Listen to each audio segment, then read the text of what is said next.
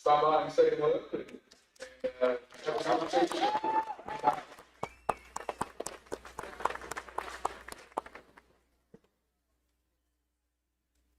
We'd like to welcome the teams here today. We have Braxton County High School, Hogan County High School, Calhoun County High School, Hogan High School, Ravenswood High School, Invitational High School, Braxton High School, Roane High School, and of course, your hosts, the Roane County Raiders.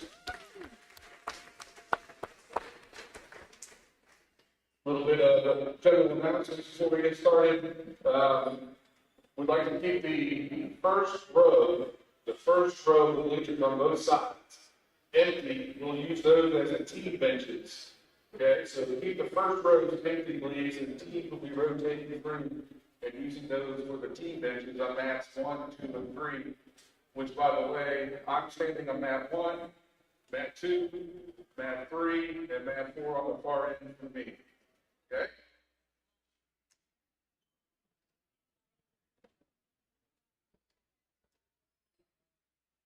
So, starting first on mat 1, we'll have Braxton and Lewis. On mat 2 will be Calhoun and Atoka.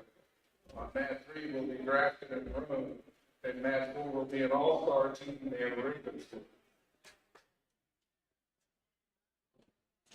And if everyone would get to their area and then please rise, we're going to play the national anthem, then we'll get started the rest.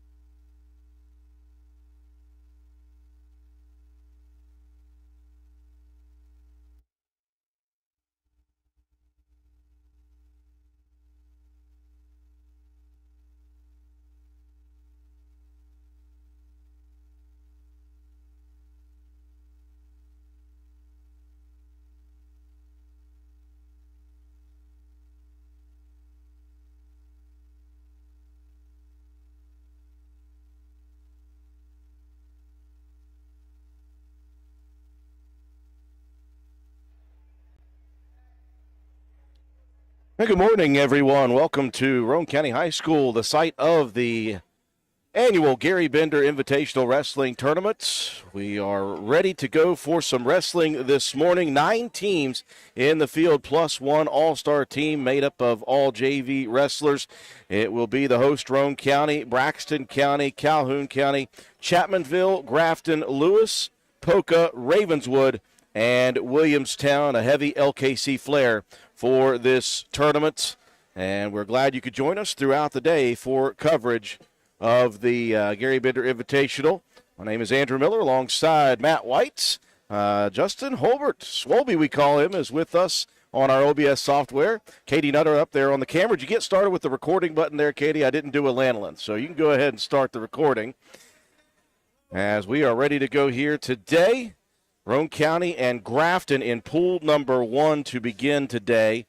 And if you look at some of the rosters here, the first couple of weight classes, Roane County will have forfeits. Grafton without a 106 and 113 wrestler.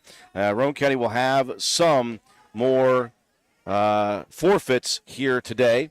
And because Roane County has a full roster to begin the season, that's something that is very, very rare, Matt, these days in wrestling in small schools in West Virginia, having a full roster at all the weight classes. We'll talk about some of the new classes coming up as we progress here, but just a very good opportunity here today for Roane County to get off to a good start. Yeah, you want to try to pick up some points off of those forfeit victories. You know, the last few years, you know, Roane County has historically been an extremely good wrestling program, and it kind of fell off there for a few years, although it was just a lack of interest from some of the kids. But, you know, a couple years ago we finished with, I believe it was only 5 guys on a roster and only 1 even qualified for states. That was Sam Richards. I believe that was his sophomore year, I believe, that he qualified. This year Roane County has 3 returners. And it will start right here at 120. So Roane County already up in the team score, 12-0 with a pair of forfeits to begin. Tyson Penna on the mat right now. Third-year guy at the high school program. He's been wrestling since he was, about 4 years old? Quite a long time indeed. And it was a quick one as he'll take care of Mack from Williamstown. So, again, you've got Grafton with a bunch of guys missing, and so you're going to see some fill-ins during that one. So Tyson Penna, a very quick pin to begin the actual wrestling. So Roane County gets started quickly,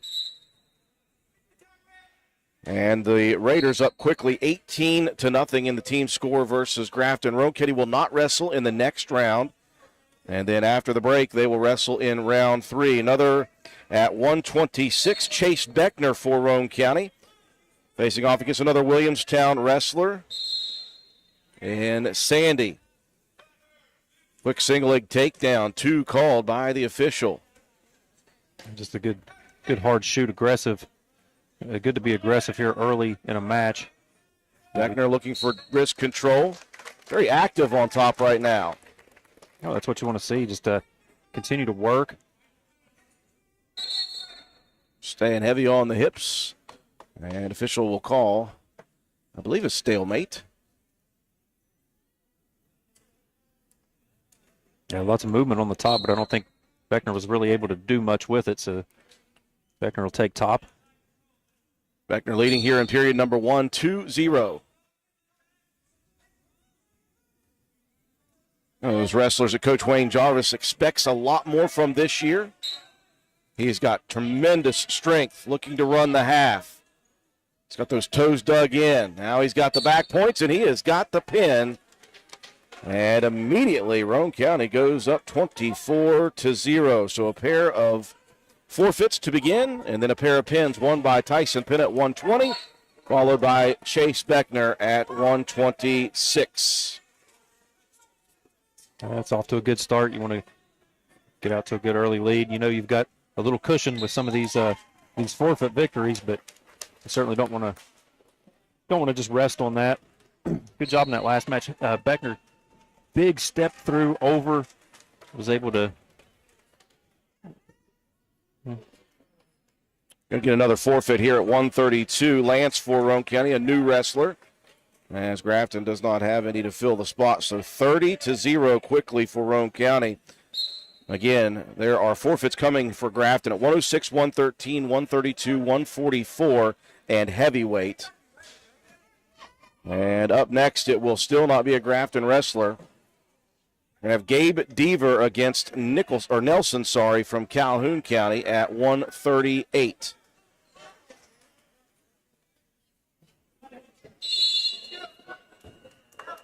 Wrestling on 4 separate mats here today. I was going to say lots of good action over there on mat 1.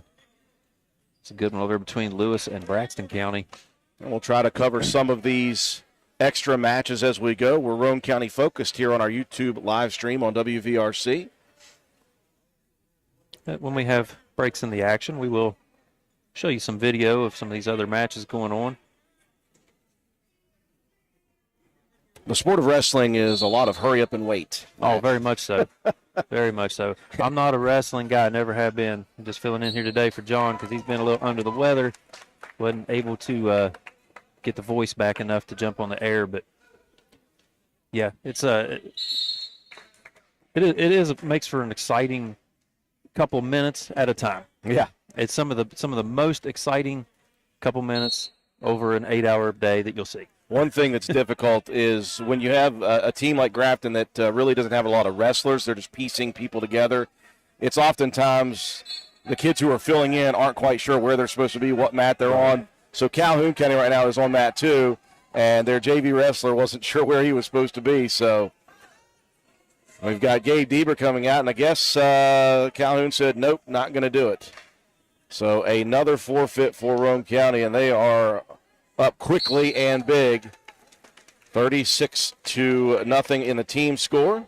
Boy, my buddy Holbert has nothing to do right now, so we'll be just sitting there waiting for actual matches to take place. Another one going for Roane County. Bub Cantley at 144. And again, these are where the weight classes shift. 106 through 138 is the same as it has been in the past, but from there, it now goes to 144, 150, 157.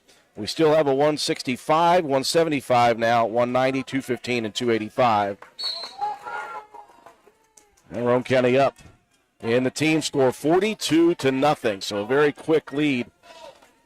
And the reason that they added all those extra classes and made them a smaller gap in between health and safety concerns, obviously, because a lot of wrestlers have to do a lot of extreme weight cutting to try to make it to a lower weight class where they'll have a better advantage. And, you just want to make sure that everybody's doing the right thing and keeping their body right. Looks like we will finally have a match as Bradley Mace at 150. Late to the game here in wrestling season. He has wrestled at the youth level and at the middle school level over at Walton Elementary Middle School, and he's back as a sophomore. Back in wrestling, he'll face off against a Ravenswood wrestler in C. Sook would be his name. Mace has really transformed, by the way, his body. He came in as a freshman about 115 pounds in football season, and he is up to 150, and he is quite strong. Yeah, he's really filled out his frame. He's got some height on him, too, some length. Keep working at it. Make for a really good wrestler. He's trying to get the back points. Trying to get the roll. Got the quick takedown. He's hopping over left to right, back to the left side on the hips. Still trying to battle. Now he's got back points. All he's got to do is get the arm wrapped under. Gets his body over, sinks heavy on chest to chest. Sook trying his best to avoid it. Great job by Sook, but 3 back points coming for Roane County. Mace. Yeah, good job there to escape danger. That was very nearly a pin. Mace using pure strength right now. Trying to wiggle that hand in, get a little wrist control. And there's the half. Now Sook peels off the hand. Mace working very hard right now. Got the half in on the left side now. Looking for more back points, trying to settle in. Jumps over. Now he's got chest to chest. Got to lift that head. If you can get your head up, get your arm underneath. Well, Sook again able to avoid the pin, but that's 3 more for Mace. They'll make it 8-0 here in the first period. Yeah, just racking up the points. Great has held control of this one throughout. Just not quite able to finish it off. Give a lot of credit to Sook for really battling and trying to stay alive. 2 counts on the turn that time. No points on the back. Still 8-0. Period number 1 in favor of Bradley Mace. 18 seconds left in the first period. We have a big day here today. We have the Hall of Fame induction ceremony coming at one of the breaks, normally done in football season, but Roane County decided to switch it up. We'll talk about the inductees coming. A lot of recent names for Roane County and some older ones. Short time for Mace in the first. 5 seconds left. Mace just controlling from the top. Looking to try to pull a cradle in right at the end, and time will run out. And it will be Mace leading 8-0 after one. He did just such a good job once he got control early and was able to keep the back for the majority of that whole first period, racking up points, getting those near pinfalls. Sook deferring in period number 2. So Mace will choose bottom position, leading 8-0. Quick to his feet again. Got to break that wrist control. Good balance there to avoid the takedown. And he's got points anyway coming for the illegal hold. Mace able to reverse. And he'll get the 2, add 1 to it. So 3 total for Bradley Mace. 2 for the reversal and 1 for the illegal hold. Mace 4 points away from a tech fall here. Roane County leading 42-0 in the first round here of pool action. Roane County in pool number 1. Mace looking for a tilt now. He's got 3, so he'll have 2 back points. That's 13. There they are. And Mace is just 1 more turn, 3 more seconds away from a tech fall opportunity. Nice way to start his high school career. Well, that's good to just get out here and get some mat work against a opposing team's opponent. I mean, there's only so much you can do at practice. It's good to get out here and get some real live action. Well, Mace has got the tech fall here, Matt. It's just, will he get a pin instead? Still in the same position. He's got difference between 5 and 6 points. He's got the back points easily. He's got a lift on the head right now. He's got the head.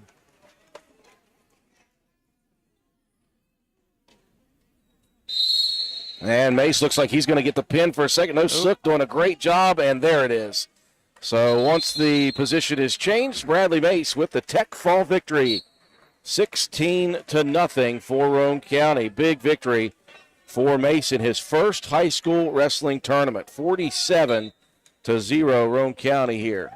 And we are yet to see, by the way, a Grafton wrestler. This will be the first opportunity at 157. Roane County actually does not have a 157, so this will be Williamstown versus Grafton. And as best I can read the bout sheet given to me, it's like L. Borkowski from Williamstown and Horn from Grafton. I believe Horn, if I look down my list, Seth Horn is a qualifier from last year's state tournament. So Grafton here at 157 with a state qualifier.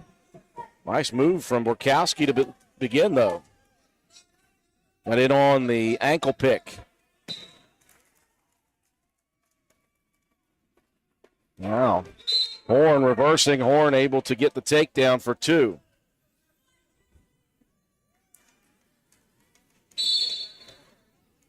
Horn doing a nice job trying to control the hands. Roane County in pool number 1 featuring Braxton County, Lewis County, Grafton, Roane County, and the JV All-Stars.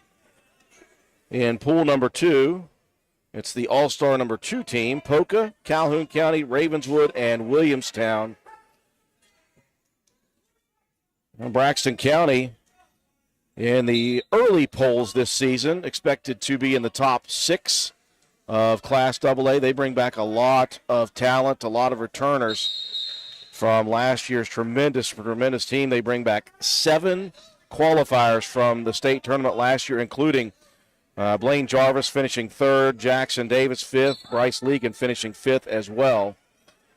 Again, for Grafton, Horn and Jeremiah Mitchell who is right behind Horn at 165. Both of those two qualifiers last year. Williamstown brings back 5 qualifiers from last year's state tournament. They're in the top 10 in the Class Single A polls.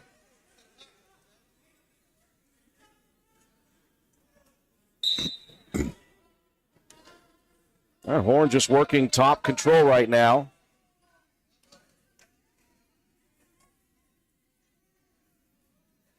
Short time. 3-2-1, and we're into the second period. Horn leading 2-0. Not able to score a ton of points, but really had a lot of control in that. I'll give the Williamstown guy a lot of credit. He battled against a state qualifier. Again, Roane County will not be wrestling in the second round. So once this full round of duels goes through, obviously there'll be some teams who have fuller rosters. There'll be some matches between teams that will be maybe a little more intense, a little closer, might last a little longer. Right now for Roane County, just a very quick, big lead. So Roane County's going to win this first duel. They'll be 1-0 in pool action. And then after the break at 12:30, and again, this is all just, it just depends on when these things go through. 12:30 may not end up being the actual break time. Estimated times. Definitely estimated. Roane County and Lewis County will be in action on mat number 1. What you're looking at is mat 3. To the left of it is 4, and then to the right of that 2 and 1. Horn now with some back points here to start period 2. Borkowski fighting off a potential pin. 3 back points ready to be awarded. And Horn gets the 3. Borkowski was reaching for that leg, couldn't get it. Oh. Horn working in on a cradle. I'll give Borkowski credit here, man. He's really battling hard from that bottom position. Yeah, absolutely. I mean, he's been at a bit of a disadvantage throughout this entire match, but doing an excellent job of just keeping the battle. He's not giving up the pin just yet. Strength move, though, by Horn. Yeah. And he will get the pin. So the first points of the match put up with a pin. Roane County officially leading 47-6. Actually, that's unofficial because got to have 2 wrestlers from the same team to get points. So Roane County will have a wrestler here at 165, Luke Watson. And again, he'll face off against Jeremiah Mitchell, state qualifier from last year. Watson, who wrestled so well in regional action, just barely missing out on a trip last year to the state tournament in Huntington. Watson so compact as a wrestler. Very strong. He's just got leverage. He's low to the ground, compact, like you said. And you got to think this guy from Grafton is trying to keep Luke at a arm's reach at all times, because if Luke gets in on him, he can really do some damage. Yeah, oftentimes at 165 where Luke is, it's very difficult for him because he gives up that height and that length advantage just about every single match. So he has to use his quickness and strength a good bit. Again, if he gets aggressive, you'll see it. You'll see a difference in how he wrestles when he wrestles aggressively. He'll feint his shots. Headlock control right now for Mitchell. Watson trying to peel that off. Another half shot by Watson. A minute going by in this first period. 165-pound weight class, Roane County and Grafton. In first round action, pool number 1 at the Garry Bender Invitational. Now Watson digging in on a double. Watson's got to get out of that headlock first. Great move. He pulled guard there and rolled Mitchell out of bounds. Very good action here in this first period, even with no scoring.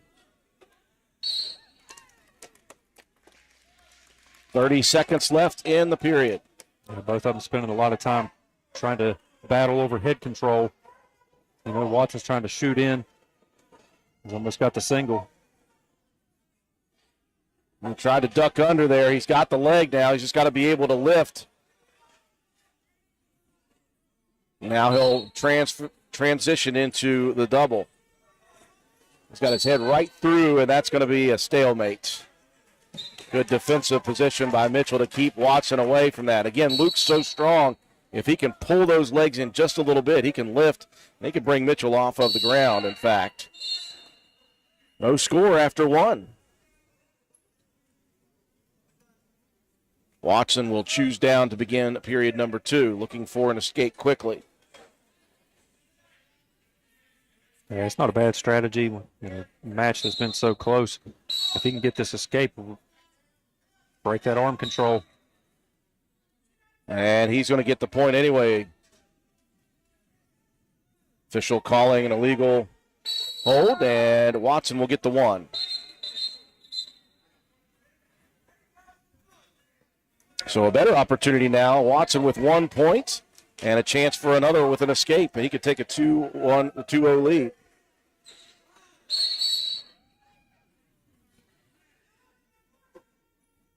Watson basing up, grabs the leg. And job by Mitchell. He felt that. Immediately mule kicked out of it. Still with top control is Mitchell. We're at 165. We'll see another Watson at 175. Half run here by Mitchell. Watson trying to peel the hand. Grabs for that leg. See if he can pull it in. He's got better position now. If he can get that head up out, he's got an opportunity. He'll roll out of it, and he's rolled himself into a tough position. Back away, though. 2 points coming, though, for Mitchell. And Mitchell will take the lead 2-1. Didn't mind the idea by Watson trying to use momentum to get him out of that position. Yeah, he went for that again and was able to better his position on that bottom. Watson to his feet, trying to peel that control. Couldn't do it. Mitchell returns him to the mat. Trying to find the scoreboard down below us. Very difficult to see. 35 seconds left in the period. Mitchell's got a half pretty deep again. Watson trying to scoot out. Here's more back points, and this is not a good position for Luke. And Luke is going to fall to a pin. Mitchell a couple times had that half in, and Watson could not break it the second time. Yeah, nice battle, though. He found himself in a couple of really tough spots. Was able to wiggle his way out. Just wasn't able to take enough advantage of it. But nice hard-fought match there from Luke. So we'll see his younger brother in Lane Watson. And you don't talk about a guy who's changed his body. Lane Watson last year was a starter at 145 pounds. He is wrestling 175 this year. He has grown so much in the last year. Height-wise, he has grown about 5 or 6 inches and gained 30 pounds of pretty good muscle. He's got to be running about 6'2", maybe 6'3". He'll be wrestling a Williamstown wrestler.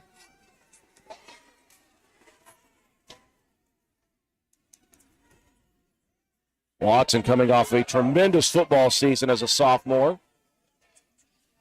Quick takedown for Lane. 2 points for Roane County.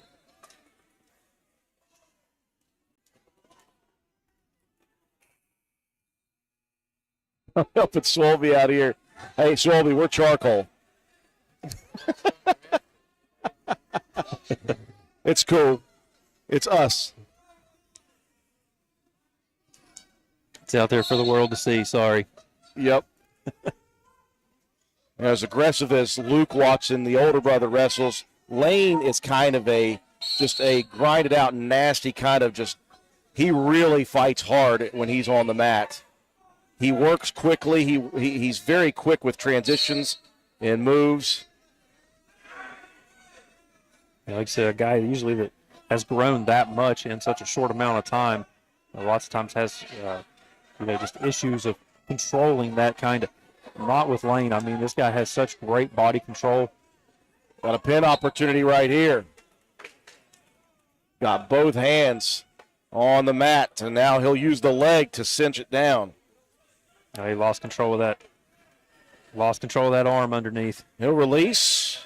3 back points and a quick takedown again. That makes it 7-1 quickly in favor of Watson. So he got the takedown, the 3 back points, decided to let his opponent up, and immediately took him back down. Yeah, he's just relentless.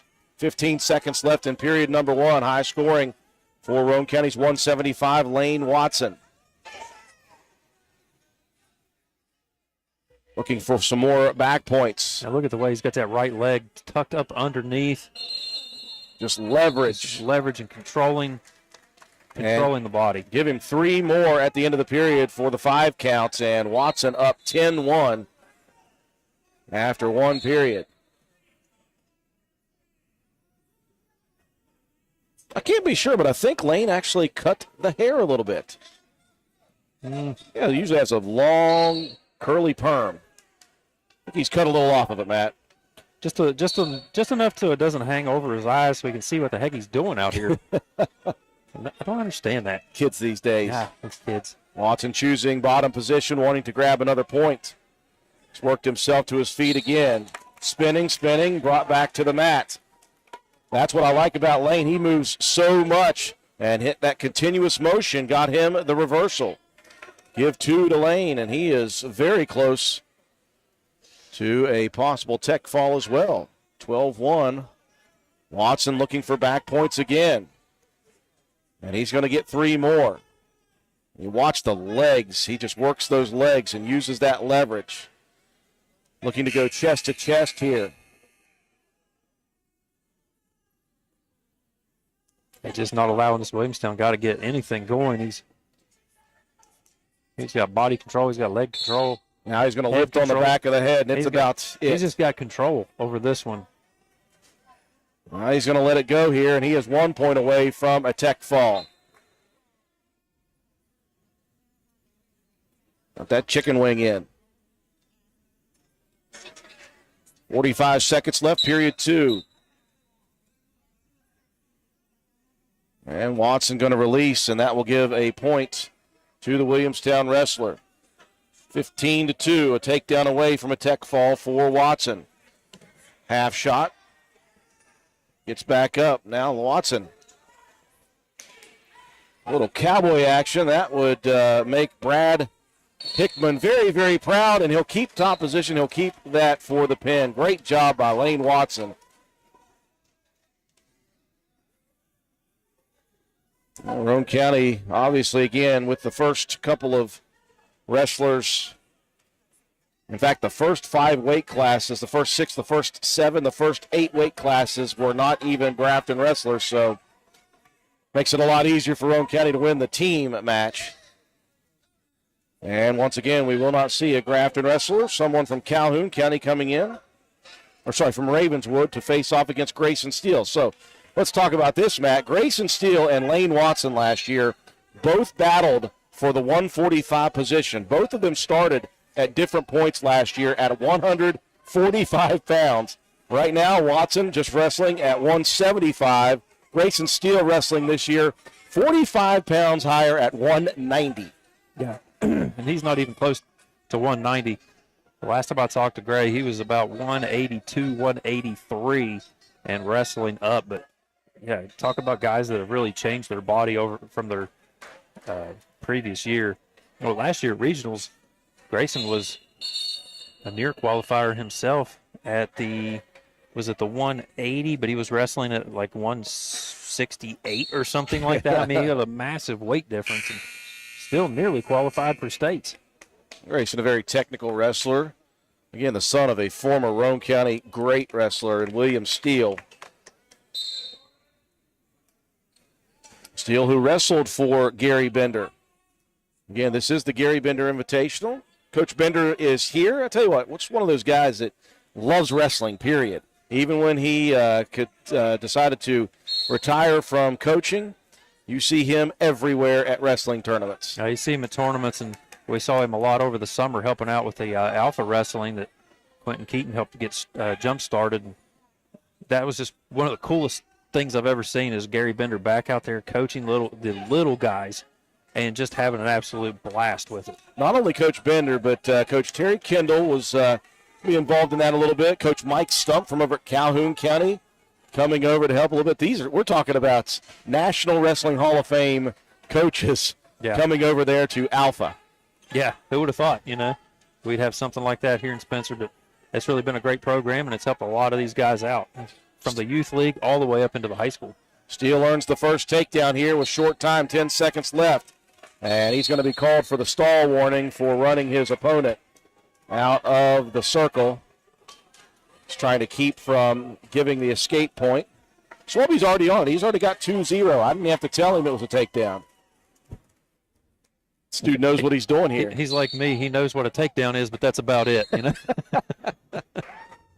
Short time, Steele will ride out the first period with a 2-0 lead. We're at the Garry Bender Invitational. It looks as if Braxton County and Lewis County has finished up over on mat number 1. We're in the first round of pool play, or pool action, I should say. Roane County and Grafton. There is not a lot of Grafton wrestlers, though. Just 3 Grafton wrestlers here. The 2 returning state qualifiers at 57 and 65, and then we'll see at 215 a Grafton wrestler. Roane County has filled every single weight class here except for 157. That's a good start. Steele with an opportunity to add another pin to the total. And Roane County continues to work. And it finished up here on mat 2 as well, Calhoun and, is that Polka? I believe so. So we're getting into the heavier weight classes here on mat 3. We got Hogan Greathouse coming up. Young for Grafton, 215. And again, we talked about some of these football players who have really worked hard in off seasons. I don't think I can think of anyone who has outworked Hogan Greathouse since he was an 8th grader. Coming in as a freshman, he's changed his body. He's finally got a little bit of height on him. We were waiting for he looks so much like his dad, Jared. We were waiting for the height to come. And he's done a great job of preparing himself. Well, we always said as much of a baby face as what Hogan still has. He's got plenty of room to grow. And Hogan was very active in the off-season, did a lot of wrestling in the summertime, and he's got an opportunity here. He's got 2. He's got the half already in. He sits heavy on the chest. All he's got to do is lift that head, and Hogan Greathouse, look at him, boys. First match of his varsity career as a freshman, and he will earn a big pin to begin. Yeah, he was excited about that one. You could tell, loved the emotion. Saw him at the middle school. He won the CWVACs, but didn't actually get to run a match. Yeah. So that's what goes. If you can fill weight classes, it really helps out the team overall. And Roane County will earn the forfeit. You want to talk about a good mullet. Roane County's Freeland. Freebird. Yeah. Lane Freeland. Call him Freebird, and I tell you, it's perfect for that. He has shot up a lot, too, over the last couple of years. At middle school, he was a little shorter, a little pudgier kind of guy. He is really starting to fill out. He hits the gym hard. Great to see him out here wrestling. That'll really translate over into football as well. And the beautiful Tennessee waterfall to cap it off. Roane County victorious over Grafton in the first match. We are going to stay live here on YouTube, folks. There are matches going on over on mat number 4, and we are going to just let you guys watch that. And we will stay live as we go into pool play for round 2. Again, Roane County will not be wrestling in round 2. They will not wrestle until after the break, and it will be Roane County versus Lewis on mat number 1. In round 2, mat 1 will be Braxton versus Grafton. Mat 2 will be Polka versus Chapmanville. Mat 3 will be the Lewis County team versus one all-star team. Mat 4 will be Calhoun versus Williamstown. And, of course, after the break in round 3, Lewis and Roane on mat 1, Calhoun and Ravenswood on mat 2, Braxton versus one of the All-Stars on mat 3, and Polka versus Williamstown on mat 4. We invite you to stay with us throughout the morning. We'll stay live on YouTube. You can watch this match over on mat number 4, and we will be back. I think it's one of our Roane County guys down there on mat 4.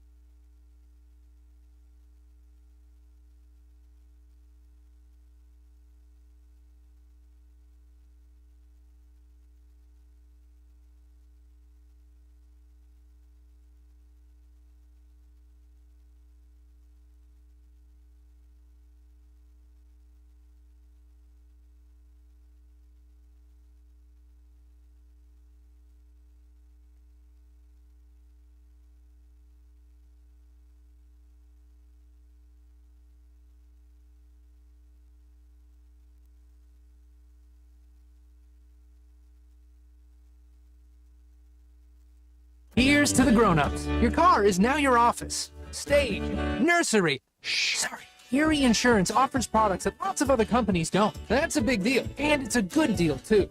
And with Erie, you get your own independent agent, not a giant corporate call center or some online robot. You meet with a real person, like this. Your Erie agent in Spencer is the Ashley Insurance Agency. Get a quote at 304-927-2175.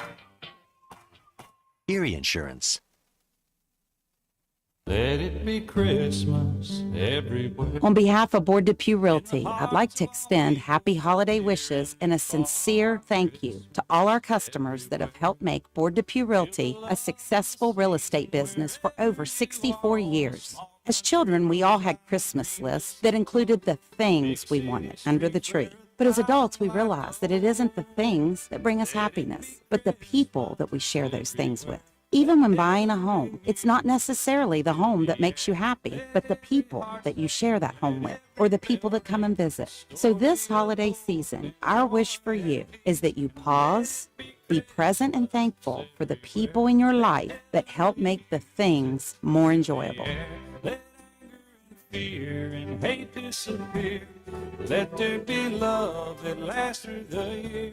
And let it be Christmas, Christmas everywhere.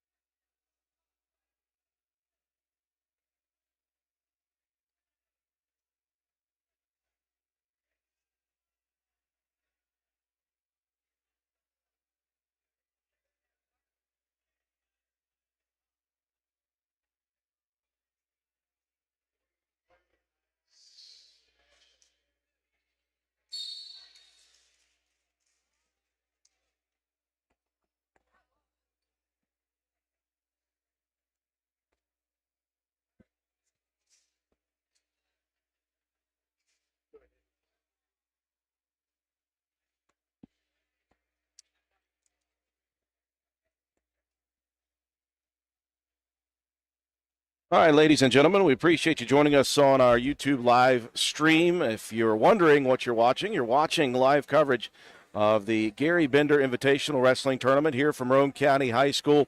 First two rounds are in the books as the host Roane County in round number 1 defeated Braxton County in the first round. Roane County did not wrestle in round 2. They have some JV wrestlers wrestling in round 2 for them, but the varsity will resume wrestling after the break coming up here in just a second. And Roane County will be on mat 1. That is the Walton Green mat to our right. And they will face off against Lewis County in the next round of the duels. And as soon as this last match is over, we are going to have our very special Roane County Hall of Fame ceremonies.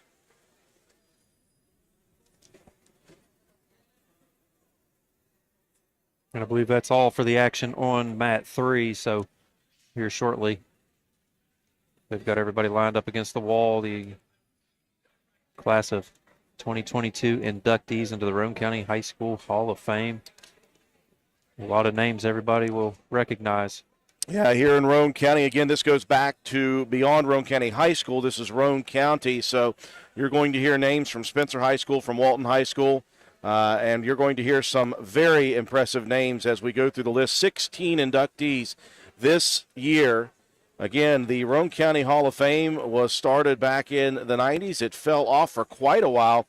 The committee got together and reformed a couple of years ago, and so this is going to become a common thing year in and year out. 16 inductees coming here, and as you look on the screen, they're lined up against the wall, and we'll be reading off the bios that we have for all 16 inductees. Of course, some of them will be inducted posthumously. There are, I see already, some sons and daughters of some of the people who have passed on, but a lot of people here.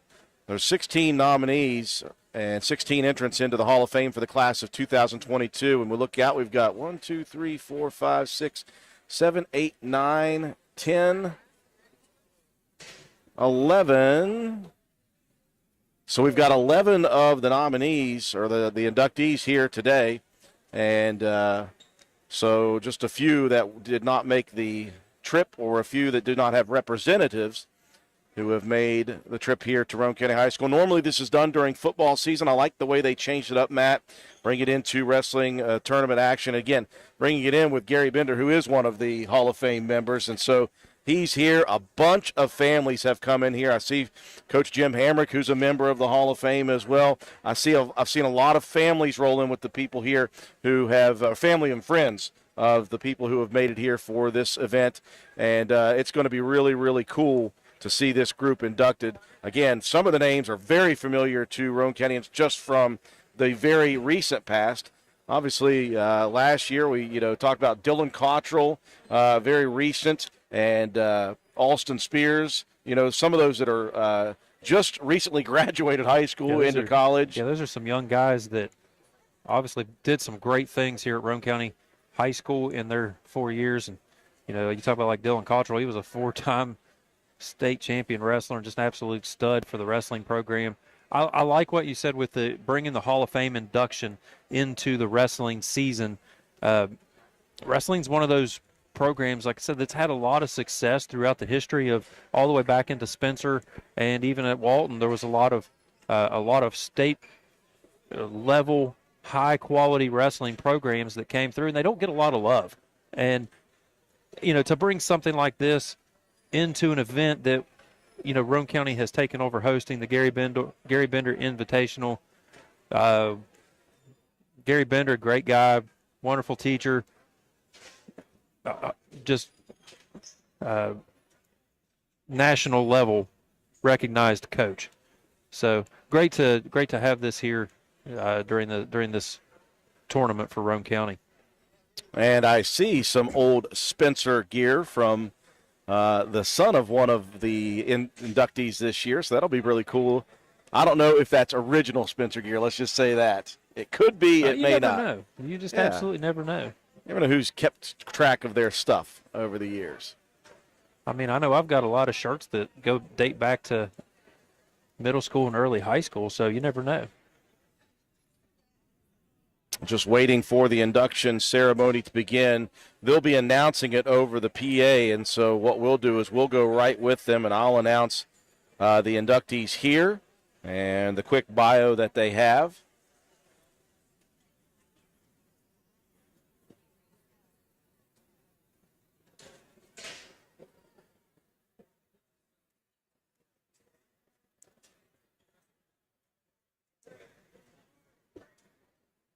Following this induction ceremony for the class of 2022 Roane County Hall of Fame, there'll be a short break in the action, and we'll resume afternoon wrestling after the break for lunch. Roane County, again, will be in action on mat number 1 in round 3, facing off against Lewis County. Following that, the schedule looks like this. In round 4, Roane County will be back on mat 3 facing off against Braxton County. And then in round 5, they'll be all the way back, or they'll be back on mat number 1 against one of the JV All-Star teams. There'll be a break and a coaches meeting at that point, and then we'll have wrestle-offs for 1st and 2nd, 3rd and 4th, 5th and 6th, and 7th and 8th place for individuals. So this is a duels-style tournament, but individuals are racking up wins. And so they'll seed that right before the final.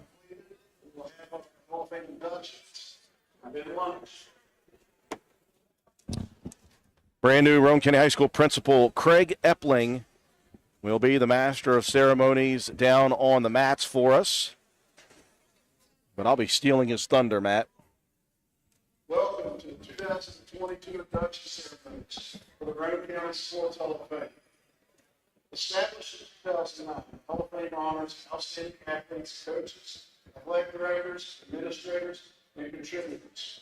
Those enshrined may be associated with Roane County High School, the former Spencer and Walton High Schools, or other aspects of county sports, be of the highest ethical moral character, and have brought positive recognition to themselves and Roane County. The following honoree is being inducted posthumously. Family members were unable to attend today's ceremony. Jared Buzz Sonny, Spencer High School, 1939. Multi-sport athlete in high school and later coached football. So the first inductee recognized posthumously is Jarrett Buzz Tawney, 1939 graduate of Spencer High School. Coach Tawney coached football, baseball, and basketball at Spencer High School. His 1961 football team finished 10-0 for the first unbeaten record in county history, shutting out 5 opponents along the way. Coach Buzz Tawney, a very well-known name here in Roane County.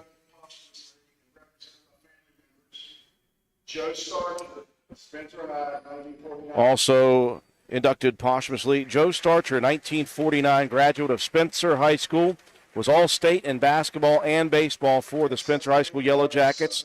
He was chosen to play in the North-South games in 3 different sports, and he lettered at shortstop for West Virginia University, and he will be recognized by his 2 sons, Jay and Joey Starcher. Jay and Joey, both tremendous athletes for Spencer High School in their time. Jim Bird, Spencer High, 1982.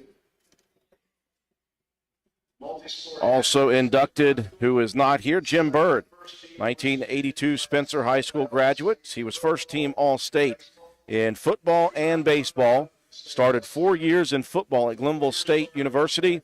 And he was an outstanding wrestling coach in Florida for many, many years.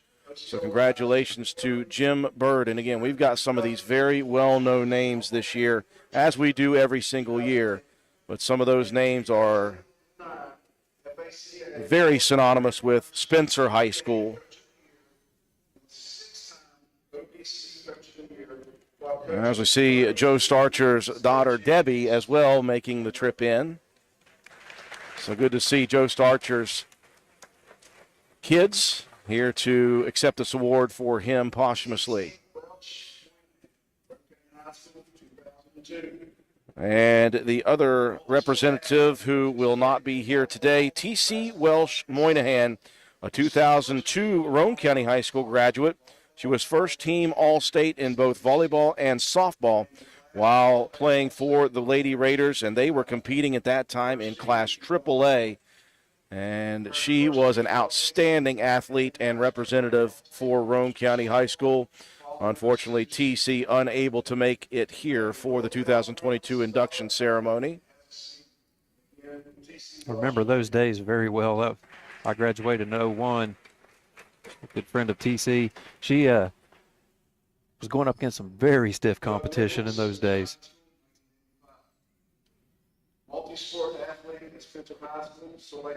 Another inductee to the class of 2022 who has not been able to make the trip here, 1985 Spencer High School graduate Doug Nichols. He was a first-team All-Stater in football for the Jackets. He started for 2 years as quarterback at Concord University. He has been an outstanding wrestling and football coach for Osceola in Florida. He won a state title in football for Osceola. Again, he has family here, but Doug unable to make the trip himself, and he just recently retired, so we congratulate him on a tremendous career as a coach down in Florida. 3 runners-up and 5 regional championships.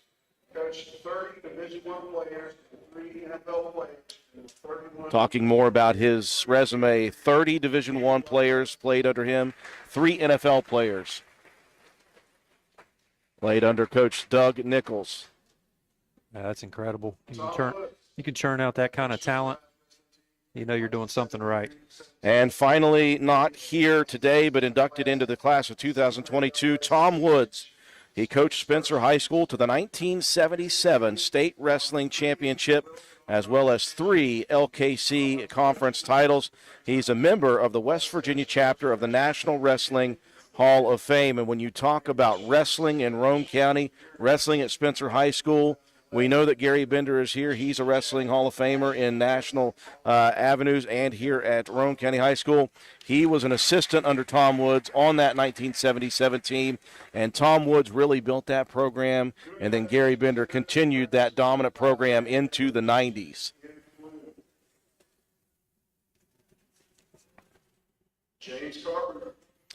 So we now recognize the class of 2022 that is here.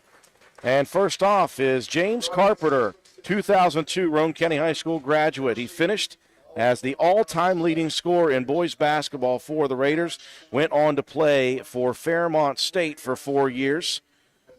And for a long time, James owned the all-time scoring record here at Roane County High School, regardless of boys or girls. Just recently had that record broken by Lucille Westfall, but he is the all-time leading scorer in Roane County High School boys basketball. So congratulations to James on a stellar career here and at Fairmont State. And one of the best-known names here in Roane County, Steve Cooper. He graduated from Spencer High School in 1954. He was a multi-sport athlete at Spencer High School and at Glenville State University. He coached football, basketball, and baseball at Spencer High School, and he started both the modern girls basketball program and golf team with the Yellow Jackets. He won 2 Little Canal Conference golf titles, and how cool is it that Steve and his son Jim are out on the mat? Yeah, Jim's been taking pictures in this county for a long time for the sports section in the paper. And Jim has been covering Spencer High School, Walton High School, Roane County sports top to bottom for many, many years. And his father, Steve, inducted into the Hall of Fame this year. Jay Hamrick, a 1992 Spencer High School graduate, the standout athlete at Spencer High School, with a 2-time All-State first-team selection in football. He guided the Jackets to the first 14-0 record in state history. the 1991 state championship as a quarterback and a linebacker. He was also a 3-year starter at fullback for William and Mary in Virginia. So nice to see Jay able to make it back here, and how cool that his teammate Toby Ford, the athletic director, able to hand the award to him. That's exactly what I was going to say. It's a turnabout fair play as Toby Ford gets to hand the rock to Jay Hamrick this time. Great to see Jay Hamrick here. Obviously his father, Jim Hamrick, the coach of that team. Jim, a member of the Hall of Fame as well here. And Jim Hamrick, also a National Hall of Fame wrestling inductee as well. Speaking of wrestling, one of the best to ever do it in Roane County, Spencer High School, 1990 graduate Todd Kendall. He was one of the 4-time state wrestling champions in West Virginia, a very early award. At that time, I believe only 3 others had held that distinction when Todd won his 4th in 1990. He was named 2-time most outstanding wrestler in West Virginia. His career record was 154-6 with 107 straight victories in his high school career. Just a tremendous career for Todd Kendall. Matt McCulty, another member of that 1991 Spencer High School state champion team. He is not here, but his father, Jim McCulty, is here to accept the award for Matt. Matt graduated from Spencer High School in 1992, standout wide receiver on the 1991 state football championship team. He was a 2-time first-team selection for All-State. McCulty went on to play at WVU for Don Nealon. He appeared in 3 bowl games for the Mountaineers. It would have been really cool if we could have gotten Matt and Jay back together. I swear somebody's got a football here. I'd like to see him connect on another pass and catch. Wow, that would be fun to see. Our first Walton flavor here today. Roy Meadows, a 1974 Walton High School graduate. He was a multi-sport standout for the Tigers, and he was the first county wrestler to qualify for the state tournament. He also played 3 years of football as a U.S. Marine. And, Matt, you mentioned tough. There it is. Yeah. Dennis Carpenter told me that he coached Roy very early in his career, and he was one of the toughest kids he'd ever seen. And one of the just mean as a rattlesnake. Roy Meadows from Walton High School. Set of twins entering this year, Matt White, Cole and Cam Moore. First off is Cam Moore, 2016 Roane County High School graduate. He was a 4-time All-Stater in golf on 4 state championship teams, the first 4 state champions, the first team to ever win a state title in Roane County history. And he was a part of those 4. He also won 3 state wrestling championships as he advanced his career in golf at Marshall University. His brother Cole Moore, also a 2016 Roane County High School graduate. He was a 3-time All-Stater in golf and a member of 4 state championship golf teams. Went on to play golf as well at Marshall. He was an academic All-American. And one thing we miss about Cole is Cole was also a tremendous wrestler growing up all the way into his high school career. He had an injury in high school as a freshman. It nagged him throughout his freshman season. He ended up having to give up the sport of wrestling, or else you might have seen 2 more with some state titles in wrestling as well. But we're very thankful. Those 2 were golfers. Yeah, they really led the way for that 4-time state title team, and just really good kids, good representatives of the community as well. Come from really, really good families. Another Walton graduate is 1981 Walton High School graduate Kathy Starcher Parsons.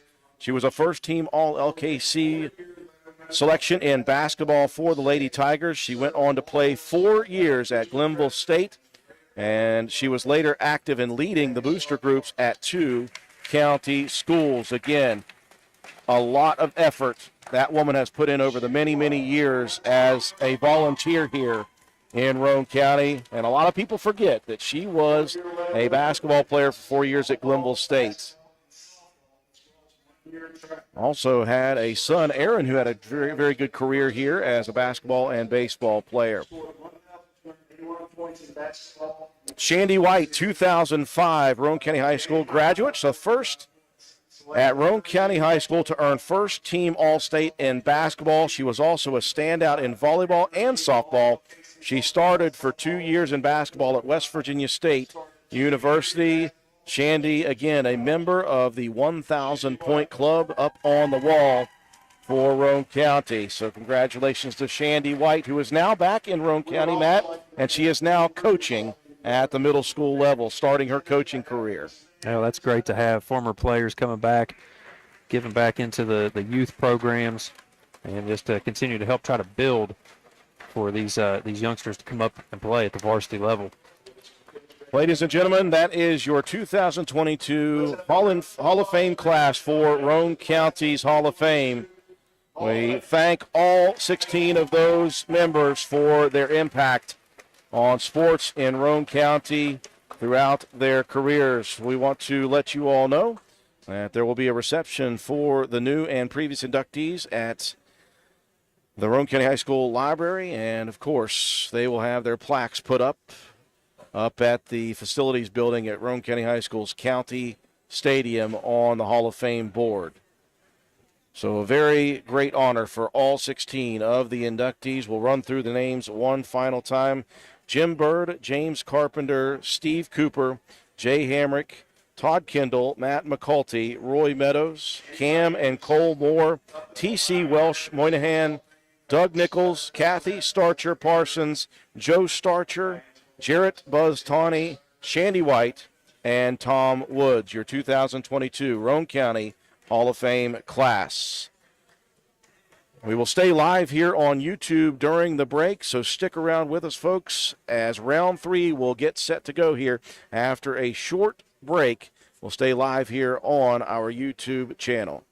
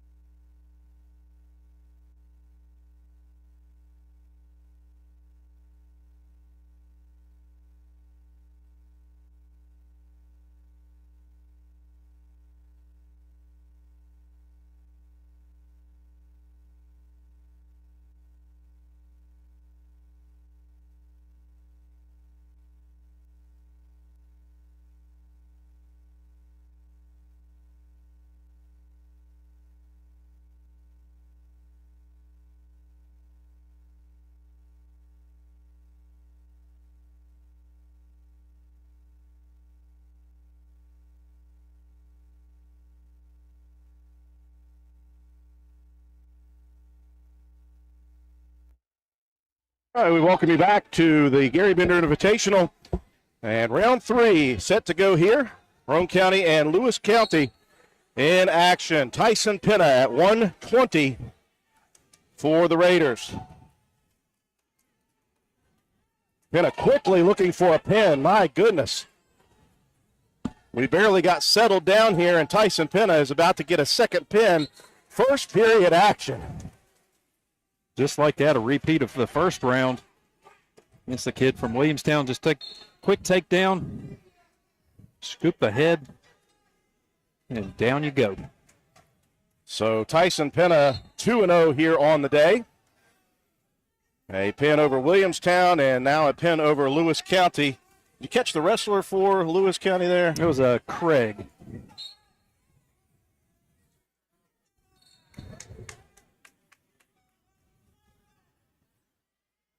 Next up for Roane County, 126, Chase Beckner.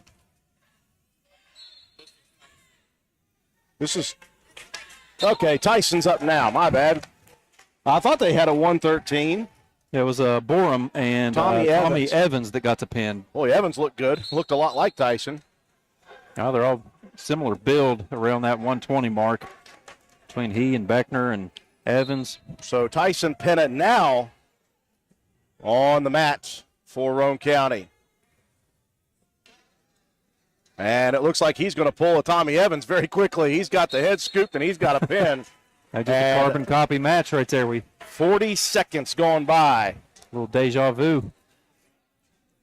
Roane County got a forfeit at 106. So Roane County quickly up 18-0 with the forfeit and a couple of very quick pins for the 113 Tommy Evans and the 120 Tyson Penna. And now we move up to 126 with Chase Beckner. Looks like it's Borum from Lewis County. Kind of hard to read the match lineup that they gave us here. It was a copied version. Beckner also had a pin in his first match.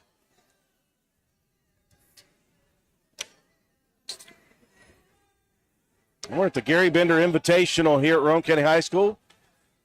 Roane County defeated Grafton easily in the first round, did not wrestle in the second round. We just had the class of 2022 Hall of Fame induction ceremony for Roane County's Hall of Fame. 16 new members going into the Hall.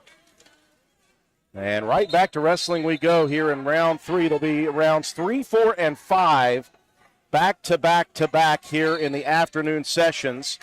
In pool action, there's pool 1 and pool 2. And we'll have a break after that for a coaches meeting. They will seed the wrestlers at that point in the weight classes, and individual wrestlers will wrestle for first and second, third and fourth, fifth and sixth, and seventh and eighth to be crowned individual champions. Lead for, did you say Boron? I think it's Borum. Borum. Lead for Borum on a takedown in the first period. Beckner getting some instructions from assistant coach John McIntyre.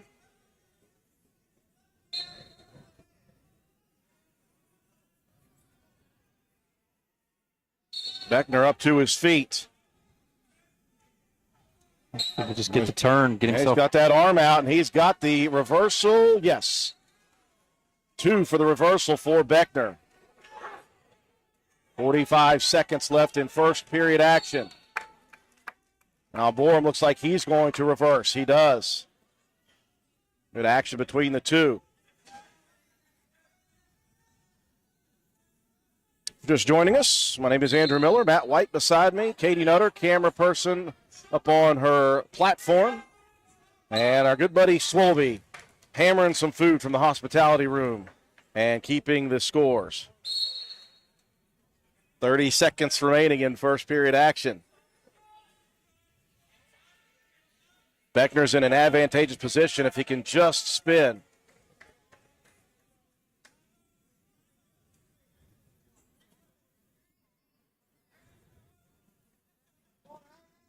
Borum, though's got wrist control on the left wrist of Beckner. It's keeping him off balance a bit. Chase trying to base up. Boron will ride out the first period on top, 4-2, Lewis County. Good battle, though, in that first period. Chase did a good job getting out from the down position to get the 2, but late there in that period, he did let Borum get the reversal. Beckner deferred, and Borum will take bottom position here to begin period number 2. Yeah, Chase very strong. Yeah, he just bodied up quickly. Didn't let Borum get out.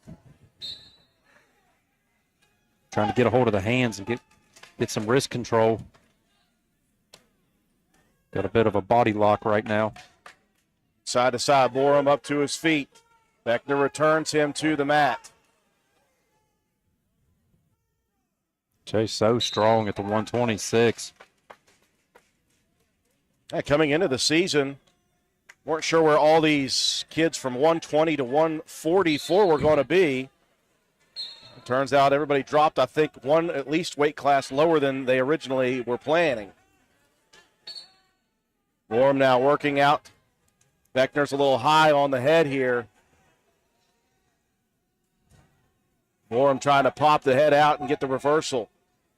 Minute going by in the second period. Stalemate may be coming here. Nope, Borum able to work the head out. He just did a good job. He had to fight for almost a minute to get those points. Beckner was doing a really good job keeping heavy on the hips and keeping Borum on the ground, but finally able to turn, pull the head out, take a 6-2 lead is Borum of Lewis County. See if Beckner can get first move here. Cannot. Yeah, he's got to move quick. Got 35 seconds. Still in period 2. Maybe try to twist the hips and try to sit out of this one. Got the angle. Borum doesn't have the hands locked, so if he can. Beckner's pressuring in. He's got a hold of that wrist. If he can continue to pressure. Now Borum recognized. Gets back to the knees. Beckner was working towards him for a possible reversal with back points.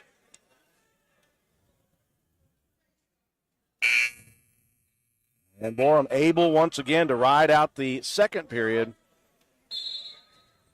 And Beckner trails by 4. Chase had a real good opportunity right there at the end. Like you said, he was trying to sit out of the grip. Almost got the reversal into the back. Beckner will choose neutral position to begin this third period. Borum in on a double leg. Now Beckner turns on it. Now Beckner has a pin position. He's got the head.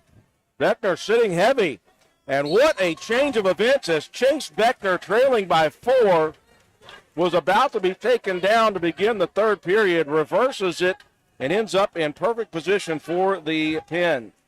Just a good job of not panicking in those situations. I mean, you know you're down. You know you need to make a move of some sorts, and he just waited, bided his time, and made just a perfect decision to get that reversal and take Borum straight to his back with the head cradled.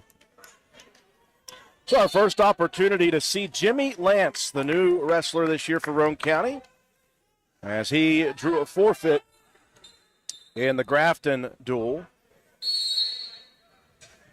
We'll see him at 132. Taken down quickly. And he'll reverse it. Now he'll be reversed. That's a little bit of strength there from Lance, though. Yeah, he's still turning. Showing the scrappiness. He's rolling. Now he's in a stuck position, but I like the fight there for Lance. Sure. That's all you can ask for out of a guy, just to continue to be aggressive and Roane County just overmatched from a technicality standpoint. Gives up the first points. That was Flanagan from Lewis County. And Flanagan was one of the 2 qualifiers for the states last year. As we move up to 138. Gabe Deaver. And Bush. And Bush. This is going to be a tough match for Deaver. Bush finished 3rd in the state last year. And Bush wasting no time getting the back-to-back pins quickly. 24-12 in the team match.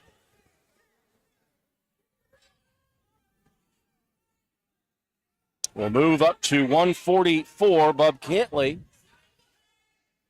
New wrestler here for Roane County as well.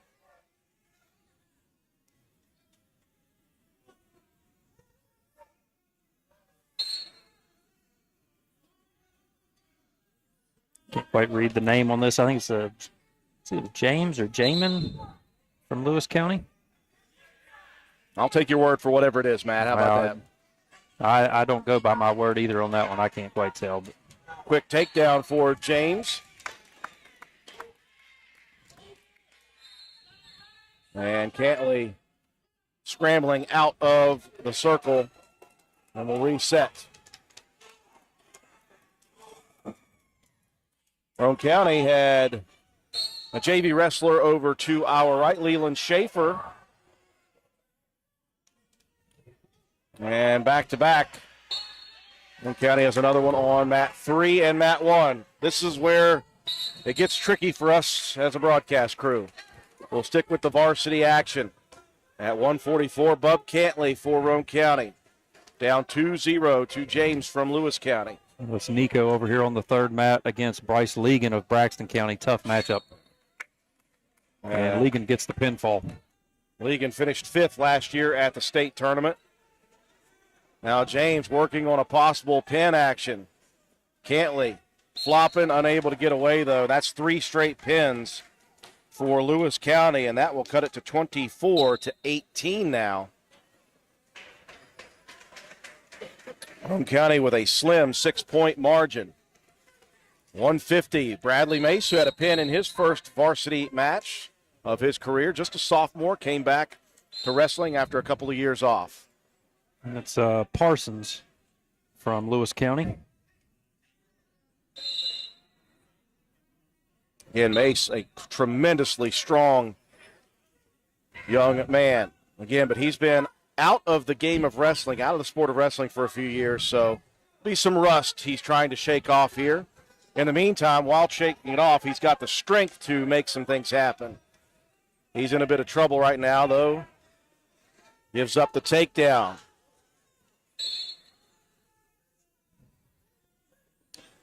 Got a JV guy over here on mat 3, Ryan Roten.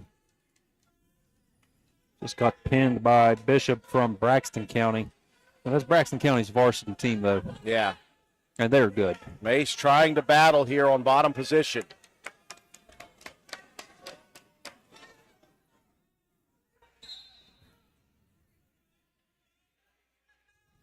And good riding on the top position there for Lewis County.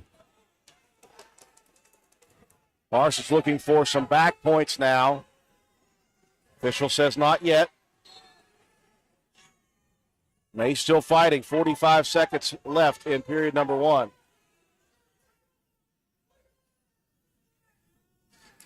Mace being active from bottom position.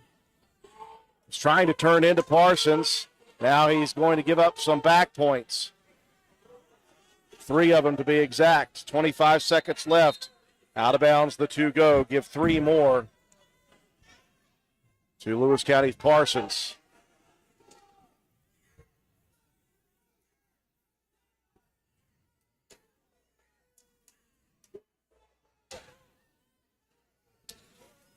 .50. Period number 2, 22 seconds left. Mace up to the feet for a second. Got a whistle coming here. I thought that was on our mat. There's whistles everywhere. 4 mats going right now. Short time. Mace will have to make a quick move if he wants a point for an escape. And it won't happen. And that will end the first period. At 150, Bradley Mace trailing 5-0. Mace will get the decision here to start the second. He'll defer. Lewis County chooses bottom position. Is it Parsons, did you say, for Lewis County? Parsons, yes. Parsons. Again, we can barely read the scratch. on our Pool 1 bout sheet. Quick move to start the second. Parsons looking for a reversal. Mace still has a hold of the leg, though, so no change just yet. And now the change. Add 2 more to Parsons' total, leading 7-0.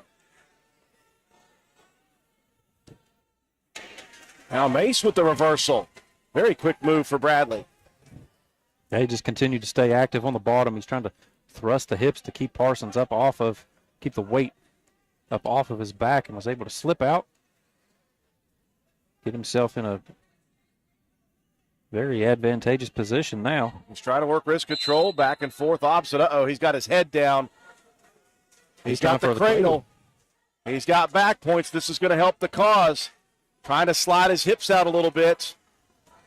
He's got that knee into the side of the hip. Parsons still fighting. That's a big one, though. Mace gets 3 back points, closes the gap. Just a 2-point deficit. Again, we talked about Mace's strength. Now a rollout. Very nice move by Parsons.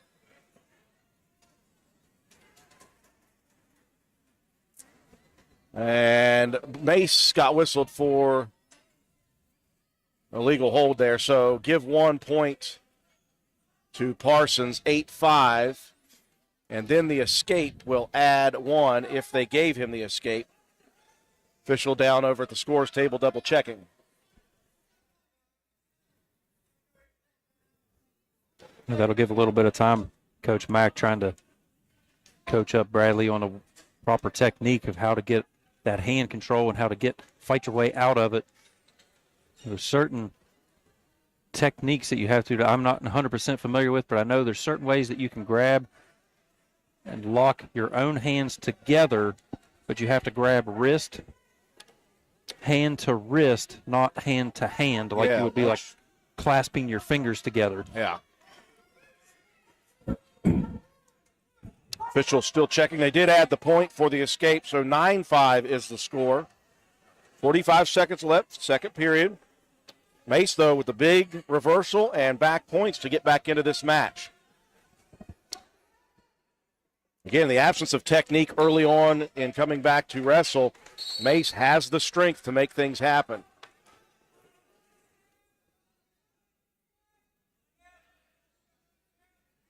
Parsons deep in on the double leg. Mace trying to fight it off.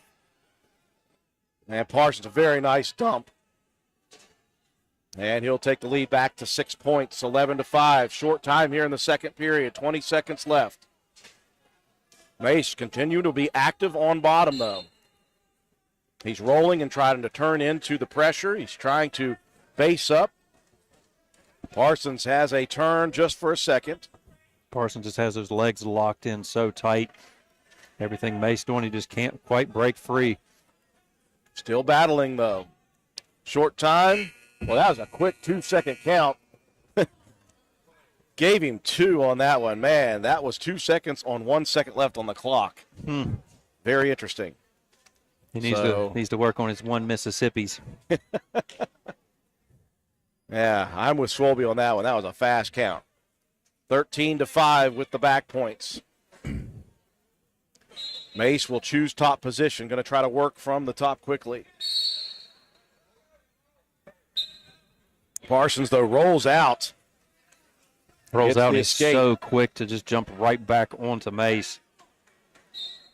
Quick hip toss, too. He's got Mace bottled up right now. He's got him on his back. Got the head tucked. And he's got both legs wrapped around. And there it is. Good fight, though, from Mace. 4 straight pins for Lewis County, and they have tied it at 24-24 in the team standings. Now, Roane County does not have a wrestler. The 157. At 157, so we'll get Morkowski again from Williamstown as he filled in the last match for the Raiders. I believe that is Trenton Bush. And Trenton Bush, again, finishing 3rd last year in the state tournament. He was Got his right knee heavily wrapped with a brace.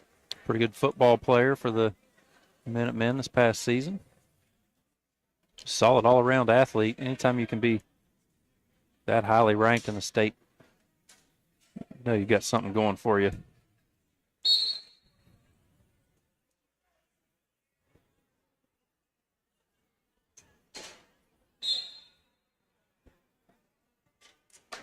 So the Raiders will give up the points on this match.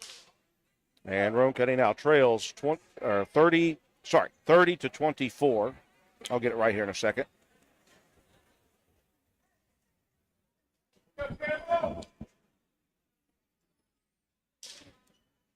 And I assume the way this tournament runs with dual format but individual records, that even though this is an exhibition match for teams standings, as Roane County has to forfeit the points, I assume that if Trenton Bush wins this, then he gets that added to his total for the day.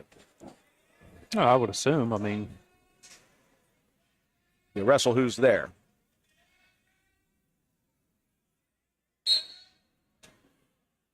and he's trying to improve your rankings throughout the state as well. And every opportunity you've got to get out there on the mat and compete just helps your cause for later in the season when it comes playoff time.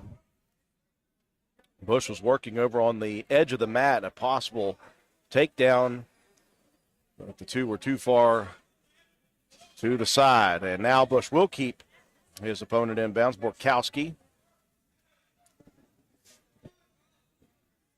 In Williamstown, as a team, early first week polls as a team, finishing at the number 10 spot in the preseason polls. Only team other than Williamstown to be ranked in the first week is Class AA. That's Braxton County coming in ranked number 6.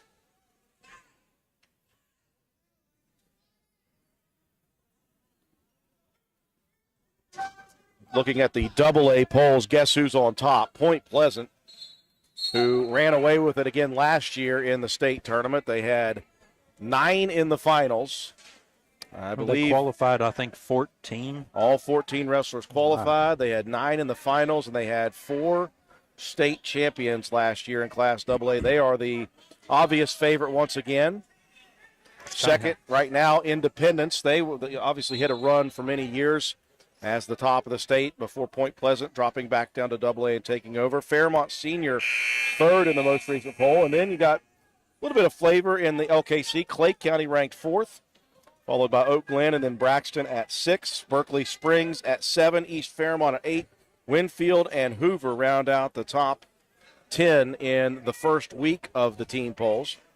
Class Single A has a lot of LKC flavor to it. Doddridge 3rd right now. St. Mary's 4th. Ritchie 5th. Tyler Consolidated 6th. And Williamstown coming in at 10th in the first polls. If you're watching right now, this is Roane County and Lewis County, but Roane County does not have a 157 wrestler. Borkowski for Williamstown filling in against Trenton Bush, 3rd place finisher last year. Bush leading 5-0.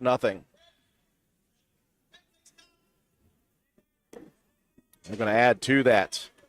So he's going to work back points here. He's got 3 more coming.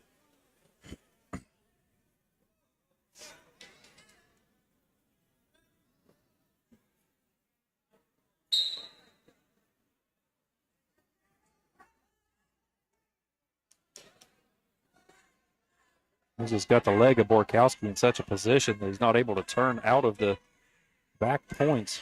He's trying to figure out the best time to come off those legs, and he finally did. He's working closer and closer. Got the head, trying for the cradle.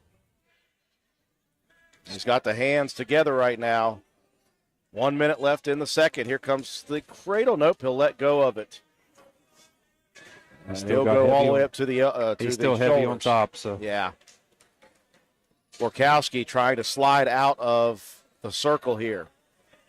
And he will not. Bush with the pin. Again, the points already to Lewis County. They lead 30-24 as we begin to move into the higher weight classes. 165 coming. And it's the senior Luke Watson. It's tall hammer. Nathan Tallhammer, if I remember correctly. Nathan? I think believe so. So in the team score, this is a close one right now, 30-24, Lewis County.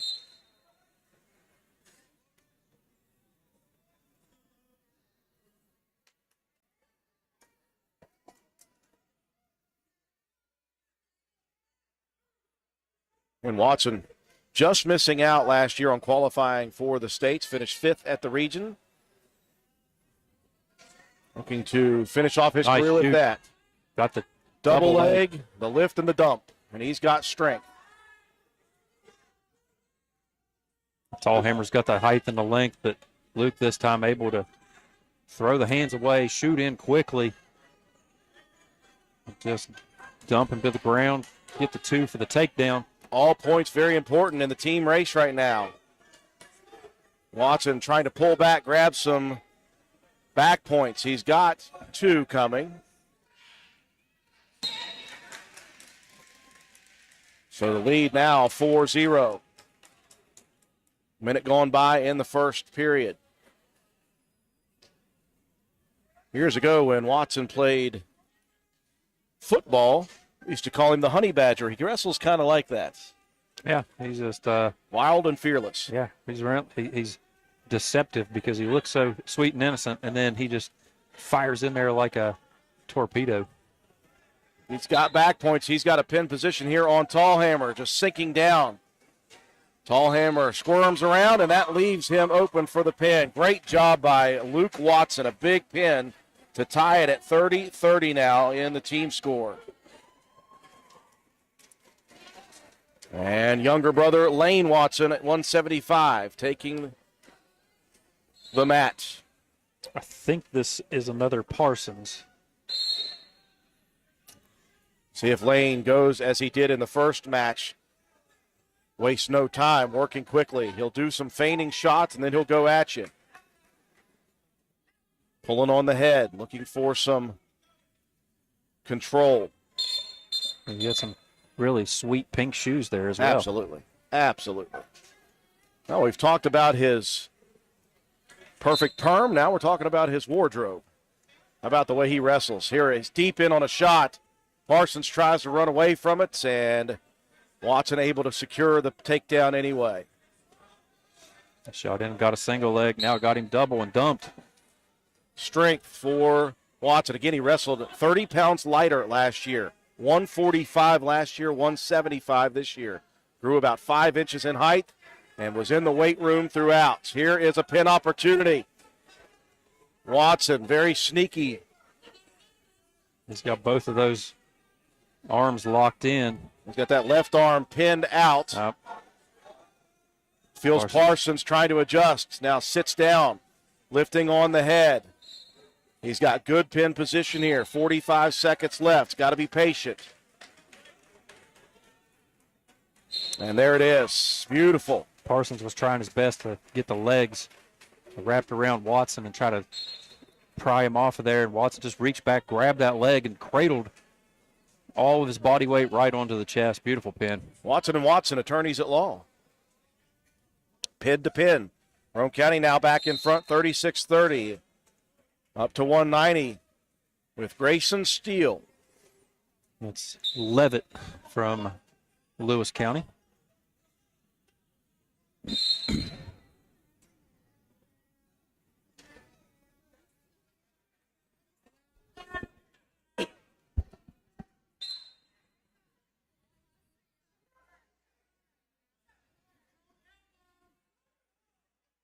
lot of hand fighting, jockeying for head position.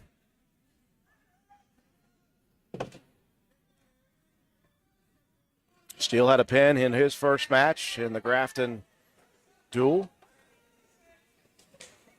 Looking for another one. Looking to give Roane County a little breathing room here as we get into the last couple weight classes. We've only got 215 and 285, and Roane County has 2 wrestlers at that weight class. As does Lewis County. Lewis County only forfeited the 106. 2 wrestlers slide out of play or out of bounds. 1 minute going by. Both wrestlers being cautiously aggressive. Both on the head.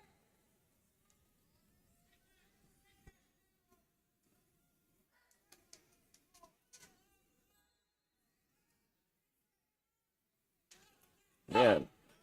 Looking for underhooks, head fighting. Now a trip or at the edge of the mat. And the both will tumble out before anything called. 39 seconds left of the period.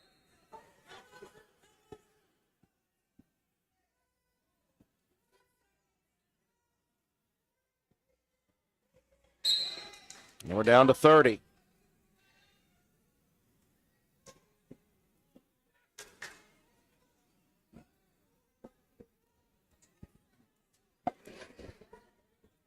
Down to 15 seconds.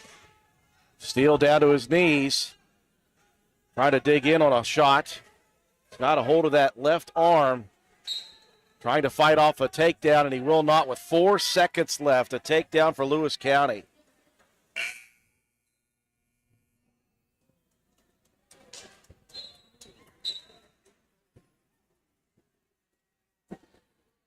The Minutemen defer. Steele down 2-0. Is he going to choose bottom position? He will. Looking at assistant coach John McIntyre.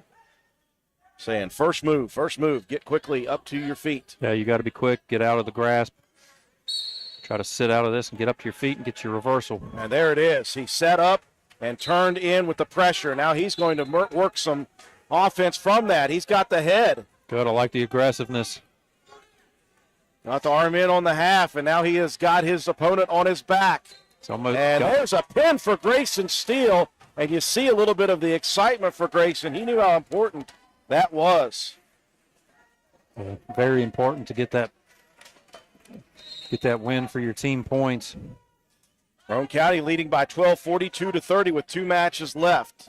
Oh, it was so great how he spun and turned his defense directly into offense and just caught Levitt.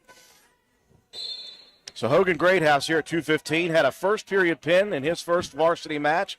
Just a freshman.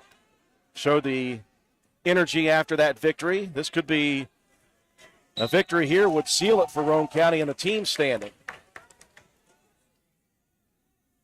As it stands, Lewis County could tie Roane County with a pair of pins, and that's it.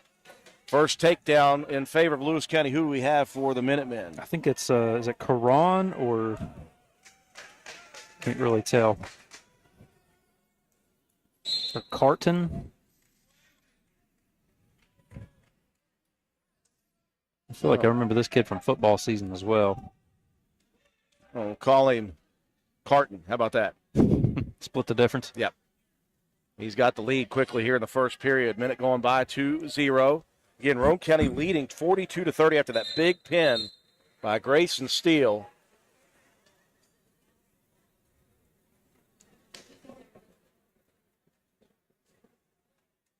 With 2 matches left, Roane County needs just 1 victory. It can be just a 3-point victory would be fine. Greathouse working from bottom position. Harton's got a hold of that opposite wrist, and he is going to try to use that for a tilt. Greathouse has got to get that thing out of there. He cannot do it. Greathouse in a tough position, fighting, trying to get away, will not do it. That's a pin. And that will make it 42-36, and we will go to the wire here. The 285 match will decide if Roane County will win it or if we'll finish tied and go to a tiebreaker scenario.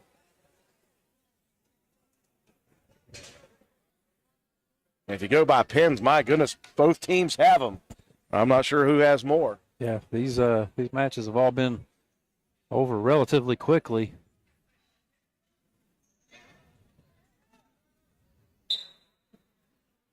They're waiting to see, is there a 285 right now, or is that a scratch for Lewis County? I mean, they've got one on the. If they don't, then that'll do it. And it does not look like Lewis County has the 285. He's going to scratch, so Roane County's going to win this. as Tyson Freeland gets the hand raised. Well, so it was a little anticlimactic. Roane County's going to win it with a final forfeit at 285. Your final score here in the team score, Roane County 48, Lewis County 36. We will stay live here as Roane County may have a couple of JV guys. Otherwise, we invite you to just enjoy the extra wrestling going on mat 2 at the moment. If there's any more, we'll just stay there with it.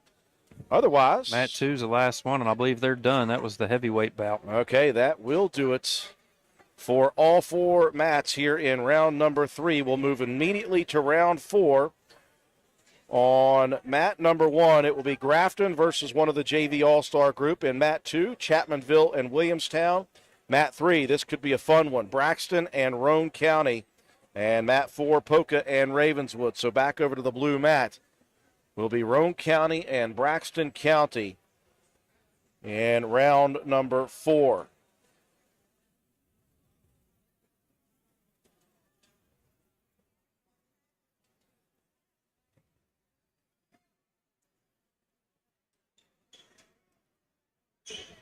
So stick around with us, folks. We will get reset, and we'll have round 4 action. Roane County and Braxton coming up here in just a minute.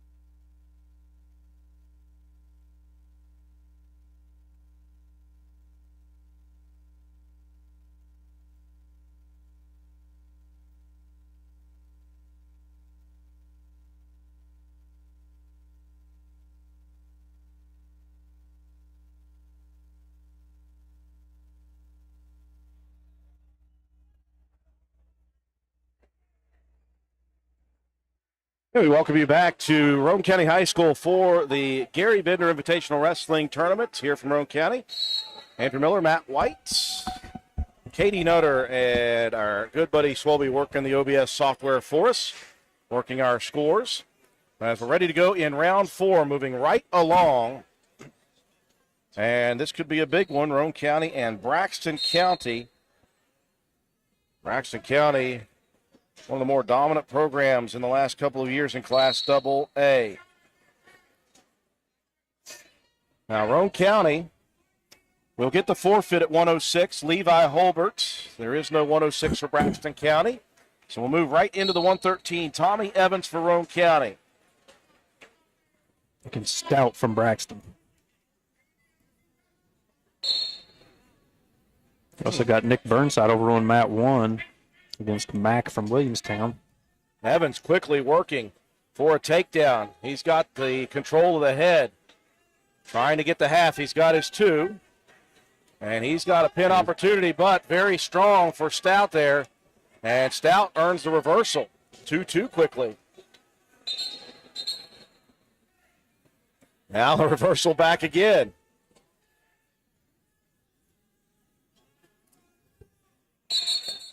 We got a whistle here.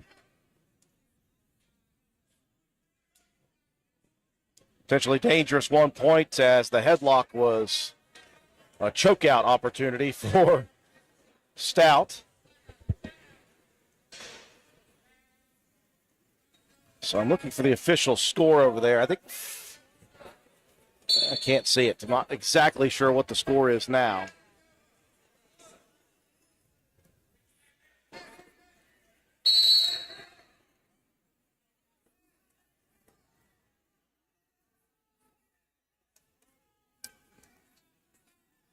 And Evans gets reversed now, and he's in tough position. Evans got to scramble quickly. He does. Evans has a good position now. Back and forth we go. He's got a pin opportunity. Try not to get too high there. He's got to sink down chest to chest. Got to lift ahead here. And Tommy Evans with a big pin for the Raiders. Yeah, it was a great back and forth matchup. Both of those guys really working. A couple of reversals each. Couldn't tell what the score was at the moment, but it doesn't matter. Tommy Evans getting the pin, putting Roane County up early. As we'll see the 120 bout, Tyson Penna against Helmick. Helmick, a qualifier last year at the state tournament, as was Penna. Penna 2-0 early with a pair of pins. See if he can add to his total here. Be a good match between these two. 120-pound weight class. Feeler process. Penna goes attacking. Helmick dips under. Good defense by Tyson Penna. Turns it into some offense over near the edge of the mat. And both these guys sprint right back to the middle, ready to go. Still no score. First period action.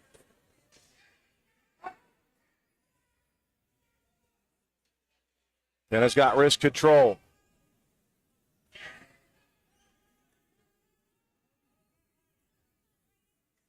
Both wrestlers here feeling each other out. Both wrestlers being aggressive. You say like cautiously aggressive.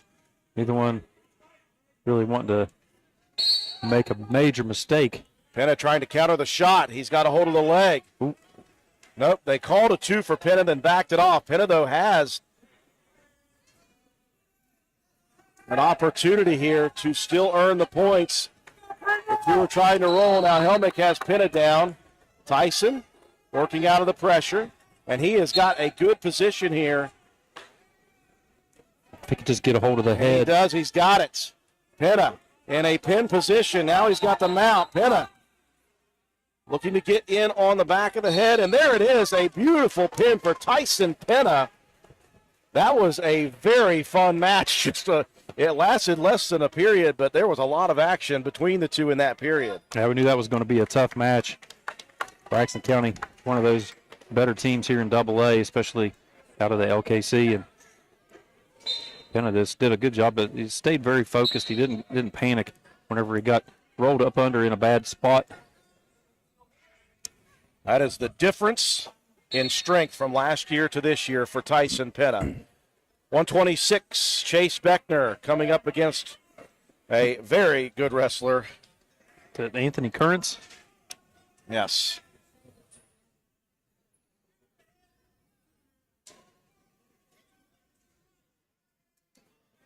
Chase 1-1 here on the day. Currents in on a double leg. Does not finish it off, though. Good defense by Chase. Roane County leading early here, 18-0 in the team score. It looked like Currents was going to get the double, but Chase able to just kind of sit back down on his butt and just keep fighting and roll that thing to the outside. Never did let Currents get the points.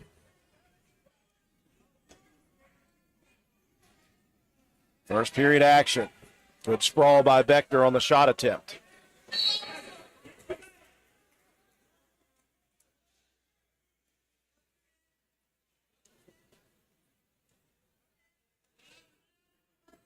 Both guys just kind of jockeying for hand and head position. Beckner in on the single leg, trying to suck it in. Current's going to post the head. Beckner trying to get a hold, got to get that other ankle. He's got a hold of it now.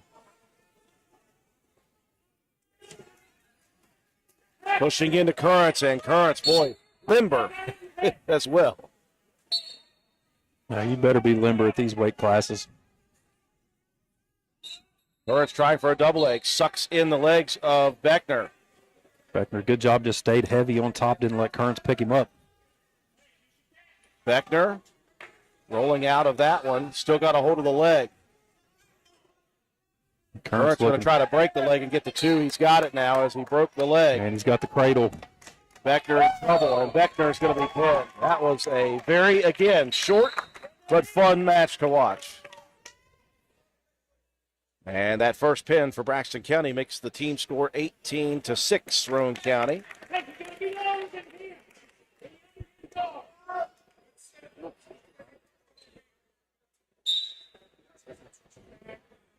Yeah, that was just a fun one. Next up, we get the 132, Jimmy Lance. And Smith of Braxton County. And Lance, a newcomer.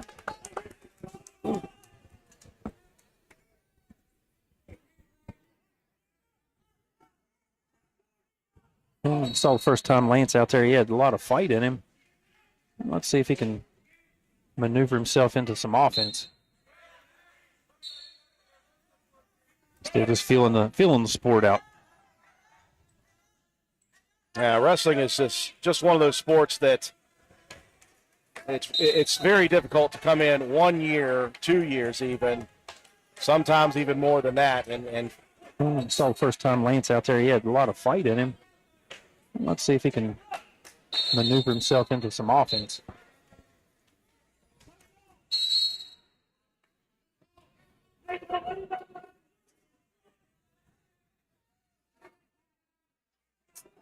After the takedown for Smith, Lance in bottom position. Very close team score, 18-6. And will pick up the win at the 144 spot. Braxton does not have a wrestler there, so Raiders will give that back at 157. So right now, it is Roane County leading 18-6. Lance able to escape here after giving up a couple of back points. Smith back on top, though. And he's got the head of Lance. This is going to be tough to get out of, and he will not. That will close the gap to 18-12.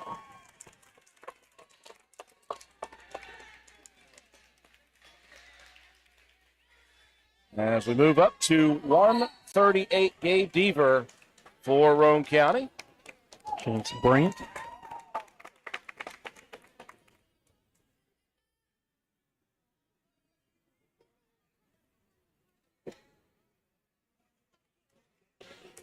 Again, Deaver also a newcomer to the sport of wrestling.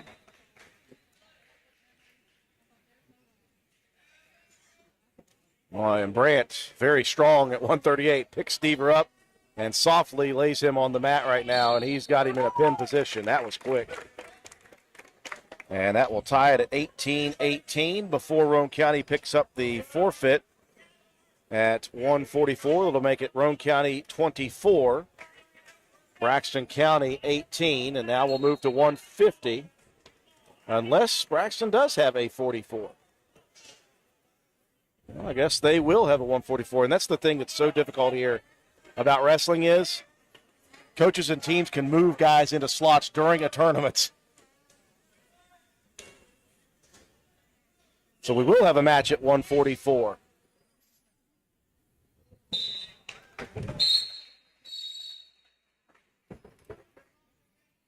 Or will we?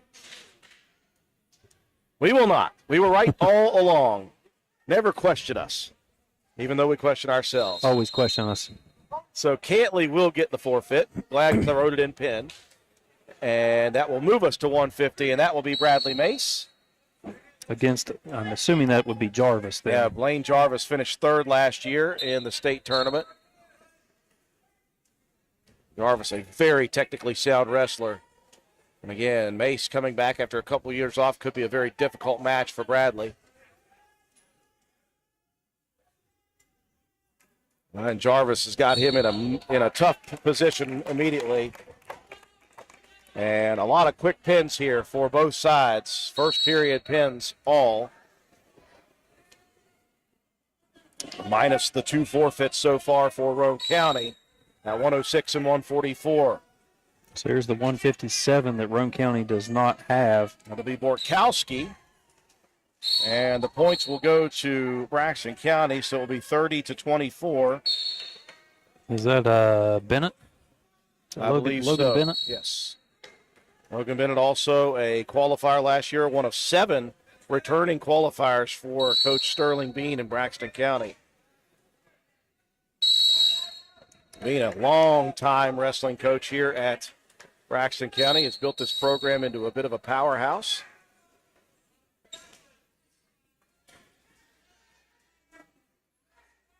Yeah, they're just solid every year. They fill the spots. That's one of the most important things for small schools is if you can fill each one of those weight classes, even with inexperienced wrestlers, at least you get the team points that way. It's always good for just straight dual matches, duals tournaments. There is a West Virginia State Duals Championship now, held every year at Parkersburg High School. This is one of those hybrids. It's a duals tournament, so you'll have a team champion, but you'll also seed after the 5th round, and you'll have individual bouts for 1st and 2nd place, 3rd and 4th, 5th and 6th, and 7th and 8th. So 30-24, the lead for Braxton County, and we move to 165. Luke Watson, who wrestled tremendously in his last match, got a big pin for Roane County over Lewis, but he's got his work cut out for him here. Tyler Cox.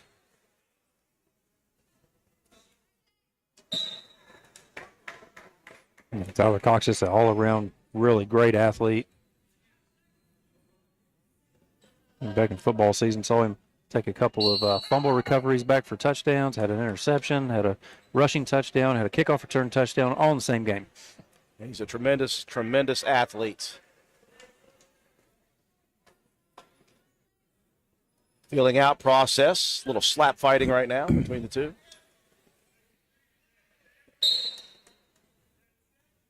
Very, very close here in the team race. 6-point advantage for Braxton County. Cox in on a shot. Good sprawl by Luke Watson to avoid the takedown.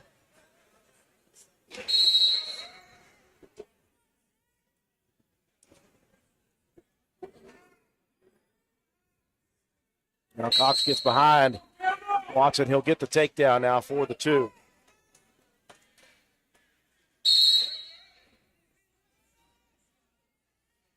He'll now release Watson, who was going to get out of the grips anyway. Sometimes they do that. It's honestly, I think, just saving your energy. Energy preservation there. He's already just about to get out, so you don't want to waste any extra energy. This is the most taxing sport I know of. 2-1, the early lead.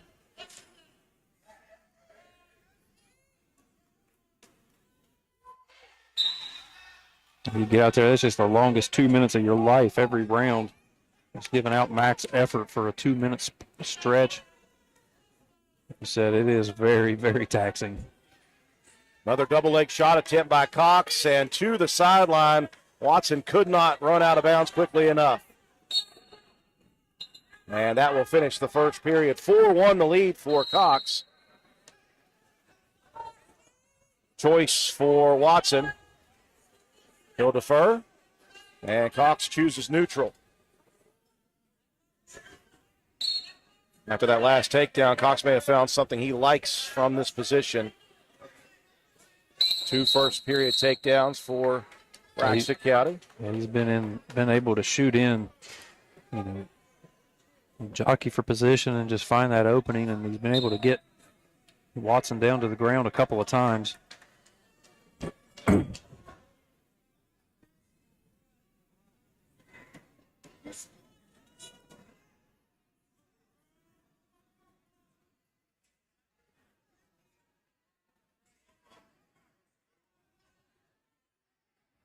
Both guys still just hand fighting, trying to find that opening in the other defense. Watson a half shot. Cox doing such a good job of just sprawling backwards and keeping Watson, using his length to keep Watson away from him.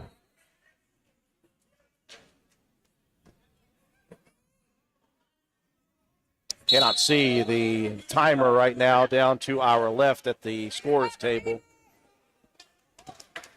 It's 47, 45. 45 seconds left of the second period.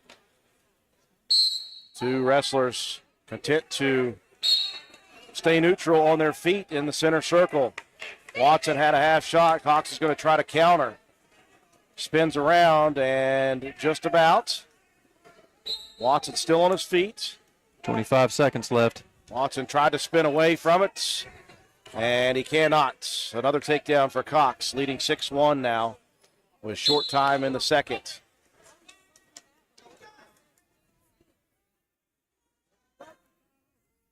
When you think about it, Matt, in the team standings, you'd love to win this, but even if you don't win this, if you're going to drop a match, you'd like to drop it by fewer than 8 points, so it's just a 3-point victory for the opposing team. As we move to the third period, checking on blood time coming, a little bit of blood coming out of the nose of Tyler Cox.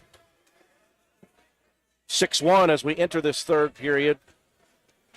At the weight class 165, got a big one coming up next. Again, state qualifier for Roane County, Lane Watson at 175, who's 2-0 today with a pair of pins. And last year's 5th place finisher, Jackson Davis at 175 for Braxton County.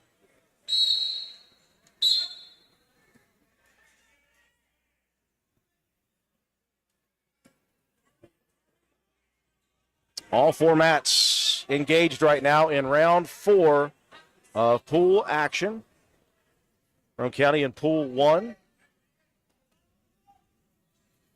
And they got the blood time done.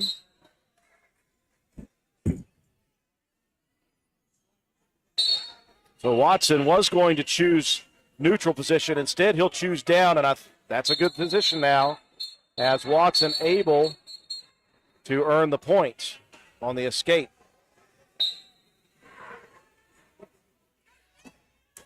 Well, I thought he got the point escape. Okay, yeah, he did. So 6-2 here in the third. Tyler Cox leading Luke Watson.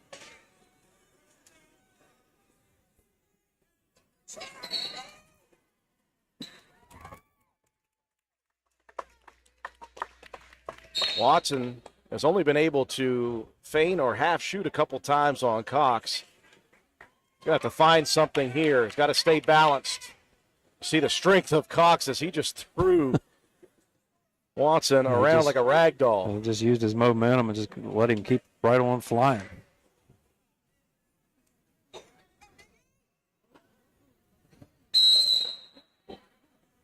Two wrestlers disengage, and now Watson recognizes the blood again.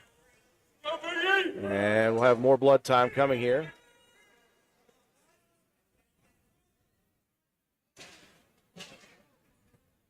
So we'll be in a holding pattern as they clean up a little bit of the blood.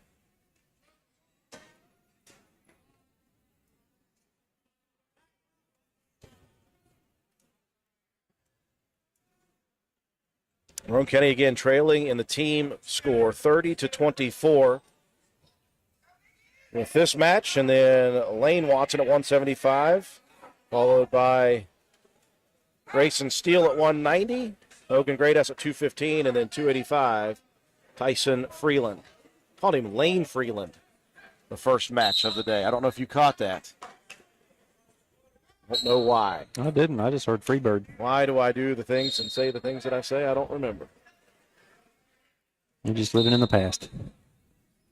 All I know is Freeland does have one of the best mullets here today. The old Mississippi mud flap. That's saying a lot because wrestlers oftentimes have some of the nicest and most freshly coiffed mullets you'll see.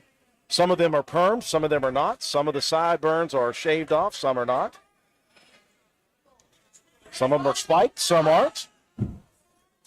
Some of them are even frosted. There's so many options. Okay, blood time finished up here as we continue in period number 3. Cox leading 6-2 over Luke Watson.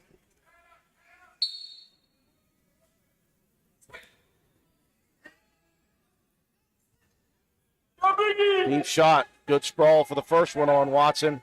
Cox going in, though. And Watson will sprawl out of bounds.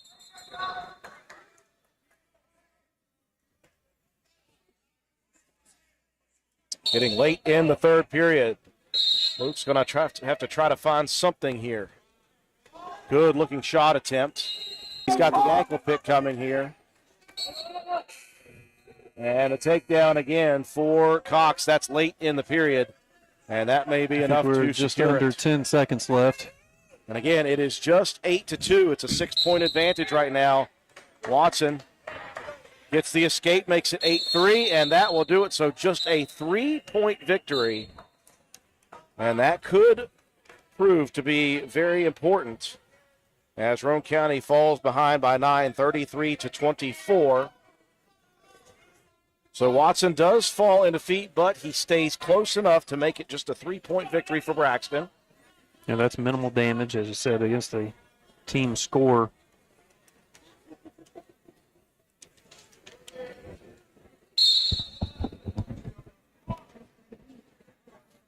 It's one of those.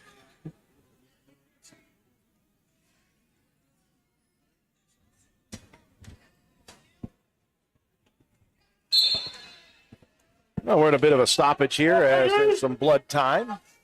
Well, not blood time. They're just cleaning up the blood from the last match. Action going on all 3 other mats, though.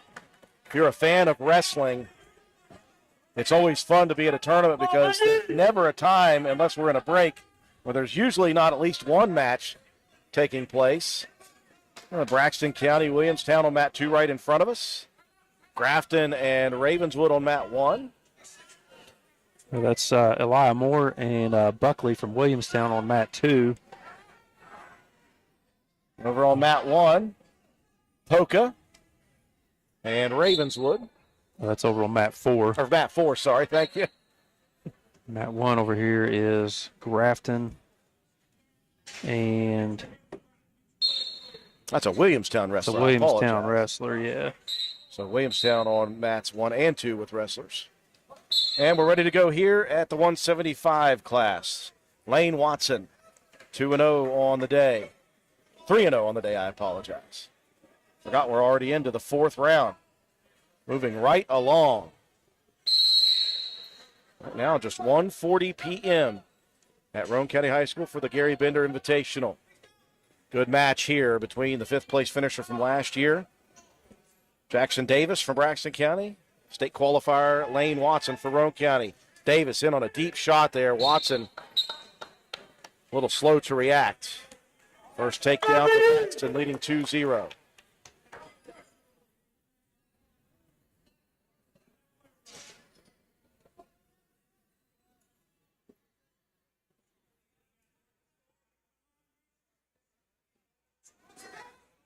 And Davis just jockeying for position, trying to get some hand control underneath. See Watson peeling. Trying to spin out here a little bit now. Now he'll reach that arm around. He's got to be careful, though. Still got a hold of it. Hard crossface by Davis. He's got a little bit of leg control there, too, does Watson.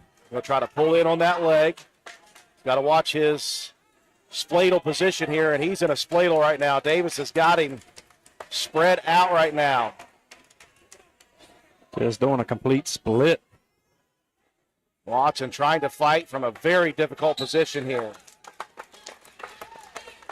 And at the moment, he'll avoid the pin. 3 back points coming for Davis. Watson wraps a leg around, trying to come out the backside here, and Davis, I think, realized, pulls him off of the mat. And will they call that the end of the first period? It was close to time being out. 5-0 the score right now for Braxton County.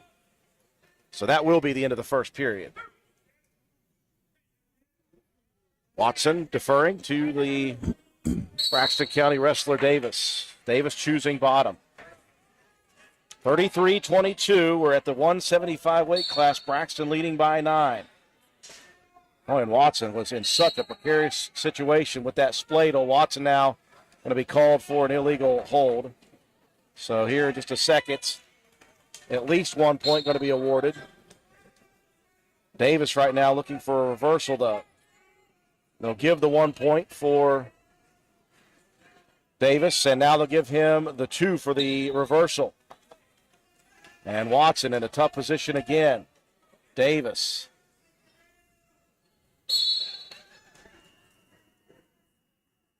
Trying to spread Watson out. Lane fighting. And there comes the pin. Tough match. Davis, so strong, so good. Watson battling out of a tough position in the first, but could not get anything happening in the second. And we've got Leland Schaefer over here on mat 1 in a battle with kid from Williamstown. I think it's a Sites or a Silas, I'm not sure. Can't see from the carbon copy here. To 190 pounds we go. Bryce Legan for Braxton County, and for Roane County, Grayson Steele. Roane County now down by 15, 39-24 to Braxton County.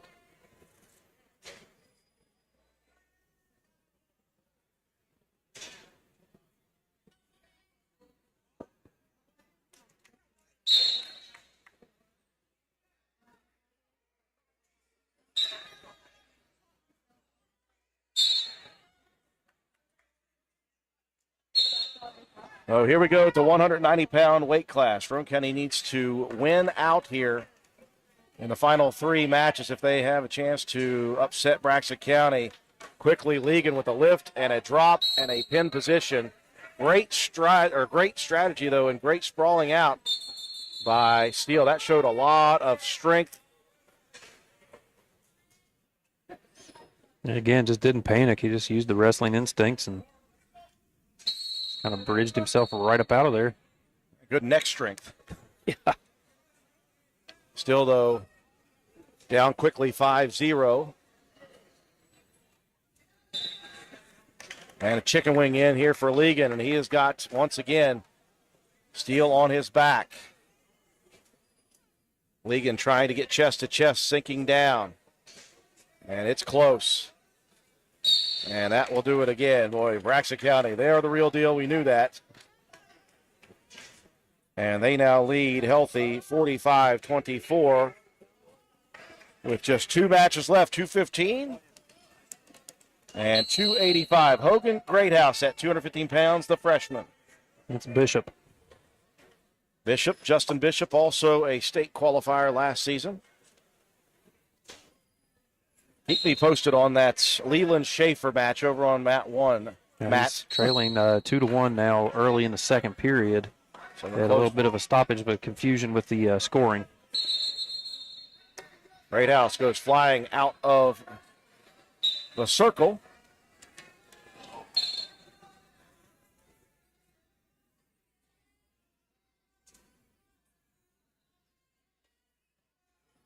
But when these big boys get to slapping.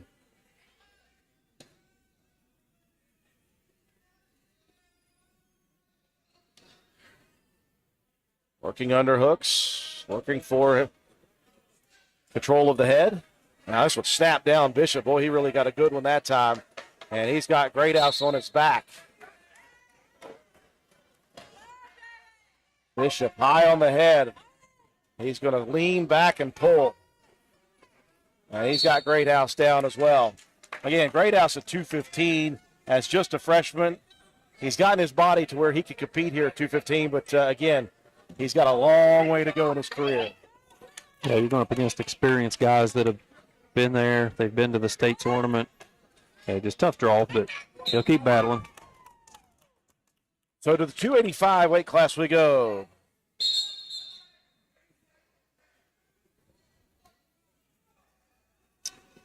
And Roane County with Tyson Freeland, Freebird.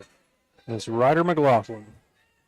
McLaughlin, also a qualifier at the state tournament last year. Again, one of 7 returning state qualifiers, including Jarvis 3rd last year, Davis 5th, Legan 5th last year. So they've got not just returners from last year, they have got placers from last year. So Braxton County is going to take this team match. That'll be the first for Roane County that they have dropped.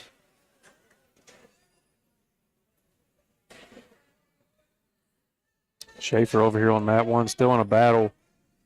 Score still 2-1, 35 seconds left in the second. Well, as McLaughlin takes Freeland down on his back and gets the pin. So a victory with a lot of pins at the end. Roane County held a 24-18 lead, and it was 1, 2, 3, 4, 5, 6 pins in a row as Braxton County defeats Roane County 57-24. Individual victories for Roane County.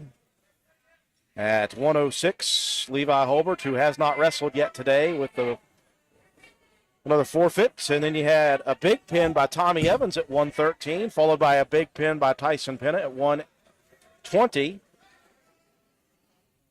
126. Roane County again gets a big victory by Chase Beckner.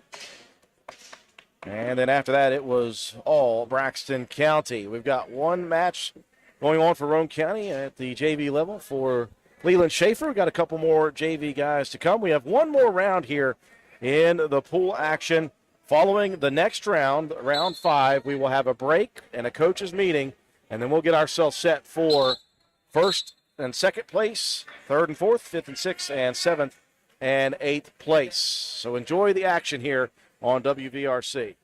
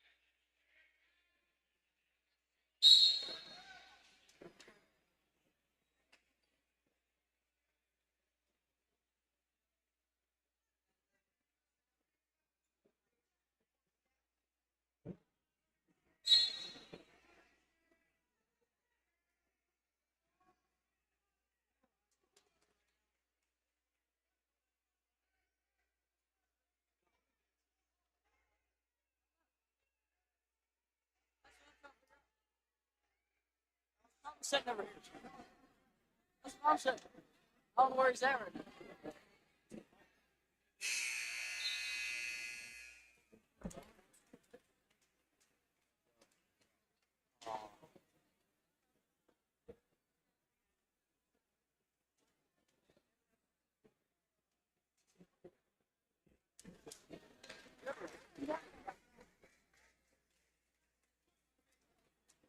Yeah.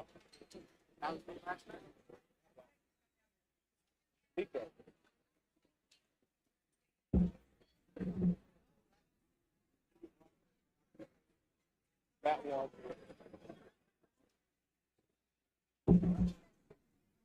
WVRC. We are only YouTubing this. We're not doing it on our station. You can go to WVRC 104.7 FM on YouTube, and it's on there live. And I'll be uploading all the individual matches for Roane County in high definition when I get home. So you can go back and watch that Braxton Roane one in high def.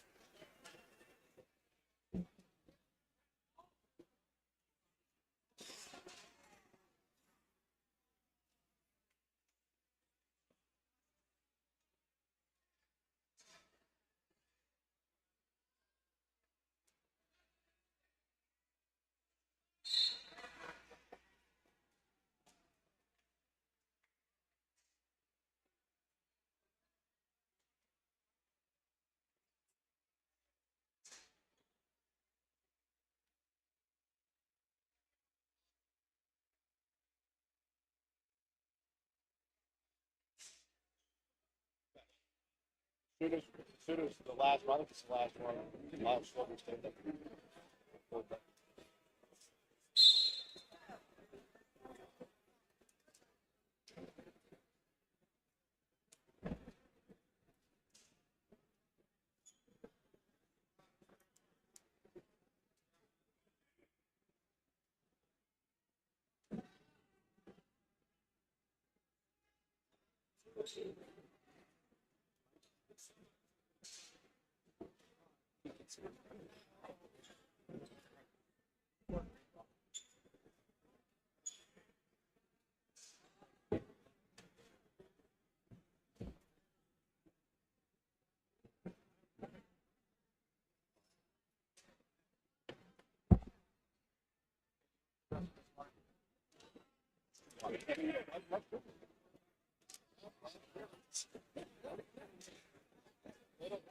Going up the side.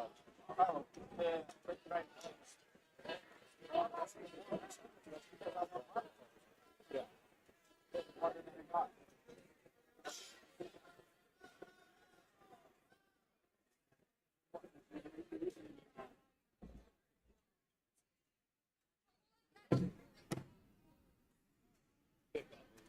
Stop it. Stay in there.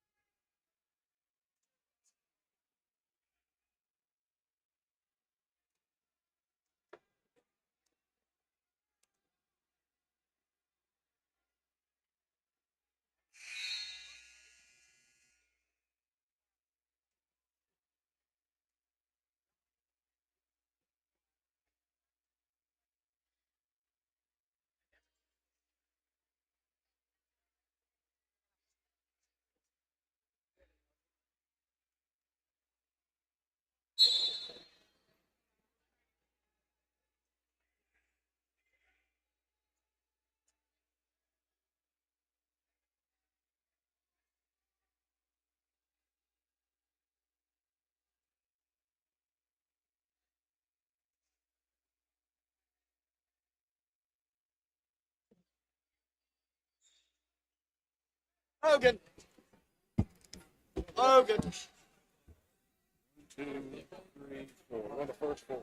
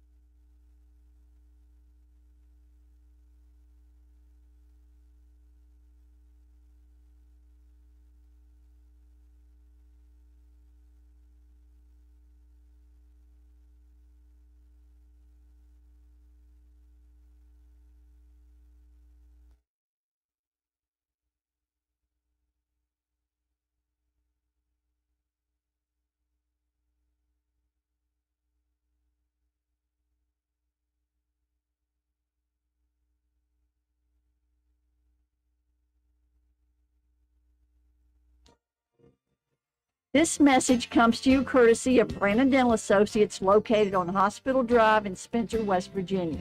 A good night's sleep is essential for everyone, especially children. Medical and dental professionals encourage parents to pay attention to how your child breathes while asleep and awake. Breathing should be silent and through the nose.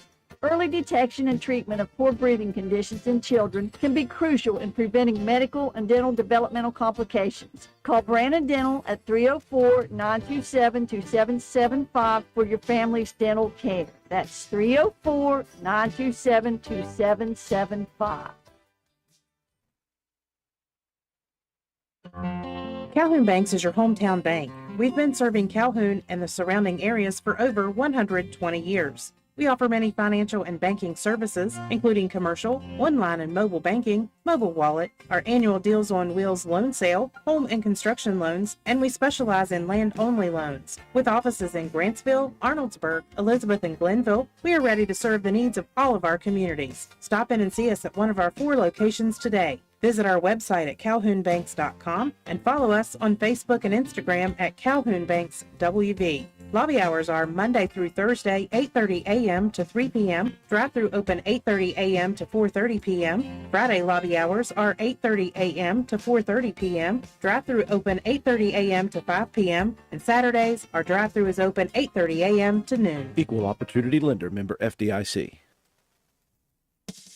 Carpenter's General Store in Spencer has been saving you money and giving you the best selection in Roane County since 1996. We have an amazing selection of domestic, import, and craft beers, ciders, and wines at the absolute lowest prices anywhere. And if we don't have it, we'll get it for you. We have a sporting goods section with all the right fishing gear, locally crafted lures, and live bait. And we also carry a great selection of firearms and ammunition. And once again, if we don't have it, we'll get it for you with the lowest prices guaranteed. We're open Monday through Friday, 7 a.m. to 8 p.m., Saturday, 8 a.m. to 8 p.m., and Sunday, 9 a.m. to 7 p.m. So come see us at 746 Arnoldsburg Road in Spencer. It's a convenience store with a whole lot more. Stop by Spencer Cash Saver to check out our fresh produce, quality meats, and our new grab-and-go deli sliced meats and cheeses. New 2-week ads start every other Thursday with the best prices for your budget. Save money and shop local at Spencer Cash Saver. Stop by D&D Motors for great deals on used cars. We have an incredibly diverse and continuously growing inventory to choose from, with many makes and models at price points that anyone can afford. D&D Service Department also offers oil changes, tire rotations, and other maintenance on your new purchase. Call D&D for your next service appointment. D&D Motors, located at 276 East Main Street in Spencer. Stop in and see Dan or Donna for your super deal today. Open Monday through Friday, 9 a.m. to 6 p.m., Saturday, 8 a.m. to noon, and closed on Sunday. D&D Motors, call 304-519-2157.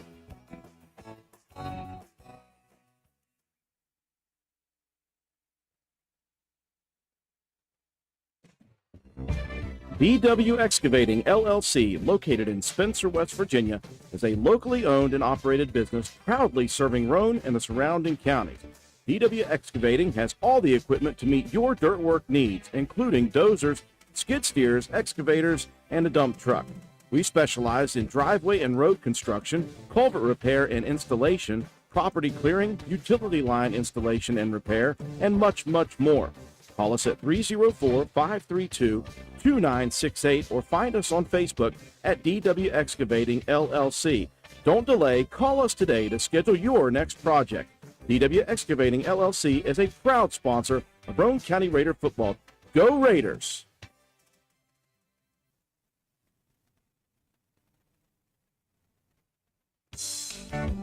This is Gabby Bowen, Chronic Care Manager at Roane County Family Healthcare. Have you ever been told by a doctor, nurse, or other healthcare professional that you have high blood pressure, also known as hypertension? Uncontrolled high blood pressure raises the risk for heart disease and stroke, which are leading causes of death in the United States. Fortunately, high blood pressure is treatable and preventable. Here at Roane County Family Healthcare, we have developed a program for our patients that incorporates one-on-one consultations, individualized care plans, education, monthly calls, and more. By participating in our services, you also receive your own free blood pressure monitor. Yes, a free monitor, so that you can closely monitor your progress. So are you ready to take the step towards healthier goals? Give me a call at 304-927-8139. My office hours are Monday through Friday, 8 a.m. to 4:30 p.m. Let me help you manage your hypertension. Roane County Family Healthcare, healthcare for the entire family. Visit the Garden Fresh Market in downtown Spencer. We stock fresh produce arriving daily. Let us create meat and cheese trays or veggie and fruit trays for your next event. Our kitchen is open daily, eat in or carry out, Monday through Saturday, serving breakfast, lunch, and dinner with daily specials available. We also sell fresh flower arrangements at Taylor's Floral. The Garden Fresh Market. Give us a call at 304-927-5109 or stop in and see us at 229 Ripley Road in downtown Spencer. And let's go Raiders! Did you know Hardman's is now stocking Trex decking? That's right. You don't have to worry with staining your deck anymore with Trex decking. We have 3 colors in stock to choose from, so you can buy it today and install it tomorrow. Ask about special financing options and enjoy your new deck all summer long. Looking to beat the heat and upgrade the inside of your home this summer? Call Rachel in Ripley or Tracy in Spencer about new carpet, hardwood, tile, or luxury vinyl flooring. Many of these options are in stock and ready for you to take home today. Maybe you want to give your walls their best look? Come in and pick out your new favorite color or have us color match to the one you just can't live without. Our Best Look Paint and Primer in One is your only choice for superior quality at an affordable price. Hardman's, our family serving yours since 1907.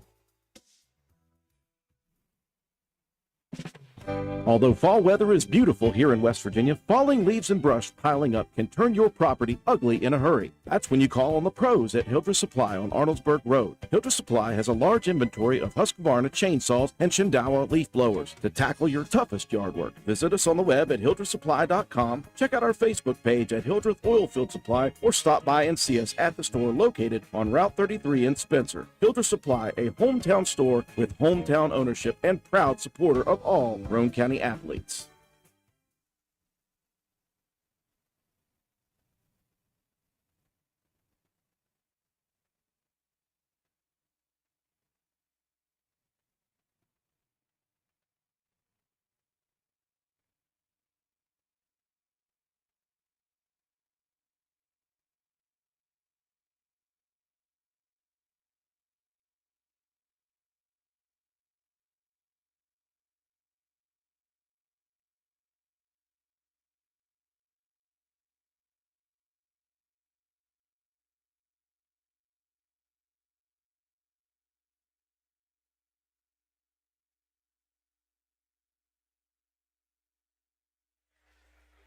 And we welcome you back inside the castle here at Roane County High School as we get set for round number 5 of the 2022 Garry Bender Invitational Wrestling Tournament in pool play. Pool number 1, Roane County now 2-1 as a team. They defeated Grafton to begin. They followed that up with a victory over Lewis County, most recently losing to Braxton County. So Roane County 2-1. They'll have all-star team number 1, which is a collection of JV wrestlers for different teams who are here. And Roane County has a couple of youngsters who are undefeated individually. So we will wait to see how everything shakes out. After this round, they'll take a break, and the coaches will get together, and they will seed the finals. And we'll come back after that break and finish things up. We'll have the team tournament champions and the individual champions as well after the finals are complete. So this is the final round of duels in pool play. Again, Roane County on mat 1 with the JV All-Star group number 1. And right off the bat, Roane County will get the 106 weight class, Levi Holbert, and the 113 weight class for Tommy Evans. And tough for Holbert here today at 106. In his pool, no wrestlers at 106, so he has not had a chance to wrestle yet today. In the other pool, there's only 3 at the 106. So on mat 2 right now, Williamstown and Ravenswood going at it. In mat 3, Lewis and Grafton. And on mat 4, Calhoun County and Chapmanville. Again, we had to take a bit of a break because we were ahead of schedule, according to Athletic Director Toby Ford. And always that is an interesting thing to hear at a wrestling tournament. That is a rarity. Yeah, a lot of these matches, they've been going really quickly. So they'll raise the hand for Holbert. And they'll follow that with Tommy Evans. Tommy's had a nice day today. He's gotten 2 very big pins, including the one against Braxton County. Quickly, Roane County up 12-0. We'll move to the 120-pound division. And a pair of Roane County wrestlers, maybe? It should be Tyson Penna and Nick Burnside. The question is, will they wrestle? They will not, it doesn't look like. So Penna is going to get a forfeit. Okay, is Burnside going to come out? That's the question.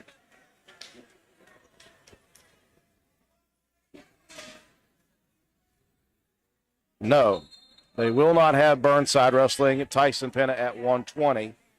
So Penna with the victory by forfeit. Tyson Penna 4-0 today. Tommy Evans 4-0 today.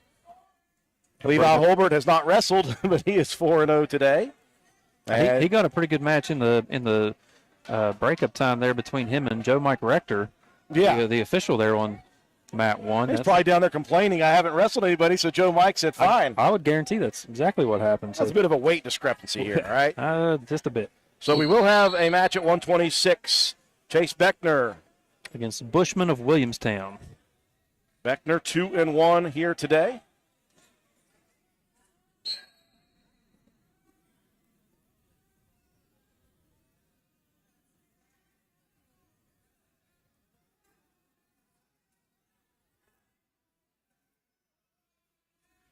Beckner's only loss against Braxton County in the last match. With duck under. Going for the fireman.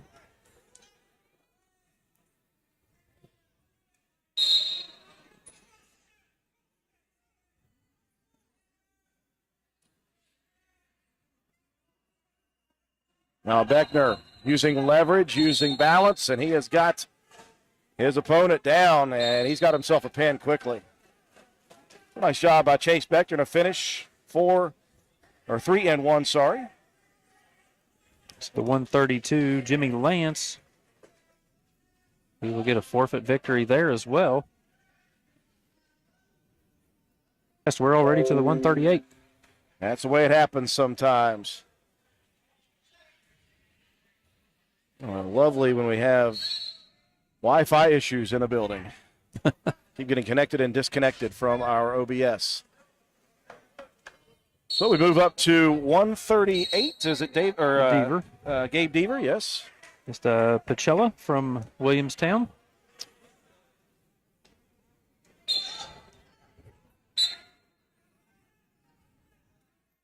Yeah, get you a couple pretty decent matchups here in the next couple of weight classes with some guys that, for Roane's varsity that are very new to the program. So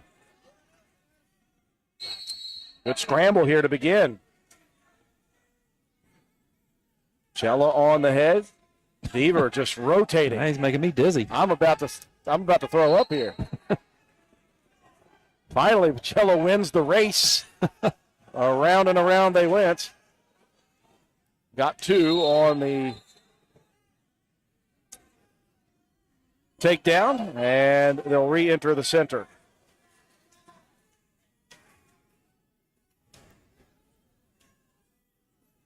And the Beaver going to take bottom position.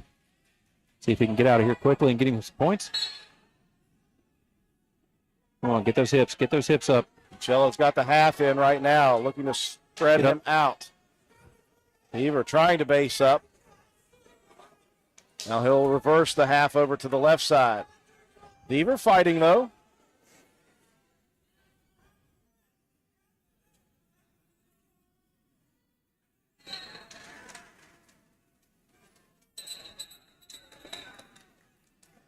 Well, Cello still got that half in on the right side, and Deaver refusing to budge. Deaver been trying to slip out from underneath there. Like Pachella, he was trying to get the leg and maybe go for the cradle. Pachella just switching back and forth between halves on the left and right side. Going to try to run it now. He's high on the. Now he's got Deaver pulled over now. Deaver, though, showing some strength to get out of that. Got 2 back points coming for Pachella. You've got to give Deaver a lot of credit here on the bottom position. Fighting, it's all you can do. Now Pachella will roll him again. And with 5 seconds left, Pachella able to earn the victory. Good battle, though, for Deaver, the youngster. On a 144 we go. Bud Cantley and a Calhoun County wrestler. That is Weiss. Some exciting action here right beside us on mat 2. Williamstown and Ravenswood in a battle, 9-6. Actually make it 10-6, 11-6 in favor of Ravenswood. So Cantley in action against Weiss here at 144. It's Roane County versus the All-Star 1 JV units. Mixture of wrestlers from different teams. And Cantley, a brand new wrestler. Weiss in a cradle situation and back-to-back quick pins. Moving right along here in this one. I had mentioned before we came on for this 5th round, I thought, this thing could go fast with pins either way. It went fast early in the first 4 weight classes, getting forfeit victories, so that bumps you very quickly right along. So we're going to get the 150 now, Bradley Mace. And a Ravenswood wrestler. That is Mace. Mace and Maze. Good luck, Drew. Nope. I'm going to put this one on Swolby. I'm giving him the headset. I'm taking a break. Going to get some popcorn. Mace in on the single leg quickly. And Mace already with the takedown. Mace is going to have some back points available. Mace looking for the fast pin. Wow. How quick was that, man? That was 15 Mace seconds. Shot in there quickly, man. Very aggressive, very physical on the offense. Just 15 seconds into it. So now we're going to get the Williamstown Boskowski and Lewis County's Tiffner. And Roane County does not have a 57. So we've seen Boskowski throughout our matches.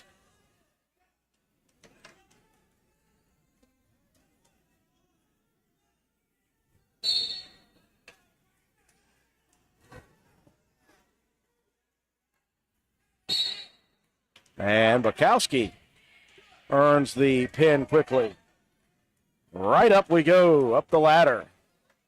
Looks like Tiff may have had a bit of an injury here on the left knee. Yeah, look, he got the knee twisted around.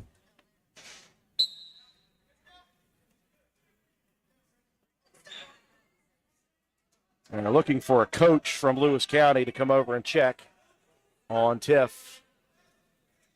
Meanwhile, we'll move up the chain to the 165-pound weight class. And for Roane County, Luke Watson. Be going up against Turner of Williamstown.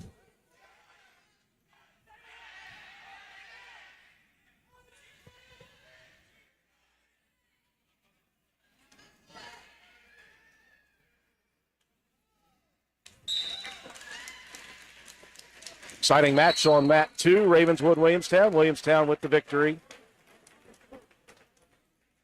17-10 at the end of that one. Lots of action. Not sure what weight class that was. A couple of little guys, but big time battle. You always know if you're at a wrestling tournament, right? And you start to hear a lot of excitement from the stands, and then you start to turn, you find out it's always a good one going. 165 lane, or that's the second time in a row. Luke Watson at 165. Opponent from Williamstown, did you say? I forgot. Turner. All right, Turner. Roane County leading in the team standings here, 36-12. Watson 2-1 on the day.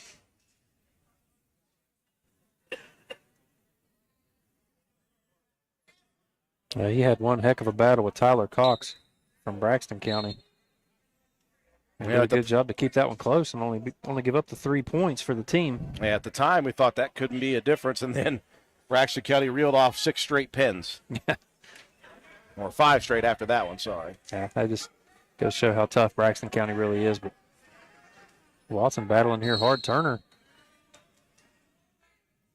doing a really good job of defending against Watson. A deep shot by Luke.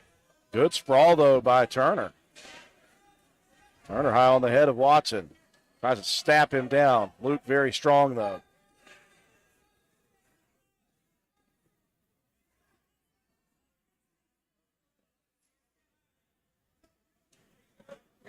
Both trying to get each off of balance here. Both working toward the edge of the mats and out. 24 seconds left in the first.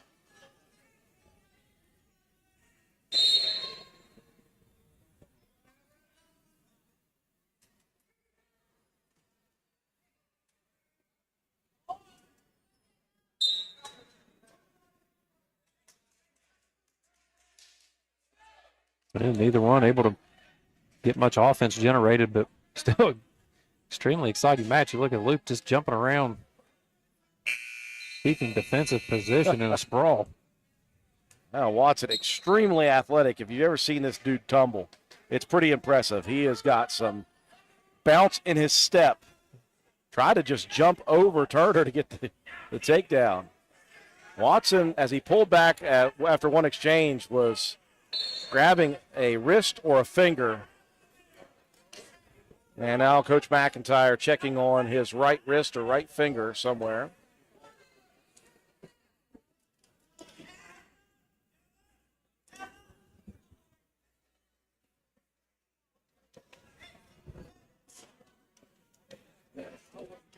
One of the officials at the table, too, checking on something.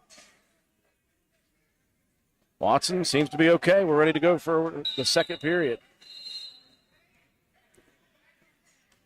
I think Joe Mike needed a breather. That bout with Holbert in between may have done him in. Couldn't go the distance. It went about 30 seconds. Luke choosing bottom position here to start the second period. Looking for a quick escape if he can get it. Working toward the edge of the mat. Turner trying to stay on top.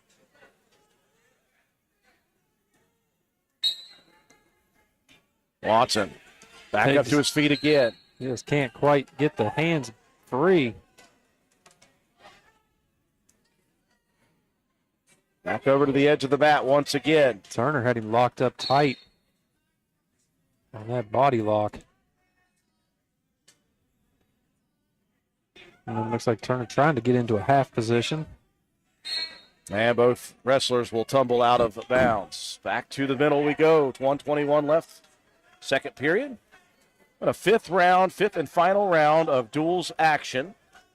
After this round is fully complete on all 4 mats, we will have ourselves a break / coaches meeting. At the coaches meeting, they will seed the finals. And there will be 4 separate mats. And on 4 mats, there'll be first and second place matches, third and fourth place matches, fifth and sixth place matches, and 7th and 8th place matches.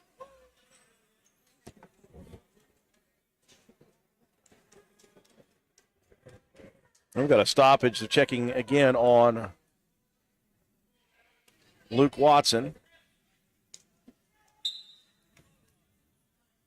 They're going to tape something up here a little bit.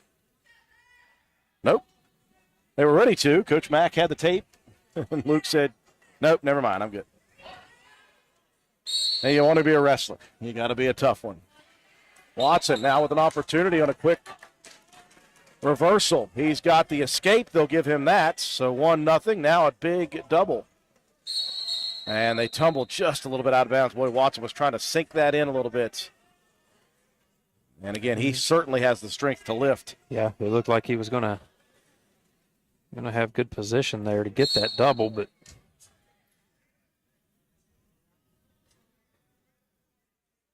1 minute going by, period number 2, 1-0. Watson over Turner.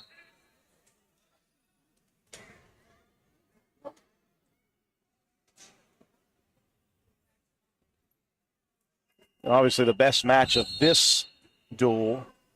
The rest have been fast pins.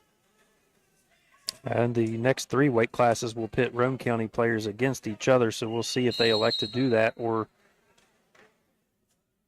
if they just let the varsity guys take the victories just for team standing purposes.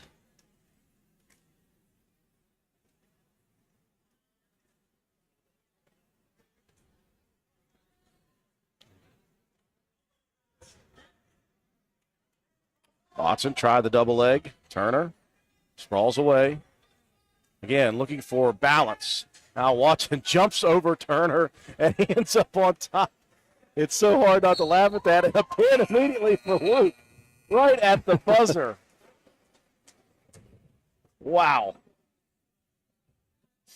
You got to wonder, Turner being on the JV squad here, how good must Sullivan be from Williamstown? Oh, yeah. Because Turner was no slouch in that one. Roane County victorious. Now Roane County will wrestle each other. It'll be 175, and we've got Lane Watson and Leland Schaefer. And Schaefer just finished up an exhausting JV match the last round. Yeah, that last round was a tough one. He lost by points, but really had a good showing. Did Schaefer. These two go at it in the wrestling room in practice. It's an opportunity again for Watson to work and for Schaefer to work. Hey, if you're Schaefer, you got something to prove here. You're going against the guy that's right ahead of you. Yeah, you got a state qualifier looking you down.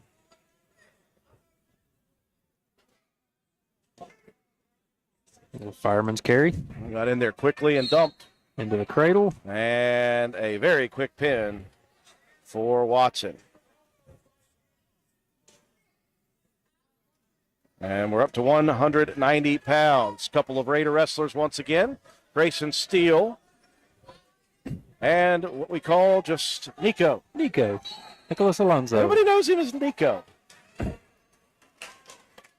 So Raiders wrestling each other again. And again, this goes to show you how close some of these matches are in duels. Right now, we are up at 190, and you look right in front of us, Ravenswood Williamstown right around 120. Yeah, they've had some really scrappy matches in the first couple that have lasted the entire time. And this Roane County against the All-Stars, it's been lots of quick work. Steele with a quick takedown, looking for back points. Nico showing some toughness. And Steele with the pin. Tried to fight through that one from the bottom position. So we got the 215 matchup, Hogan Greathouse and Ryan Roane. Roane picked himself up a pin in the last round as well. Very good victory over I believe it was the Grafton wrestler, is that right? It was the Grafton varsity wrestler. Now, one thing you like to see is Roane County right now on the year. We are the first match, obviously, the first tournament. But Roane County has filled all but one weight class. Mm-hmm. And you see how many backups we have wrestling and practicing and working and learning the sport. Yeah, all of our backups, so they're the heavier weight classes. We don't have a whole lot of depth in those the lowers, the 106, 113s, the 130s, 140s in that range. But it actually makes for good practices though when you've got guys like Evans and Penna and Beckner that are all real close and are all pretty decent wrestlers. So it makes for some good competitive work in the weight room. The 215s on the head. Quick throw attempt there by Greathouse. Good job by Roane to fight that off. Roane trying to work into a takedown. And he'll jump on top. Still no call. Greathouse got the leg. Got the single leg. Now Greathouse in an advantageous position. If he can get the one arm out, wrap it around, get his head out. Get the head out. And he is going to have the two. Took a while. I like the way Roten's battling here today. Yeah, he really is. Roten doing a good job sprawling here to get back to his feet. And Hogan brings him right back down. And return to the mat with short time here. 15 on the clock. Now in on a half. Greathouse rolls Roten, and this might be it. It will be. It can be that quick. Okay. Good battle between those guys, though.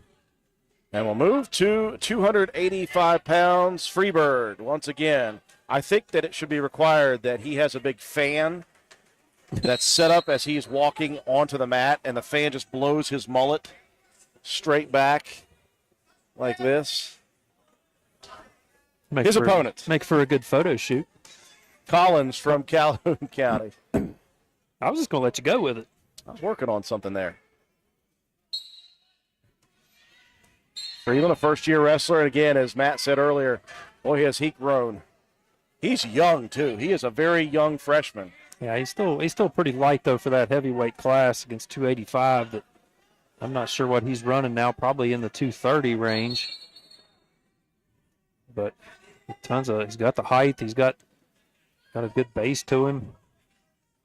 And like I said, he's been working in the off-season, coming to the gym, and the wrestling will do nothing but help when you get to football. Football helps with wrestling. It just all tends to work together. Well, big boys doing some hand fighting here, trying to slap at the back of the neck.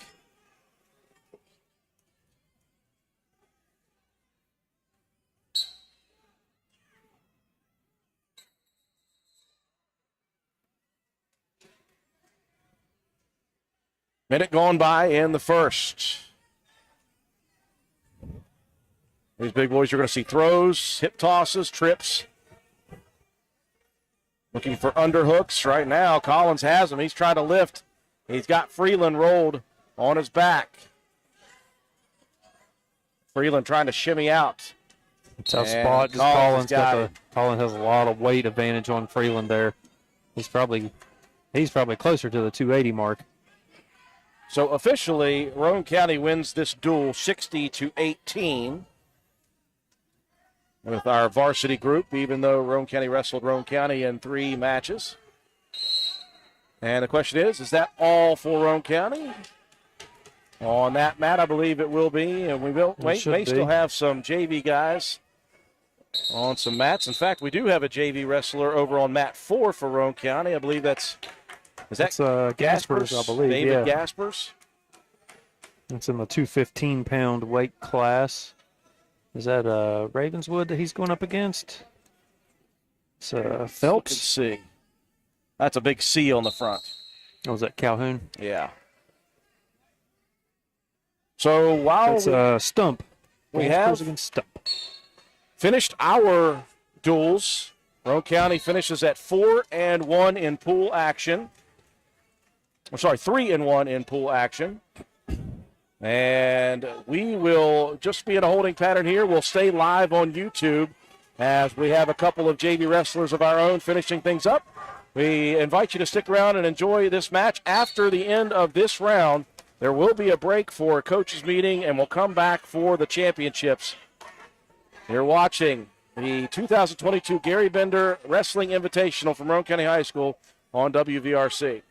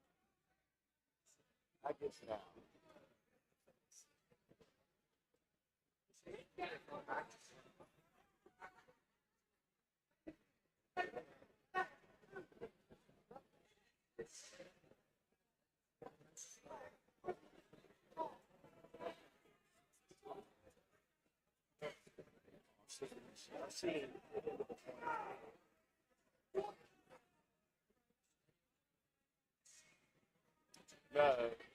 Two, two, and two. Show both of them at the same time.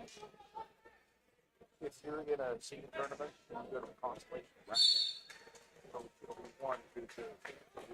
One in the first round. Constellation bracket. If it's a senior tournament.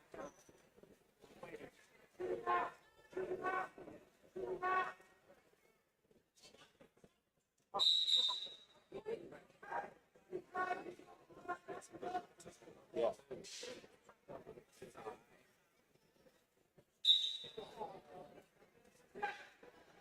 Nah, I don't think we have anybody else left.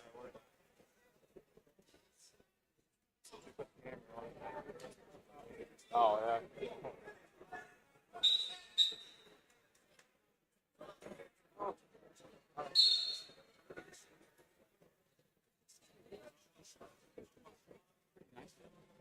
They gotta maintain the suit.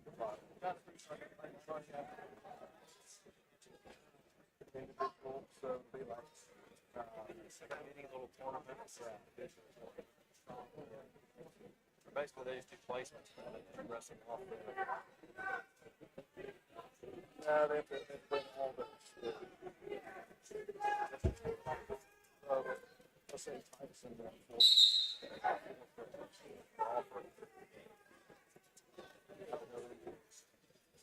See, we may have the rest of the first.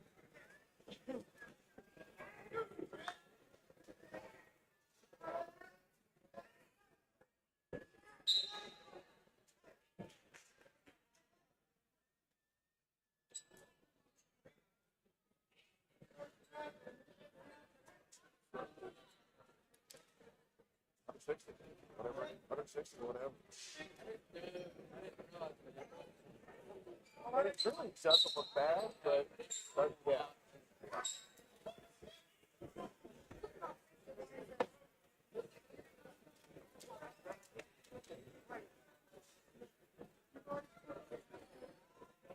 It's really weird too. Like before we actually go live, like if you're just looking at it before we go live, it's very clear. And as soon as you start to actually do it, it kind of closes up a bit.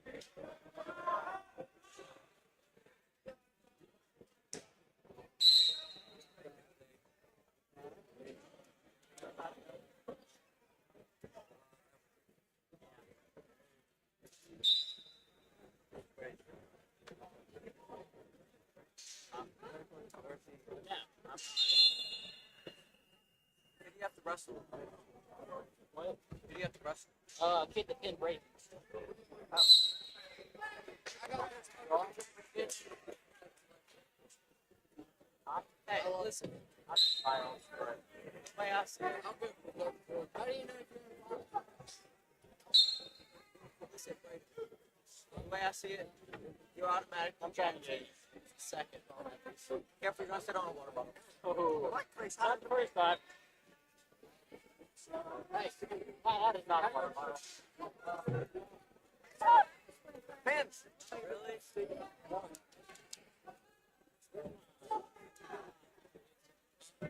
Oh, really?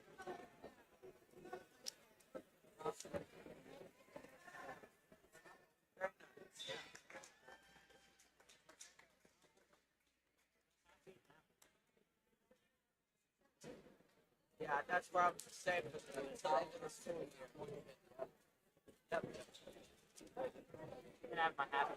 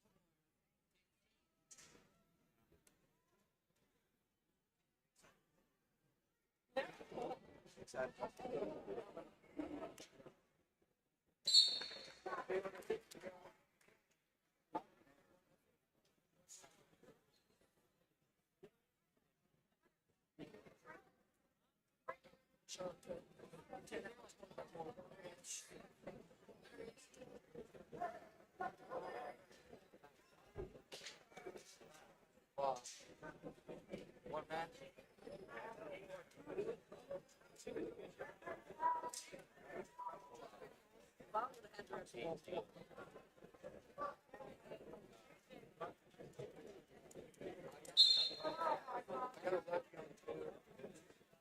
Two, I got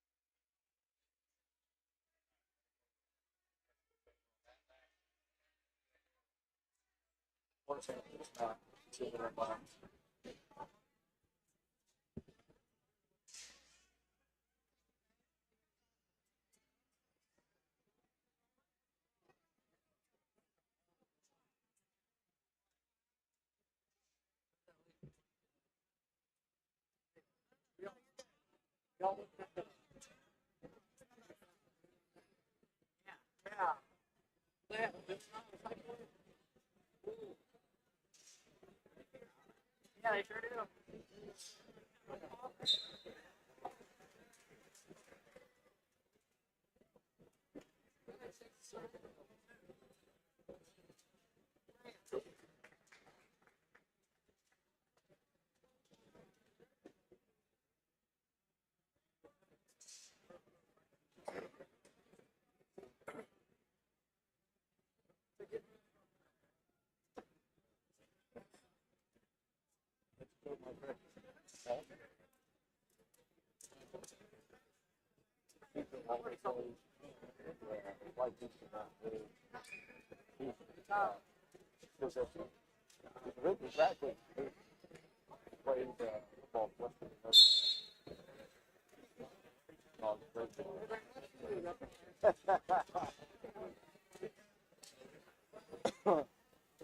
Oh, you guys are awesome.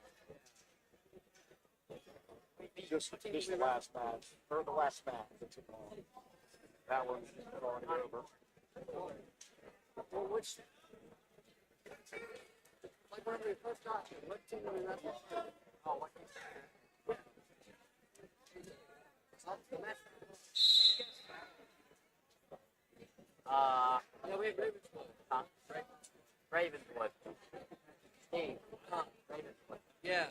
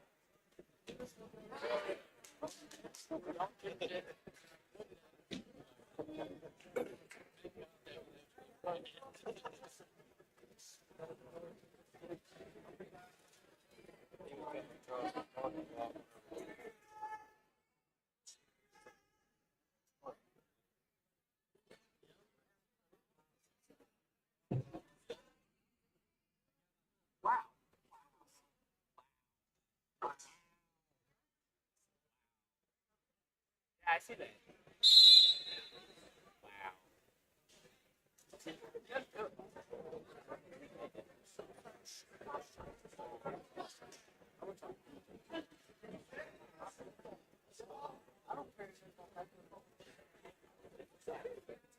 Keep it in a calculator.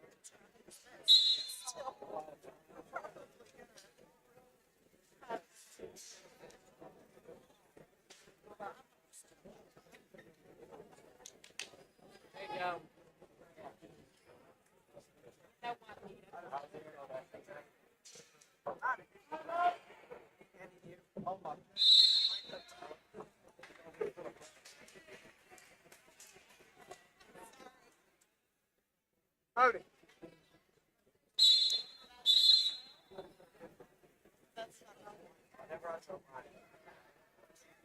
Addison. Addison.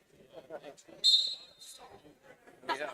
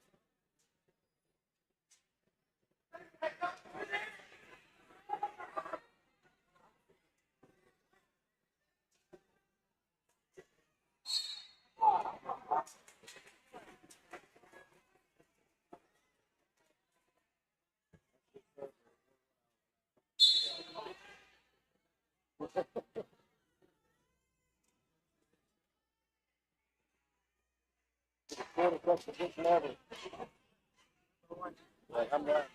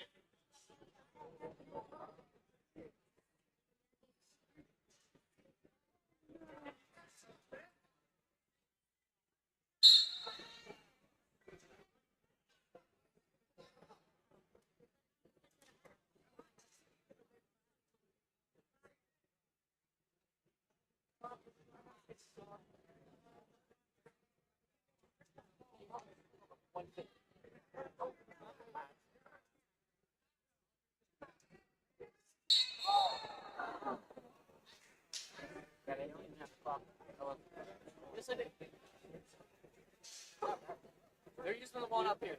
Scoreboard over here. See, I noticed that right thing too. I was like, what do they even? Is it still the first period? Second thought. Yeah, it's second period.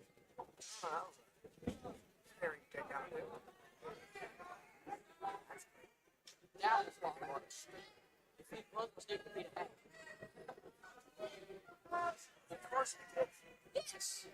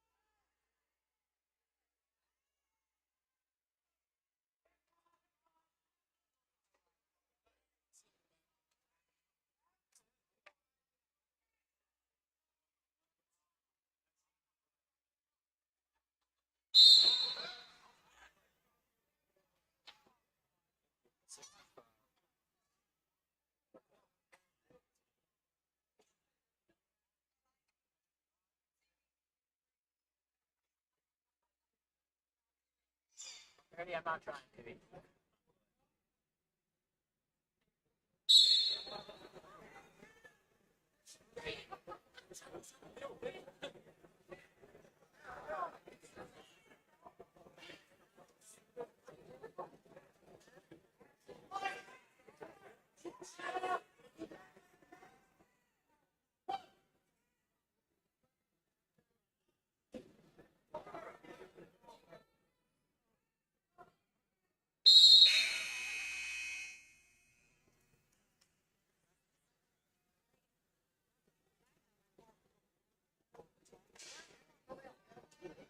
Of course. First chance they get.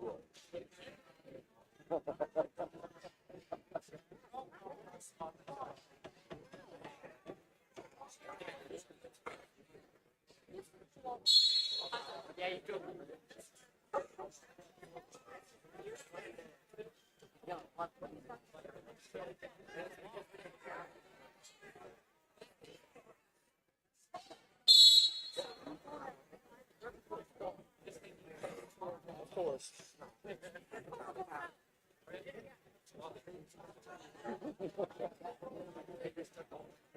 Yeah, they did, man. How'd they take it? Oh, man.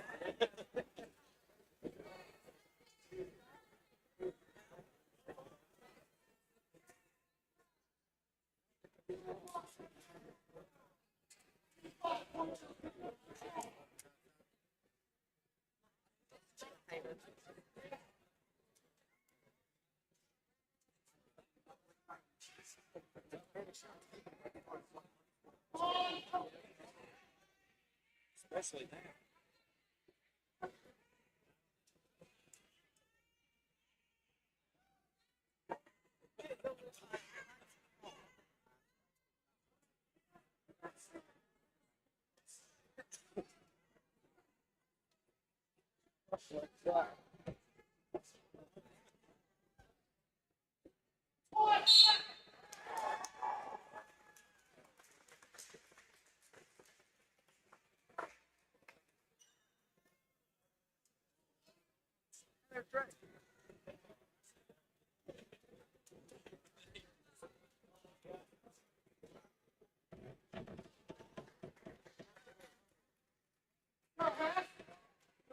Still have another match. They got like 2 more. Why? That's 4 more. I don't know. Oh, that Ray. 75, 90. No, this is all varsity. That Ray. Yeah, that one right there. But they should have all the other like before each couple. They should have all three. Just ask these finish up and they can put the guy down. That helps. Yeah. Couple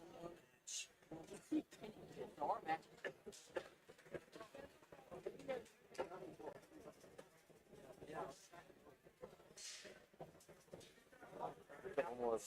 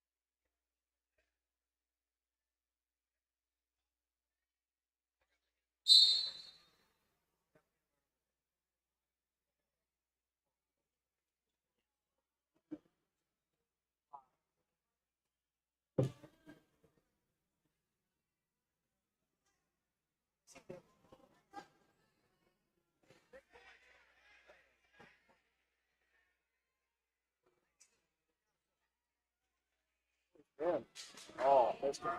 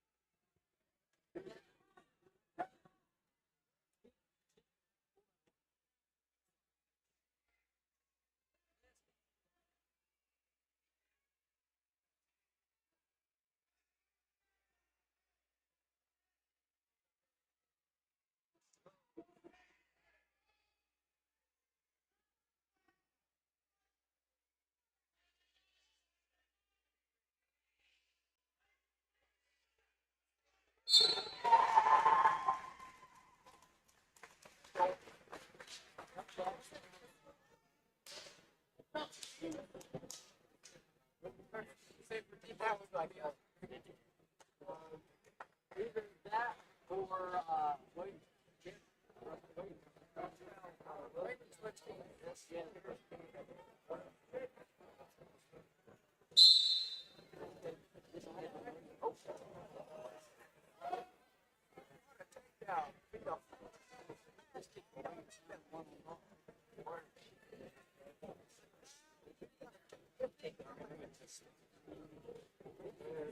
Sure.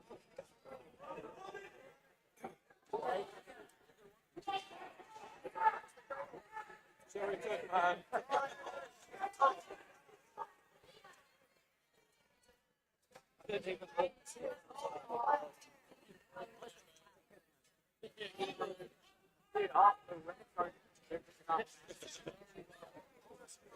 Well, I don't know, just start.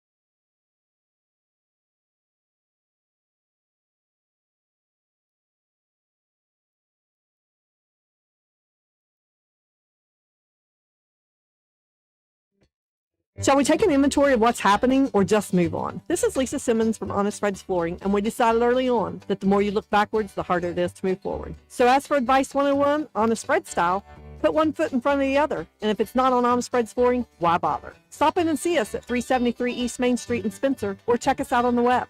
HonestFreds.com. Everyone here at Jack Garrett Ford wishes you a Merry Christmas. This season, as you enjoy the lights, the glistening decorations, as the carols ring out the birth of the Prince of Peace, may your heart be filled with what Christmas is all about. Merry Christmas and a wonderful New Year from your family dealership, Jack Garrett Ford, Ripley Road, Spencer. Hey, are you serious? I like a good laugh. I bet you do too. Which is why I say, if all those insurance companies want to spend $1 gazillion on funny TV ads, go right ahead, as long as it's not my money that's paying for it. Here's how you get seriously good auto, home, business, or life insurance. Go to Erie Insurance. With Erie, a great price is just the start. You get unbelievable service, independent agents you can really trust, and superior products like Erie Rate Lock. You hear that? Rate Lock. Name says it all. For car insurance, it can't be beat. But hey, don't just take it from me. See for yourself why more than 90% of Erie customers stay with them year after year after year. Seriously. Your Erie insurance agent in Spencer is the Kirby Insurance Agency. Get a quote at 927-2544. That's 927-2544. Or visit kirbyinsurance.com.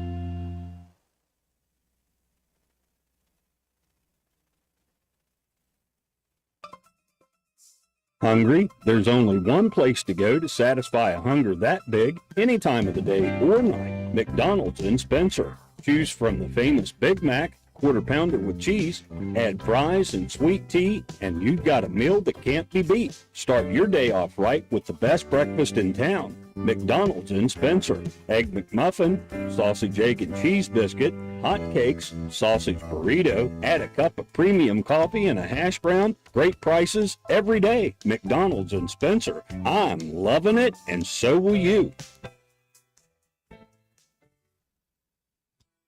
McIntosh Hardware Furniture and Appliances has been servicing Spencer and the surrounding area for over 50 years. McIntosh carries the finest selection of products to bring you the best value for your purchases. We are a full-line furniture, appliance, bedding, and hardware retailer. We proudly supply Amana, Frigidaire, Vaughan, Brone, Lazy Boy, Whirlpool, Brown, and Maytag products. Shop local and support local businesses who support local athletes. We offer what the big stores won't: sales, service, delivery, installation, and removal. Call 304-927-2700. Visit us on the web at macintosh.goretailer.com. Check out our Facebook page at McIntosh Hardware Furniture and Appliances, or stop by and see us at 204 Market Street in downtown Spencer. Just as your local State Farm agent combines good neighbor service with surprisingly great rates, you can combine your home and auto, and guess what you'll get? That's right, good neighbor service with surprisingly great rates. In fact, State Farm agent Norm Daniels is your go-to agent in Spencer, West Virginia, for the service you deserve at the price you want. So try combining home and auto today. State Farm agent Norm Daniels will help you mix and match things perfectly. Call 304-927-5680 for your surprisingly great rates. Like a good neighbor, State Farm is there. Individual premiums will vary by customer. All applicants subject to State Farm underwriting requirements. NV Graphics has proudly been serving Roane and surrounding counties since 2013. We are located on Williams Drive in downtown Spencer, West Virginia. We offer screen printing, embroidery, custom apparel, team uniforms, signs, banners, trophies, and awards. Does your school, team, or league need help with fundraiser ideas? Then give us a call. 304-927-6466. That's our specialty. NV Graphics, open 9 a.m. to 5 p.m. Monday through Friday. Closed for lunch daily from noon to 1. Supporting local small businesses help directly support your kids in the community. Give NV Graphics an opportunity to earn your business. Thank you.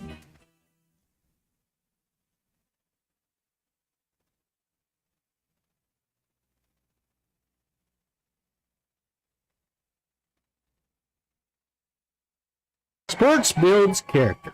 character that follows us all through life. It can lift us up in grand emotions when we reach the pinnacle of success. We all can envision the agony of defeat. Both equally build character. Old Fences Realty believes in character. Working hard to achieve that pinnacle of success takes sacrifice, training, and long hours. When putting your property on the market, please remember the company that possesses that character. List with Old Fences Realty. And go team!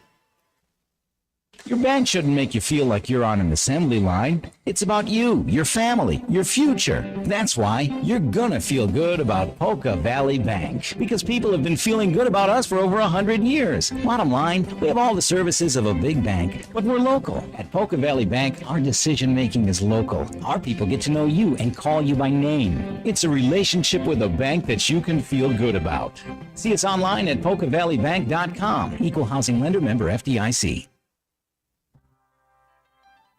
Hello, I'm Roane General Hospital's Healthcare Coordinator, Bonnie Seen, encouraging you to reconnect with your health. Our new RGH Center for Wellness Fitness Complex, which is outfitted with the latest exercise equipment and staffed by a certified team of fitness trainers, is now open to the community with memberships available. Or you can participate in our new Prescription for Your Health program and use the fitness complex for free. Visit RoaneGeneralHospital.com to learn more.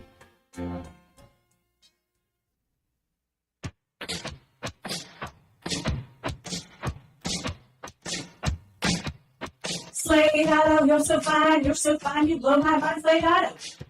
And transmission. Slade Auto, you're so fine, you blow my mind, Slade Auto. And transmission. Visit Slate Auto and Transmission, located at 302 Slate Road, Spencer, for all of your car care needs. We offer a wide range of services, including transmission work, new tires and alignments with brands like Mastercraft, Cooper, and Goodyear, regular and modified state inspections, major and minor vehicle repairs. We also have ASE certified mechanics. We appreciate every one of our customers. Call us today at 304-927-2250 to schedule your next appointment. We are open Monday through Friday. Slate Auto and Transmission, quality repairs by people who care. Stats Pharmacy is a proud supporter of Raider athletics, school, and local events. We have served the community since 1940, and our customers' satisfaction is our #1 priority. We offer free local delivery and mail-out services. Stop in and see our great selection of giftware, including evergreen flags, Swan Creek candles, a new line of purses, and much more. Stats Pharmacy is located at 100 East Main Street in Spencer. Please call us at 304-927-2980. It's cold outside. Better check that propane tank. Star Weld behind Spencer Middle School will fill your tank when you bring it in. Star Weld also checks your tank for safety to see if it's damaged or dangerous in any way. Don't trade for someone else's grungy tank. We fill yours. Safety, 7 days a week, and service. Shop Star Weld for propane, welding gases, and supplies. Let Star Weld fire you up. Behind Spencer Middle School, dial 927-2520 or stop today. Erie Insurance says here's to the grown-ups who move, mortgage, mow, and still bust a move. But does your home insurance still fit? Erie helps you protect the home you've grown into, all at fair prices that are often less than the other guys. So how do you find the right coverage? Magic. Nope. Local independent agents who get to know you like this. Your Erie agent in Spencer is the Ashley Insurance Agency. Get a quote at 304-927-2175. Erie Insurance. Let it be Christmas everywhere. On behalf of Board Depew Realty, I'd like to extend happy holiday wishes and a sincere thank you to all our customers that have helped make Board Depew Realty a successful real estate business for over 64 years. As children, we all had Christmas lists that included the things we wanted under the tree. But as adults, we realize that it isn't the things that bring us happiness, but the people that we share those things with. Even when buying a home, it's not necessarily the home that makes you happy, but the people that you share that home with, or the people that come and visit. So this holiday season, our wish for you is that you pause, be present and thankful for the people in your life that help make the things more enjoyable. Let fear and hate disappear. Let there be love that lasts through the year. And let it be Christmas, Christmas everywhere. This message comes to you courtesy of Brandon Dental Associates located on Hospital Drive in Spencer, West Virginia. A good night's sleep is essential for everyone, especially children. Medical and dental professionals encourage parents to pay attention to how your child breathes while asleep and awake. Breathing should be silent and through the nose. Early detection and treatment of poor breathing conditions in children can be crucial in preventing medical and dental developmental complications. Call Brandon Dental at 304-927-2775 for your family's dental care. That's 304-927-2775. Mat 1 will be wrestling the first and second place matches. Mat 2 will be the third and fourth place. And we welcome you back to Roane County High School as we prepare for the finals of the 2022 Garry Bender Invitational Wrestling Tournament here from Roane County High School. My name is Andrew Miller, alongside my partner Matt White. Katie Nutter is on camera for us, and our buddy Swolby is working OBS for the score board.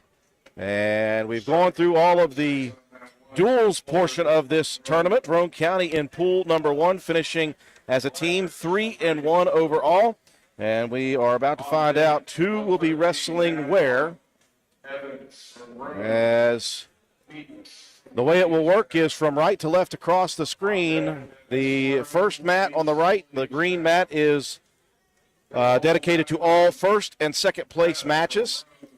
On the maroon one right in front of us, that will be third and fourth place matches.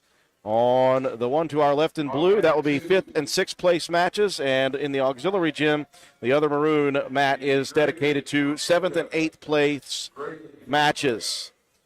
I'm waiting very patiently to see if I can get a picture of where all the Roane County wrestlers will be wrestling. Braxton, Crow over Ravenswood. On deck. Had a few Raider wrestlers finish undefeated at 106. Justin, he's right beside us. Levi Holbert at 106,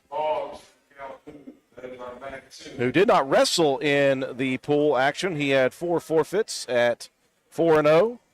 At 113, Tommy Evans finishing 4-0. Tyson Penna at 120 finishing 4-0.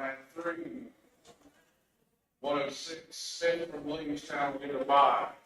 At 126, we know that Chase Beckner finished 3-1. Matt 3 will be 120. Craig from Lewis. Gabe Deaver at 138, 0-4. Bob Cantley at 144, 1-3. He did have a forfeit. Bradley Mace finishing 2-2. So as we work through, we'll shake out where Roane County is. We do see on mat number 1, Levi Holbert set to go, so he will be in the finals match for first and second place. We await his opponent.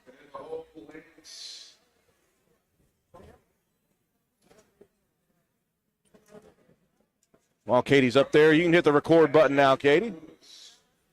Sweet. So the first wrestler for Roane County, and we're not sure if they're just going to rotate through the matches when the mats finish.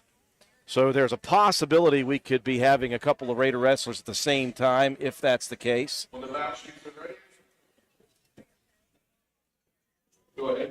Yeah, we'll certainly try to keep an eye out as to who is landing where amongst the 4 mats, but We are just running through this like the pool match. Just run through it. All boards and give it at the end. Okay, so from Athletic Director Toby Ford, it will go like this. As soon as your match is over, the next match will begin. yeah, so all the first and second place matches for each weight class will happen on mat 1. So those will just go with the flow. It's got a Ravenswood Red Devil at 106 against Levi Holbert for the championship here at the Garry Bender Invitational. That is Blackhurst. And we are underway here at the 106-pound championship. First match of the day officially for Levi Holbert. 4-0 with 4 forfeits. In on a shot. Immediately gets the takedown, but a reversal. Now Holbert on bottom.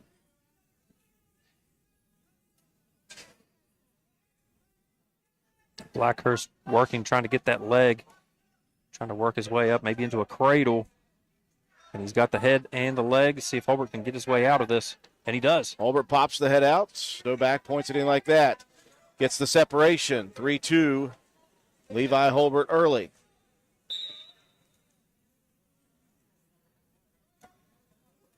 So we've got Braxton and Calhoun County on mat number 2 for 3rd and 4th. Boy, that was quick.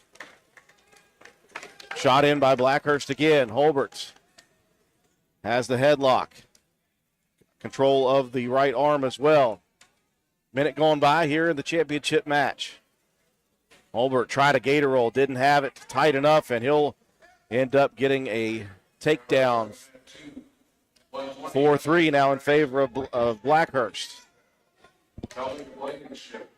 On deck, Curtis from Braxton, Boggs from Calhoun. On mat 2, Curtis from Braxton, Boggs. 106-pound championship. Blackhurst has Holbert in the cradle. He'll get some back points here. 2 showing. And there will be 2 coming. 6-3 the lead.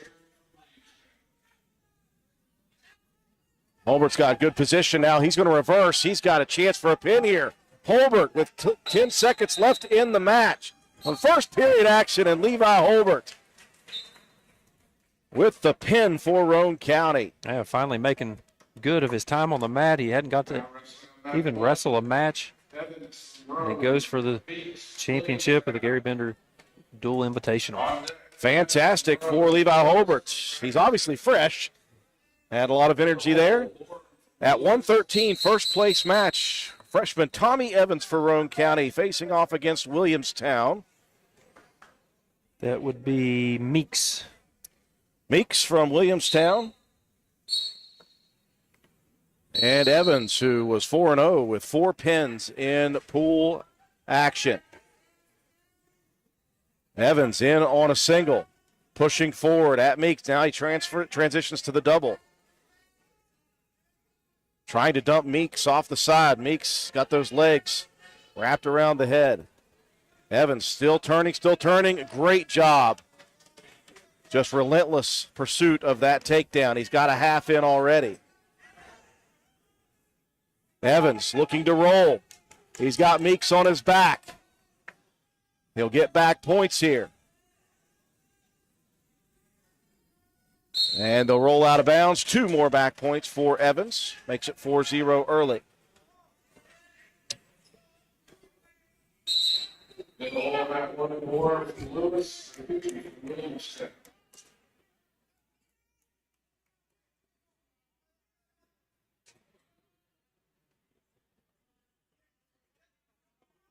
Got a caution coming here, and I believe that's going to be Evans whistled for that caution.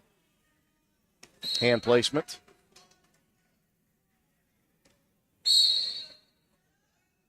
Evans looking for a gator roll too, and he didn't have it, and Meeks is going to turn this into a possible reversal.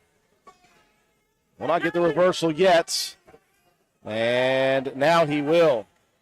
So back-to-back at 106-113, we saw that attempted gator roll without much leverage. Evans now going to have to fight off. Grabs for the head. And inadvertent whistle again. We're close to mat 1 and 2, and both wrestlers thought that was the official for their match. It was not. So they'll reset in the center. Evans now down, leading 4-2. Championship match at 113.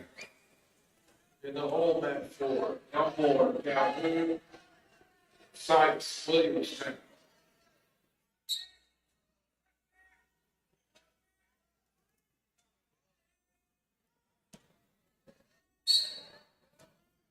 .45 seconds remaining, period number 1.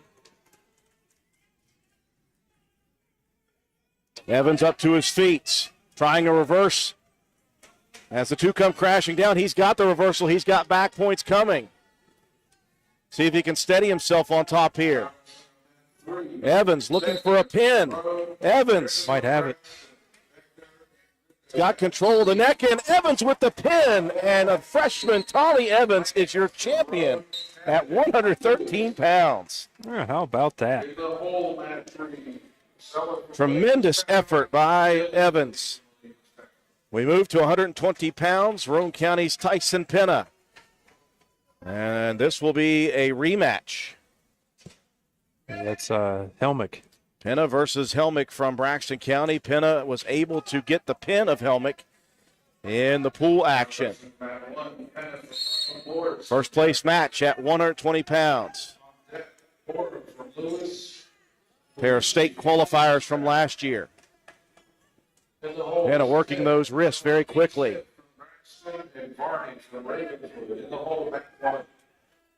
Deep in on a shot is Penna. He's going to dump it. Pulls in at the side of the mat. Penna trying to pull Helmick back in. He will. He's got the dump. He's got the takedown. Had a chance for some back points, but he will get the two.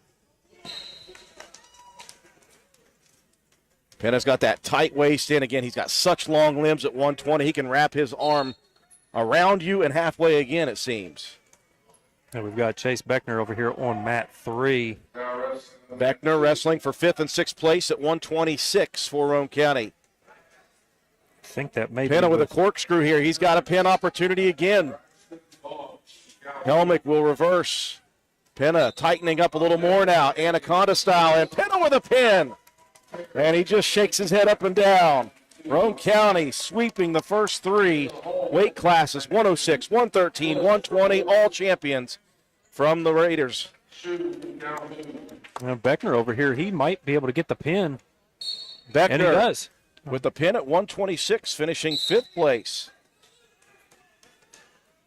Now we swung it around just in time to see the pin, and we'll get it just in time to see Beckner have his hand raised. Very nice job for Chase Beckner. That's the only bad thing about rolling through each weight class is we might have some times where we're going to miss. Yeah, we might be overlapping some guys, but yeah, it's we'll take it when the first three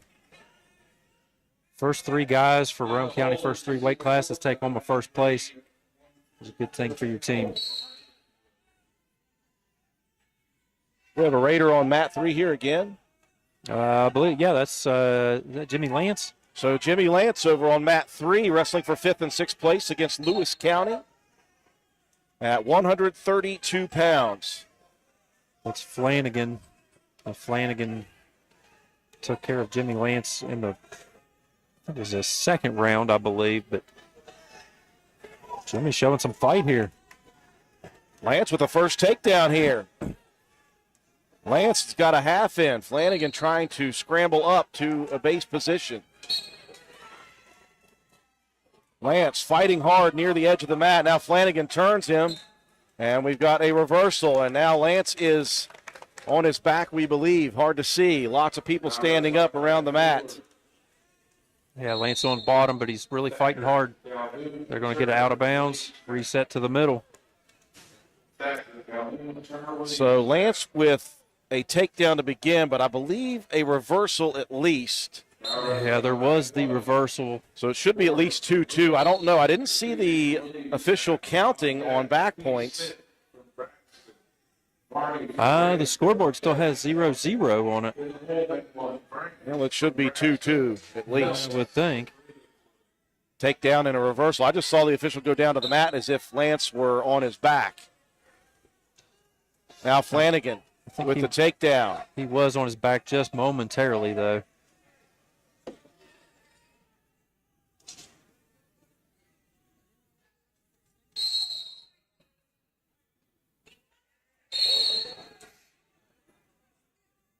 Two back points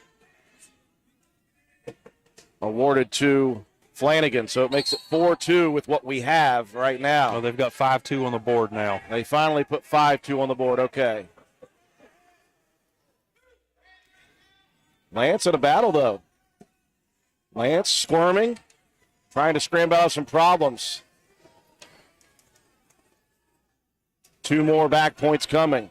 Lance now with a reversal. So Jimmy with 2.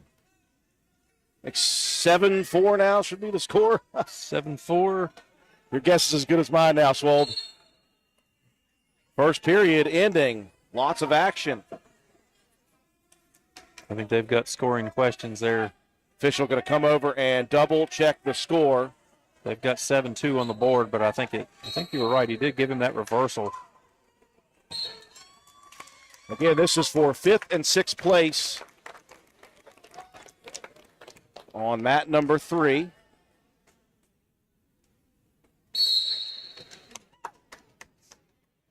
Official over at the scores table trying to sort out the scoring.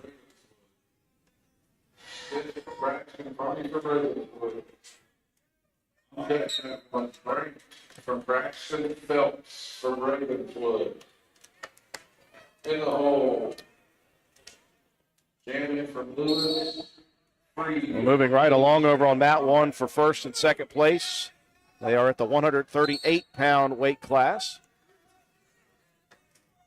That is Brandt from Braxton County and Phelps from Ravenswood, I believe so. Or is that? Yeah, that is Ravenswood. That's Ravenswood.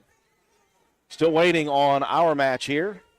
5th and 6th place match at the 132-pound weight class. Jimmy Lance for Roane County. Raiders started out with quite the bang. 3 pins at 106, 113, and 120. Levi Holbert, champion at the Garry Bender Invitational, followed by Tommy Evans, the freshman, and Tyson Penna, the junior. And 5th place finish for Chase Beckner at 130 or 126 pounds. So Raiders been well represented in the first 5 weight classes so far. Still trying to get the scoring put together. We are in a holding pattern.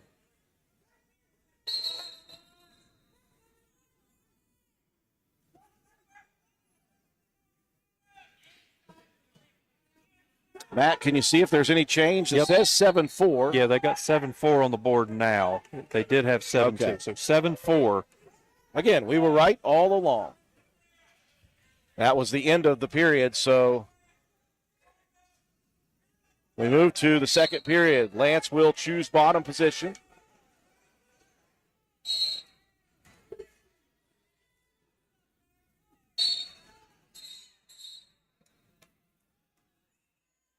Flanagan in on a half already. Lance put on his back, trying to hustle around before back points are given. Nope, 2 of them are there. Make it 9-4 for Flanagan.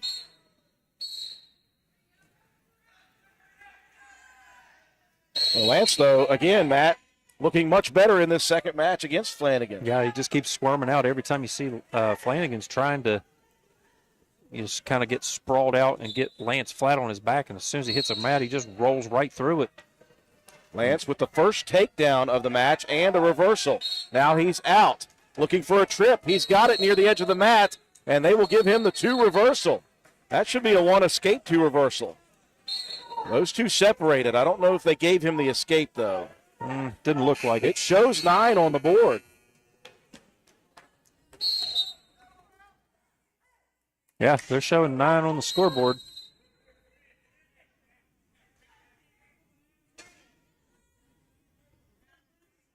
Lance now with top position.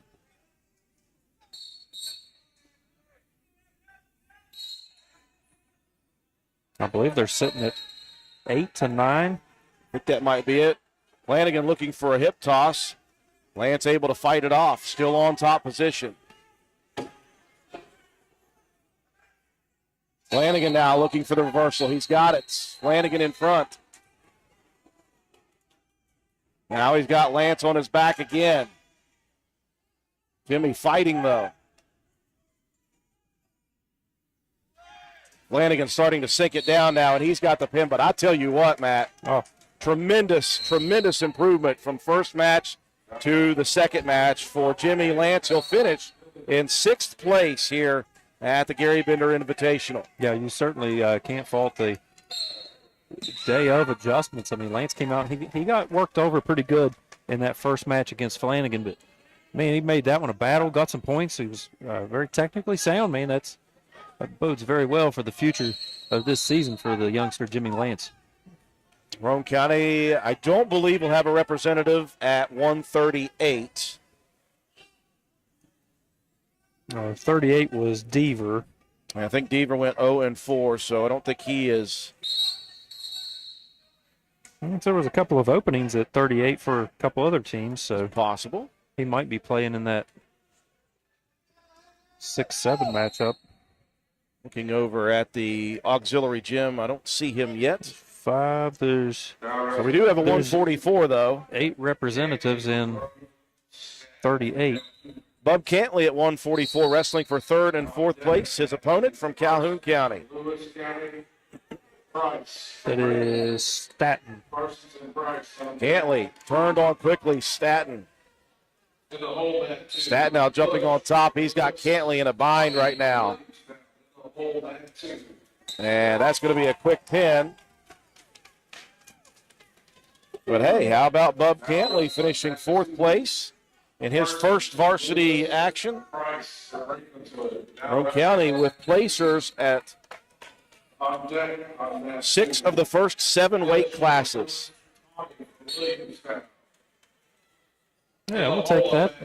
Not a bad start for Roane County in the young season. And like I said, with so many young wrestlers that haven't been, just don't have the experience, don't have the mat time, come out and just, got to get your feet wet a little bit. I believe Roane County will have representatives at 150 with Bradley Mace, just depending on what he will be wrestling for. No 157 for the Raiders. But then you got Luke Watson, and then you've got Lane Watson, who will be going for 1st and 2nd.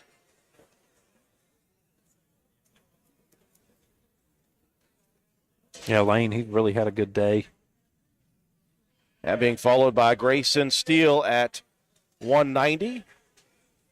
And then possibly Hogan Greathouse at 215. So in the meantime, we'll just let you all enjoy some of the other matches. Again, all four mats holding matches. Mat 1, the green Walton mat, is for 1st and 2nd place. Right in front of us here on the maroon mat, that's 3rd and 4th place. The blue mat is 5th and 6th, and then the auxiliary gym mat is for 7th and 8th.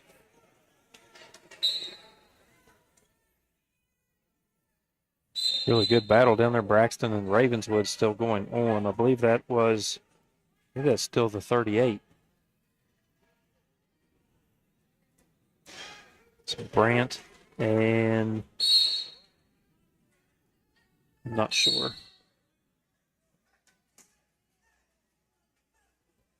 A very good match. 5-4, 3rd period.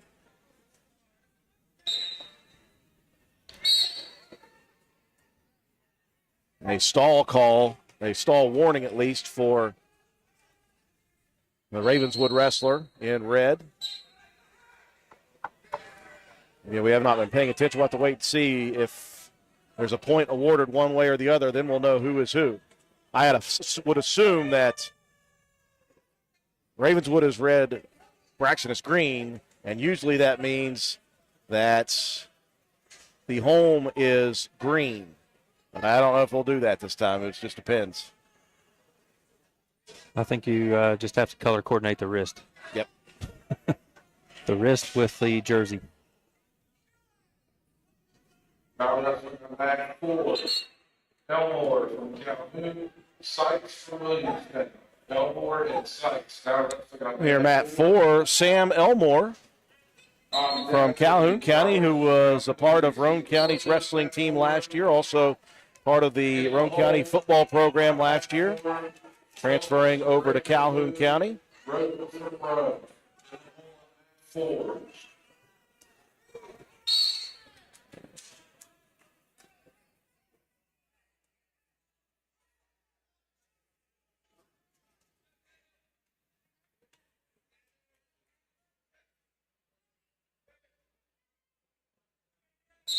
27 seconds left in that first place match, we believe at 138.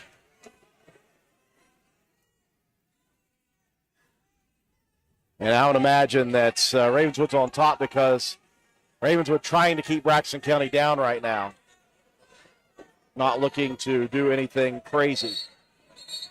And that's a stall call, and that's a point for Braxton County. That's going to tie it. And the coaches for Ravenswood up in arms about that one because he got a stall call earlier in this period for running Braxton County off the mat to try to keep top position. And the second stall call with 9.4 seconds left, Matt, and that will tie this match. So Braxton County. Yeah, the first stall is a warning. Yes. You don't get points for that, but after that, if you're called for it again, you do get that point awarded. An opportunity for Braxton County to win it here with an escape. 9 seconds left. Yeah, 9 seconds. All you got to do is kick out, get rid of those hands. Otherwise, this thing may go to overtime. Up to his feet, and he breaks with 3 seconds left. 2 seconds left. And we may have a comeback victory here for Braxton County. What a finish to that one. Yeah, that's a situational awareness. You got to know that you already been called for that stall. You got to at least make it look like you're working. Yeah. Oh, I know you're trying to run the clock out, but it's tough. That's a tough break for the young man from Ravenswood.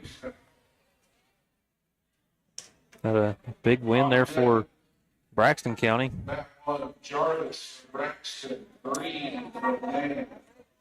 Checking in on Sam Elmore, former teammate.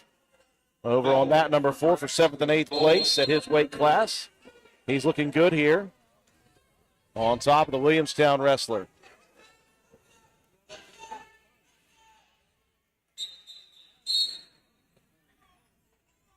They're down there wrestling on the 175 weight class. Also, 7th and 8th place working quickly. That is Buckley from Williamstown. And Elmore with a pin here. So Sam Elmore from Calhoun County finishing 7th here at the Garry Bender Invitational. So we're just scanning our eyes back and forth to see the next Raider wrestler. In the meantime, enjoy some of the other matches. Right now you're looking at mat number 3, Williamstown. Looks like we got 2 Williamstown wrestlers. Jackets versus Jackets on mat 3 for 5th and 6th. Okay, so we've got Ryan Roten for Roane County, as he'll be wrestling for 7th and 8th place. That's in the 215 weight class.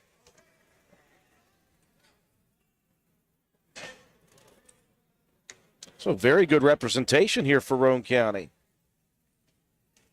And if Roten is wrestling for 7th and 8th, that means that Hogan Greathouse will at least be wrestling for 5th and 6th place.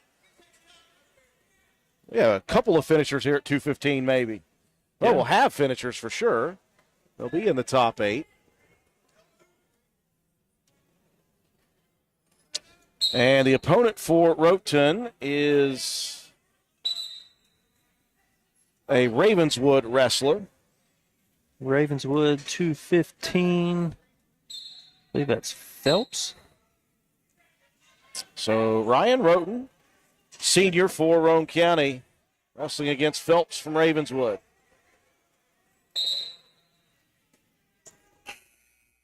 Phelps looking for the single leg. Roten trying to fight it off. He won't. He's grabbing a hold of that head. Got to let go. He won't. And he is on his back here quickly. Phelps looking for a quick pin. And he's got it. But how about Ryan Roten to write him down as 8th place?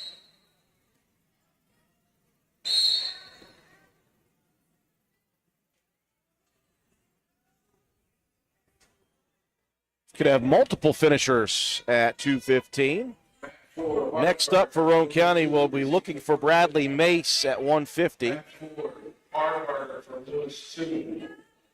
Please come and see your forfeit. And I see Mace right now over behind mat number 3, hanging out, so he may be in the 5th, 6th place match at 150. Got him and Freeland both hanging around in that area. All right, now you're looking at championship match. That's the 144 match with. Is that James, we that thought? was James, maybe the Lewis County. And Williamstown. Williamstown's Freed. Freed versus James right now. Freed with a 4-0 lead in period number 2.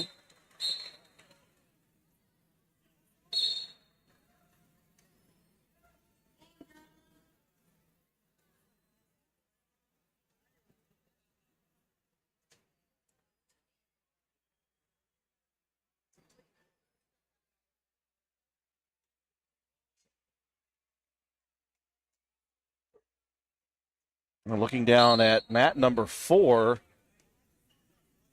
Did we have a forfeit at 270 or 285? I didn't see a match go on, so that I believe there was, but it was a. Trying to think who. Well, I heard Toby say who it was that was coming to accept their forfeit, but I didn't actually see it. So all 7th and 8th place finishers are already complete on mat number 4, and you'll start to see some of the Raider wrestlers. They like to hustle. Yeah, they're peeling up that tape. They're ready to get out of here too. First place match at 144 is on your screen right now. Lewis County's James and Freed from Williamstown. 4-0 lead for Freed.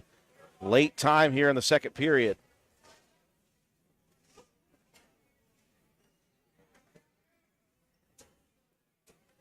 Make it 7-0 with back points for Freed. And as far as mats 2 and 3 are concerned, no idea what weight classes we're at. Still at lower ones. Right around the 138 to 144 area. I'd say we might be getting closer to the 144, 150 range, but I'll know for sure when 150 hits for mat 3 because Bradley Mace will be there.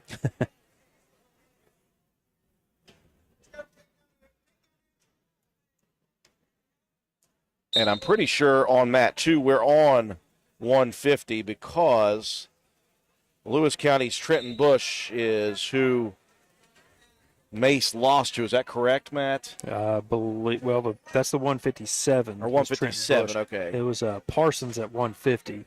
So yeah, this is 157 on mat number 2. The reason I know that is Bush had that right knee heavily wrapped. Championship match for first and second here on mat number 1. Freed from Williamstown, James from Lewis County. Freed up big, 11-0, third period. Okay, say on mat 3, Hamilton at 144, is that correct? Correct. Receives a forfeit. So now we move to mat 3 for 150-pound 5th, 6th place match featuring Roane County's Bradley Mace.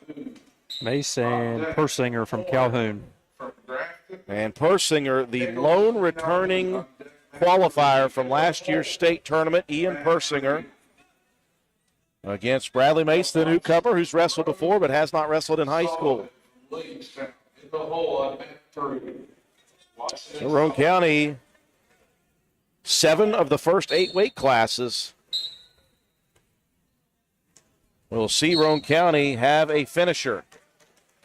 Mace quickly in on the first shot attempt. Persinger around the head, fighting it off. Mace trying hard, trying to work in there and get that leg. I got down to his knees, though. Persinger felt that and pushed back into Mace, and now Persinger in a good position. It's just a more experienced wrestler. He knew what Mace was trying to do and just used his momentum against him. Strength for Mace to try to avoid the pin first time. 3 near fall. Should be 5-0 now in favor of Calhoun County. Mace back to his back again. Battling hard. Persinger, though, in a great position, and it will be Ian Persinger with the first period pin, but Bradley Mace earns a 6th place finish here at the Garry Bender Invitational. Now that is now, again, 7 of the first 8 weight classes.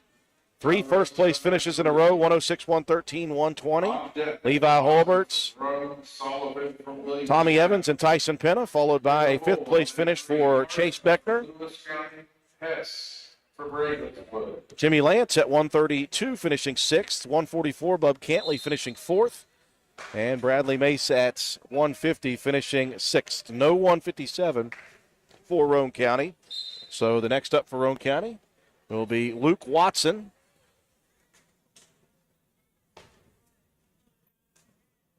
And now you're looking at the 157 match on mat 3, Grafton and Calhoun County.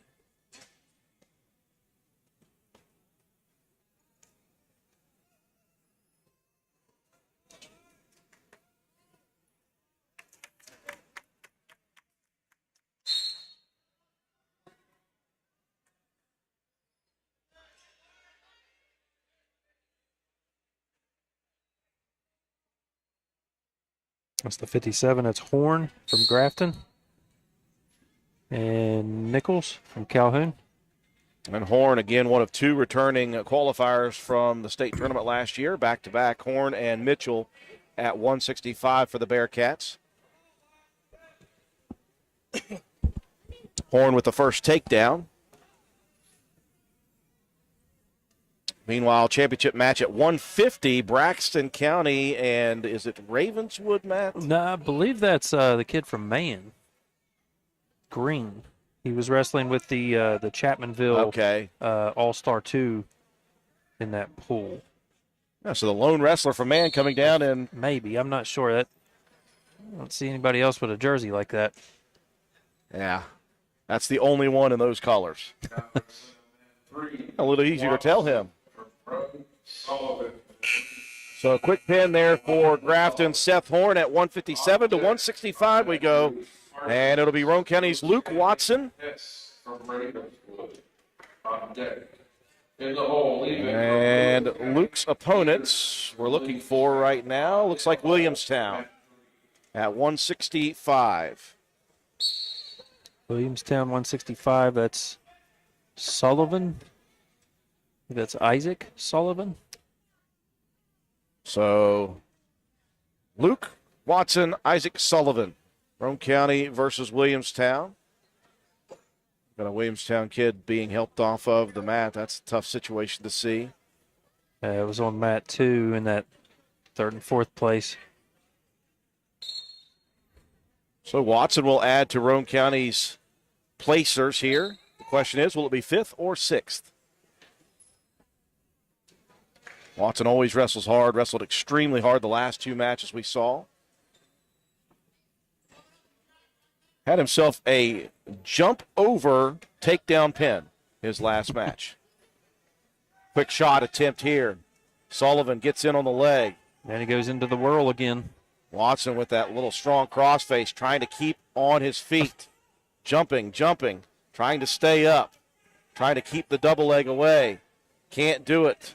Still fighting. Finally, Sullivan drags him, kicking and screaming, literally, for the takedown. 2-0 Williamstown.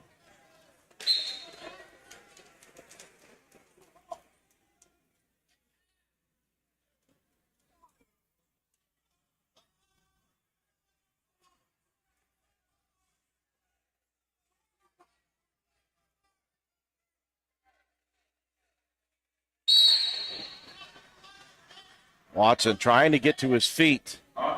Sullivan's got that opposite wrist control, though.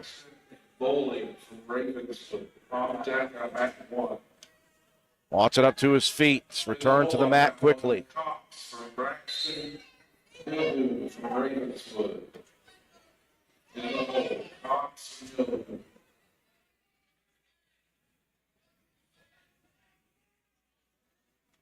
Got to keep an eyes on that first place matchup over there between Jarvis and Green from Braxton and the Man, respectively.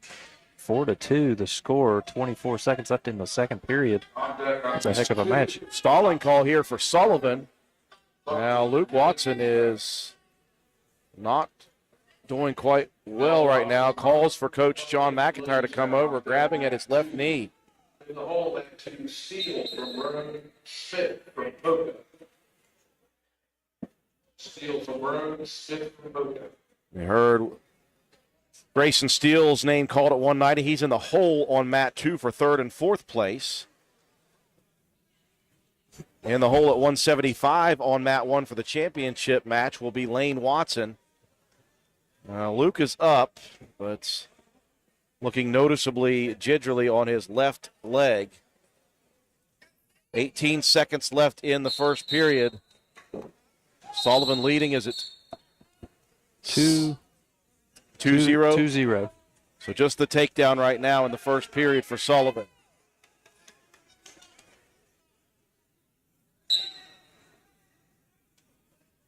See if Watson can battle through this pain.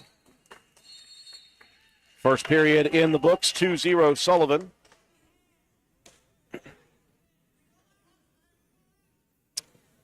And what we need here at the high school is a mon-back guy. We need one of those people who goes around and clears people off of the mats, because when you're standing up in front of the bleachers, people cannot see the match. Start of the second period. It's one thing when you're way off into the corners and standing up, but right in front of everybody, right in front of the action, makes it tough. Did not see who chose here for the second period, but they chose neutral, both in position. Watson trying to get Sullivan off balance a bit, looking for a possible trip. Got control of that opposite wrist. Looking for a bit of a throw-by right now. Now over the head goes Watson. Again, quick movements there. Try to throw by, tried the snap of the head, and immediately transitioned that into a single leg attempt. Sullivan equal to the task.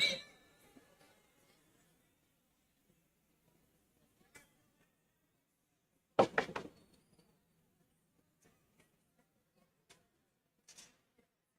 think that was the second mat there, 165.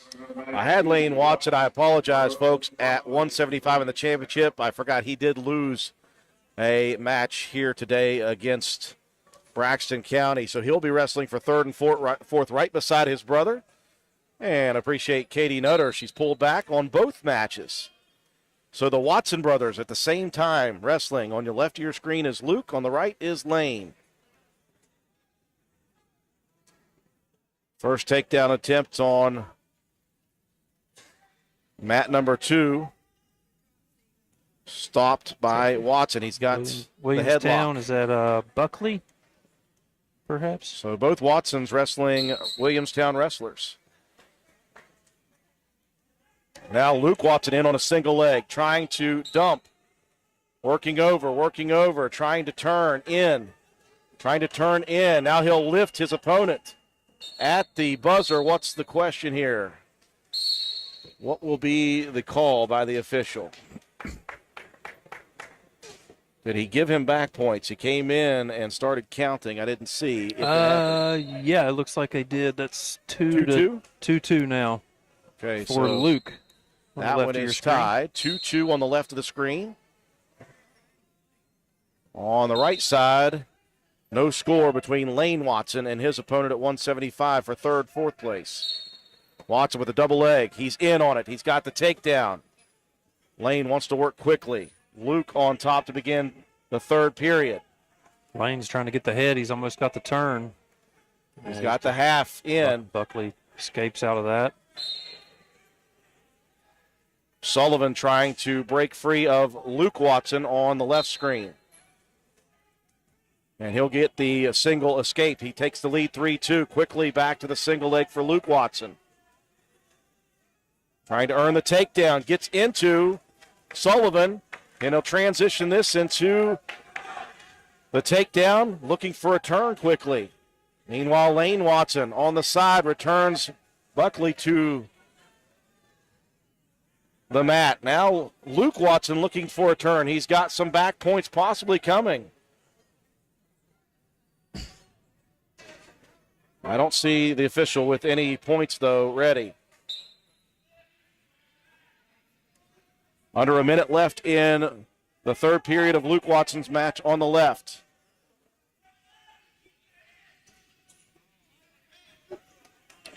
3-4 down here for Luke. Yeah, Luke with the lead by 1. Lane in the second period choosing neutral, leading 2-0 over Buckley. Watson remains on top here. Sullivan try to throw. Short time over there on the left side.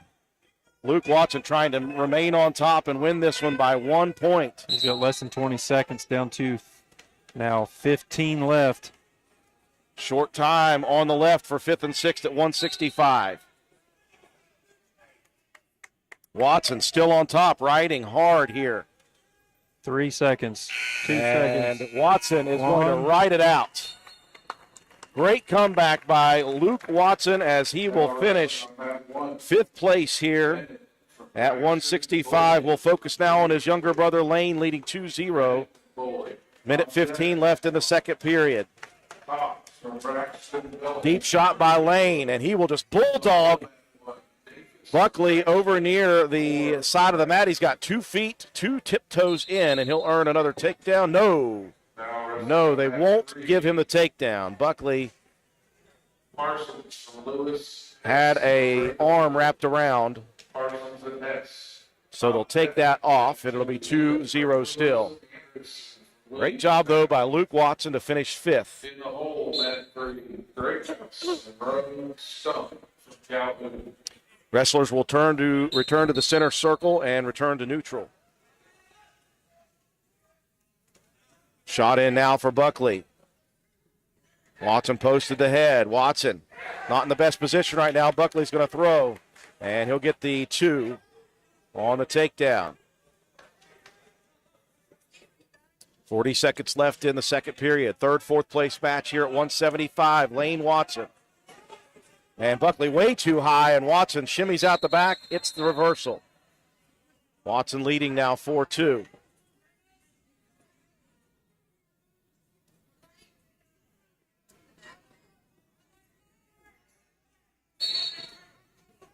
Watson looking to extend the arm and ride. Tried a half in there. Buckley tried to jump away. Watson back with the half on the left side.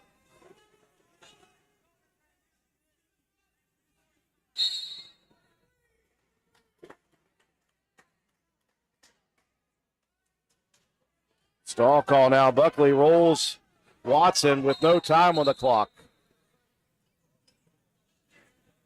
So we got a stall call and a point given.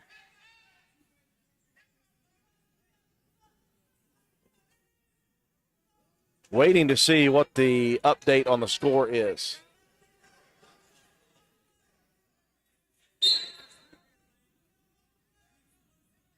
Well, right now it still shows 4-2, now 4-4. So they must have given the reversal to Buckley with the time run out. They didn't notice it in time, so Buckley gets the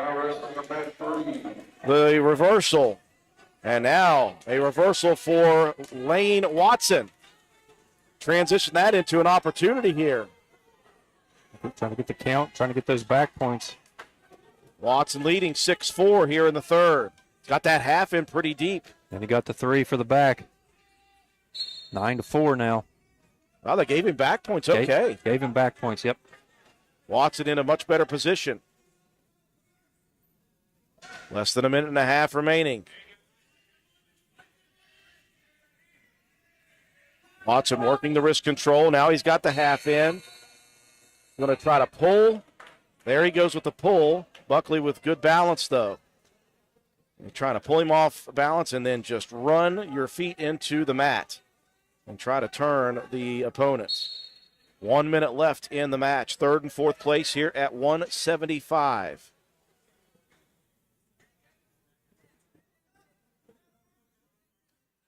And official Jeremy Callan waiting as long as he could, calls the stalemates, so the 2 will reset.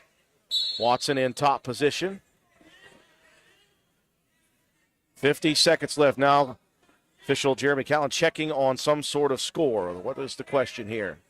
Again, I saw a stall call at the end of period 2, and I saw Callan give red 1 And if he did, that would make the score 9-5. No, it doesn't look like that's what we have. We got Hogan Greathouse on deck over on mat 3. And right after Watson here on mat 2, you're going to see Grayson Steele. So we're probably going to see a couple of wrestlers. Watson becoming very aggressive here, jumping side to side, trying to keep Buckley guessing.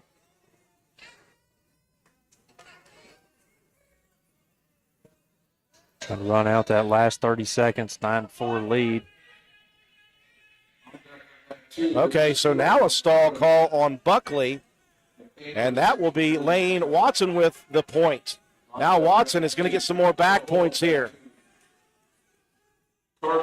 Watson digging in, Buckley. He's looking to try to hook that leg. Floundering like cradle. a fish, yeah. Now stretching Buckley out here. Official Jeremy Callan looking hard there, and that's going to do it as Lane Watson. Tough match there for Watson in the first couple periods. Buckley, a very game effort there, but we have a third-place finisher. Got 3 more for the back points as well to get 13-4 the score. That'll be a major decision.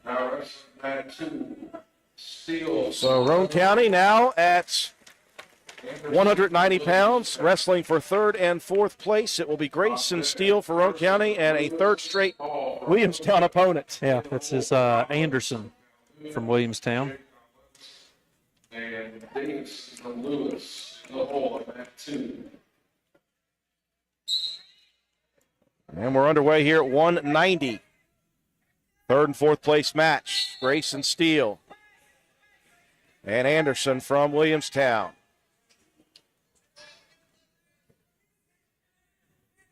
Again, Steele wrestled at 145 pounds last year. He's wrestling right now in the 190-pound division. Tried that gator roll, the third time we've seen that attempted here in this finals matches, and none of them have worked for Roane County. Takedown for Anderson, 2-0 Williamstown. Now Steele looking for a reversal. Got control of that leg. Got to keep trying to run. Now he's got a little bit of positioning. He's got that ankle. Going to pull the ankle in, and he's got the reversal. 2-2 now. Good work by Steele.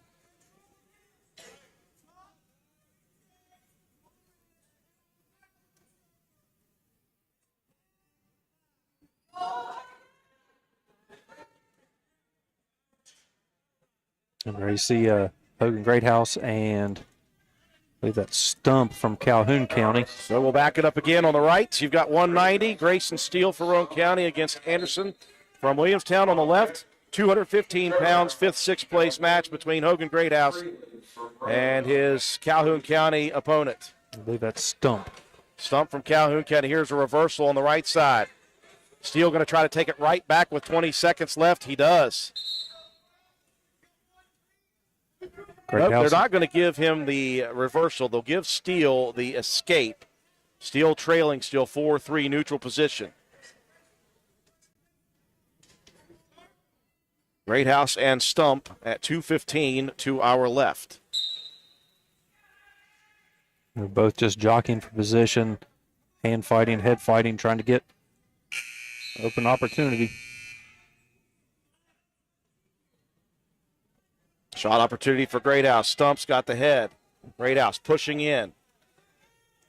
Stump's going to work around to the backside. He's got the 2-0 in favor of Calhoun in the 2:15 one. He's got the half locked in, looking to roll him over. Is Stump. Saw the official. Greathouse got the arm out momentarily, but he's got back points. Official counting. Stump sinking in a little tighter here. Tough position for Greathouse. On the right, we enter the second period. Steele on top to begin the second period. Greathouse on the left fighting here at 2:15. And Stump going to earn the pin. Greathouse, though, his first varsity tournament as a freshman at 2:15, finishing in sixth place.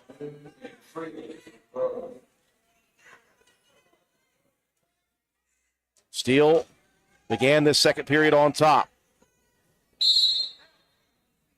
190-pound division, sorry. Third, fourth place match, Roane County's Grayson Steele. And we got Freebird coming in on that 5th and 6th as well. So at 285. And that'll be, I believe that's Collins from Calhoun County.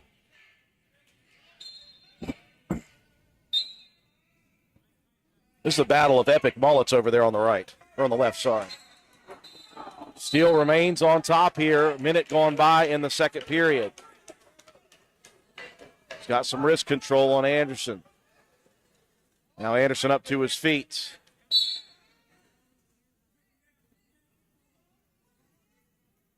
Steele will return Anderson to the mat.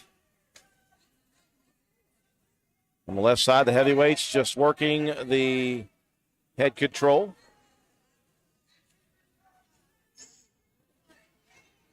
Steele would love to be able to ride out this period with no points awarded.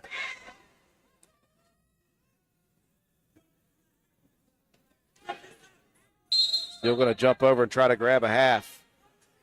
20 seconds left in the period here on the right side for 190, third and fourth place, Grayson Steele.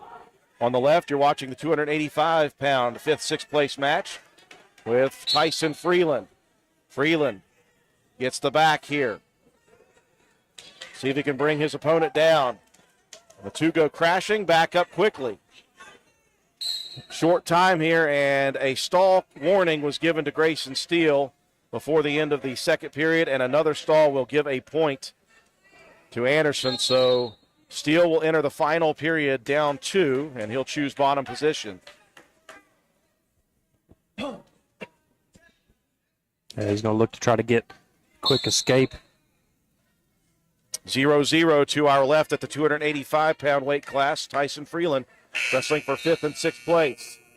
Looking for a reversal here is Steele. Just got to break the arm. He's got it. And Steele will tie it quickly here with a reversal in the third. Meanwhile, the 285-pound mullets are going at it. Yeah, that'll be into the first for them. No score. Move to the second on our left side mat. See if Steele can get something going here on top position. Returns Anderson, but Anderson gets around for the reverse. Now he'll take the lead. 7-5.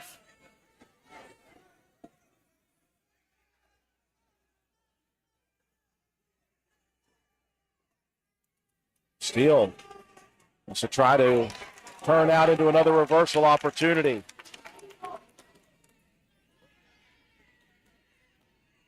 Freeland will be on bottom position to begin the second. Escape could earn him the first point of the match. Quickly to his feet. Turns in. Just got to break that grip.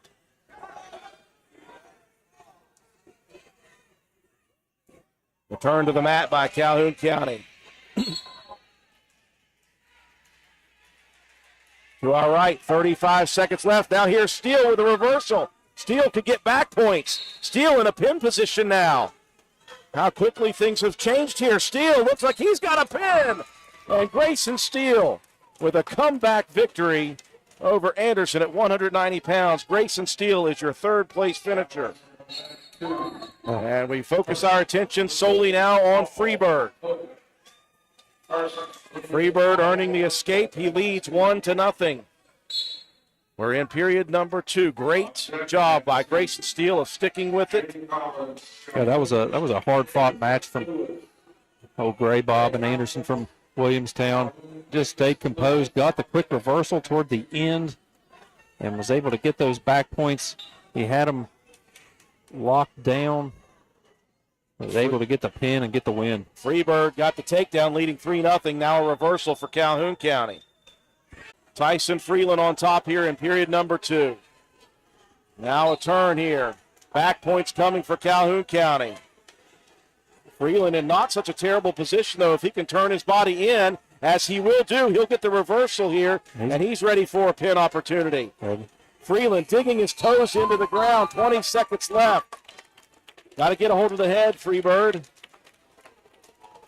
He had good position, was trying to run that half and get the turn, just couldn't get up underneath of the back of the head. 2 for the reversal, and then 3 back points for Freeland. Looking to finish 5th place. Now Freeland He's got his man rolled. Here comes some back points again. 8-4 the score. And they're going to give Freeland 2 more back points right at the end of the second period, make it 10-4 in favor of Roane County. Davis for Braxton, Moore for Braxton, 2. Freeland battling hard here. We're not sure quite what we got here. Matt's looking as best he can. The official goes to the score table to double-check the score. Yeah, Jared Greathouse is blocking the view now, so yeah, you're never going to see nobody getting around that. They got 10 on the board on the one. So it is 10-4 Freeland. They gave him the extra 2 points at the end. And now Calhoun County coaches arguing. So we'll go triple check now before period 3, and I'm sure neither of these guys mind that. They'll get a little break. Everybody like to have a breather right now. The big boys are working. Third period, both will go neutral.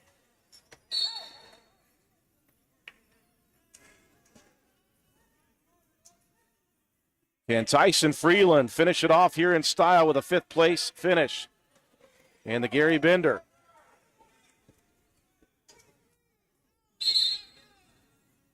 Freeland, cautious, on the head. Maybe looking for a counter here with the big lead in the third period. We got a Braxton matchup here for 1 and 2. Freeland gets turned here, looking to get his head back out. Not sure if we're going to get back points or not, waiting to see the call. Freeland trying to fight off this Oh, no, he's getting pin opportunity, and he's chest to chest. This is going to be tough. And there is the pin, and a comeback victory. But I'll tell you what, good battle here for Freebird. Tyson Freeland will finish 6th place in his first varsity tournament. So you look down the list here, Matt White, and Roane County had an incredible showing here at the 2022 Garry Bender Invitational. This is what it shakes out to be. At 106 pounds, Roane County, a first-place finish for Levi Holbert. At 113 pounds, a first-place finish for Tommy Evans. At 120 pounds, a first-place finish for Tyson Penna. At 126 pounds, a 5th place finish for Chase Beckner. At 132 pounds, a 6th place finish for Jimmy Lance. At 144 pounds, a 4th place finish for Bub Cantley. At 150, a 6th place finish for Bradley Mace. At 165, a 5th place finish for Luke Watson. At 175, a 3rd place finish for Lane Watson. At 190 pounds, a 3rd place finish for Grayson Steele. At 215 pounds, 2 wrestlers finish in the top 8. A 6th place finish for Hogan Greathouse and an 8th place finish for Ryan Roten. And at 285 pounds, a 6th place finish for Tyson Freeland. The only 2 weight classes that Roane County did not place in, 138 and 157, and we don't have a 157-pounder. How about that finish for the Raiders? No, that's not a bad start to the season. Not a bad start at all. You did well in the team showing. You have a ton of guys placing. You got some top. How many do we have? 3 first place finishers. Yeah, it's not a bad way at all to get started. Yeah, Roane County will finish with 3 champions, 2 3rd place finishers, a 4th place finisher, 2 5th place finishers, 3 6th place finishers, and an 8th place finisher in this one.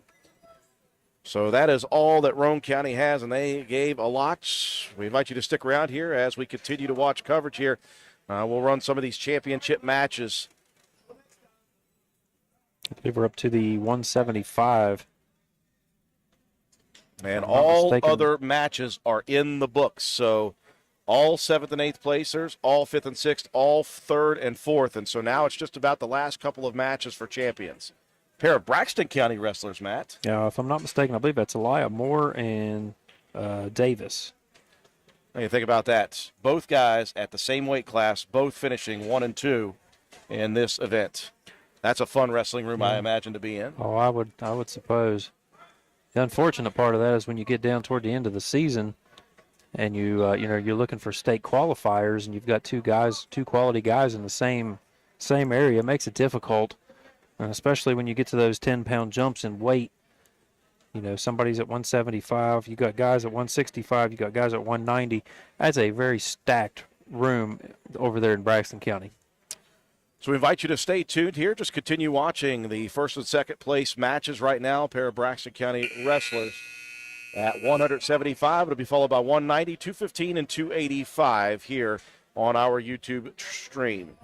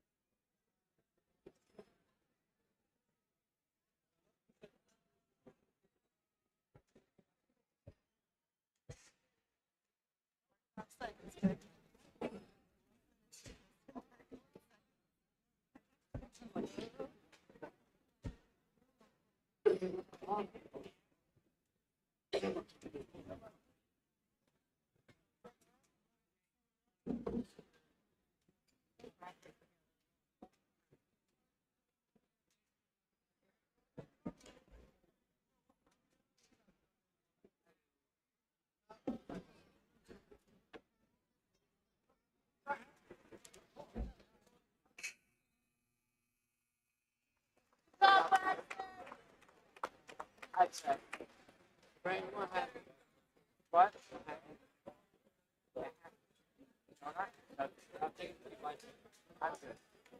I'm trying to be home after.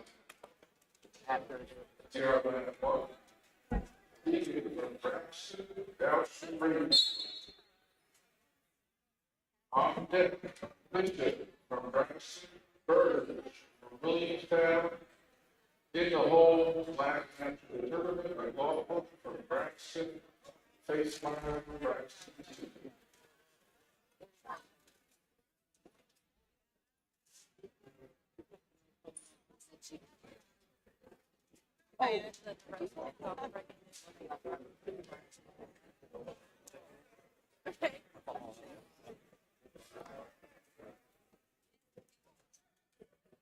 He said she didn't go yet.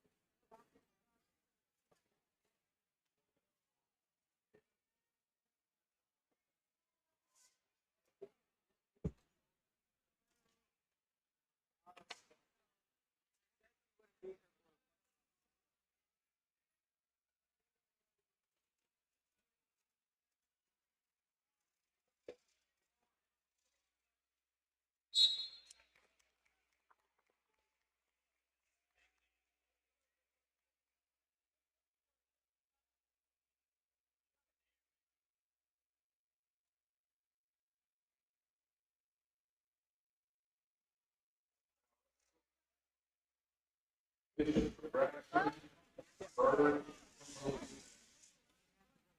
On deck, Braxton, Mace, Braxton.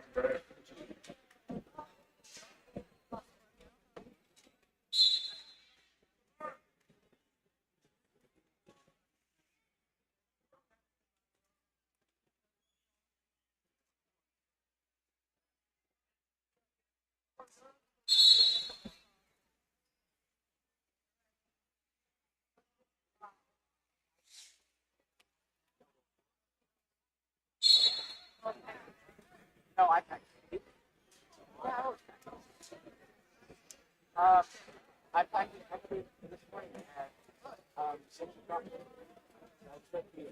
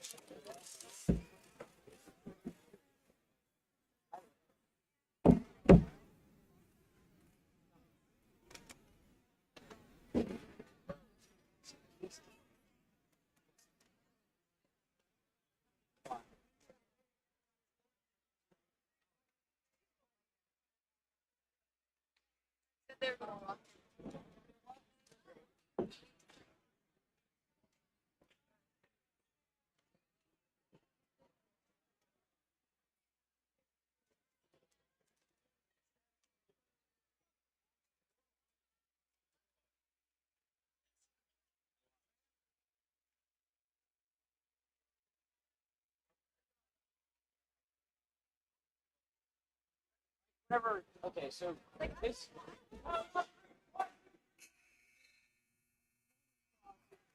Right? It feels like it's still. That's why.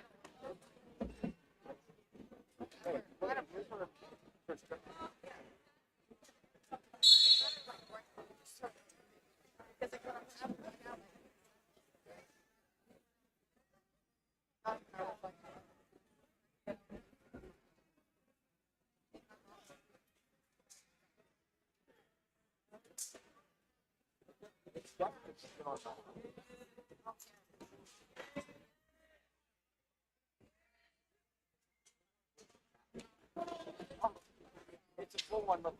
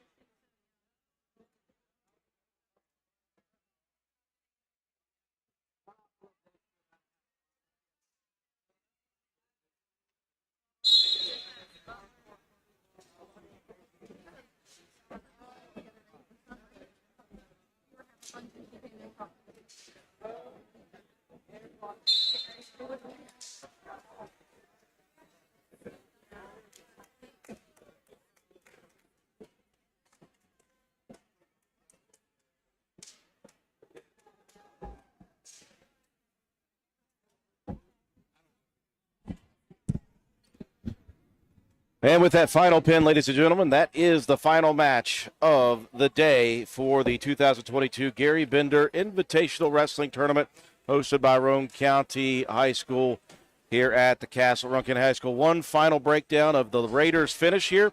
Individually, 3 champions at 106 with Levi Holbert, at 113 with Tommy Evans, and at 120 with Tyson Penna.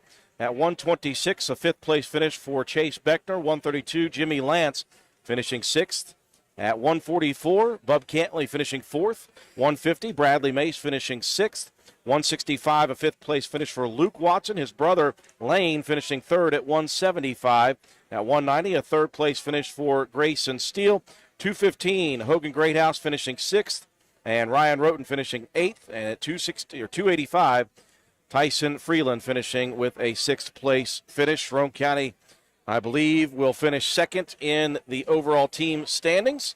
So a very good and very successful first tournament of the year for Roane County. The Raiders will be back in action next Saturday. They'll travel to Point Pleasant High School for the Jason Eads Memorial Tournament. For our entire broadcast crew, we appreciate you joining us here on our YouTube live stream of the 2022 Garry Bender Invitational. For Katie Nutter, Justin Holbert, Matt White, I'm Andrew Miller. Have a wonderful rest of your weekend.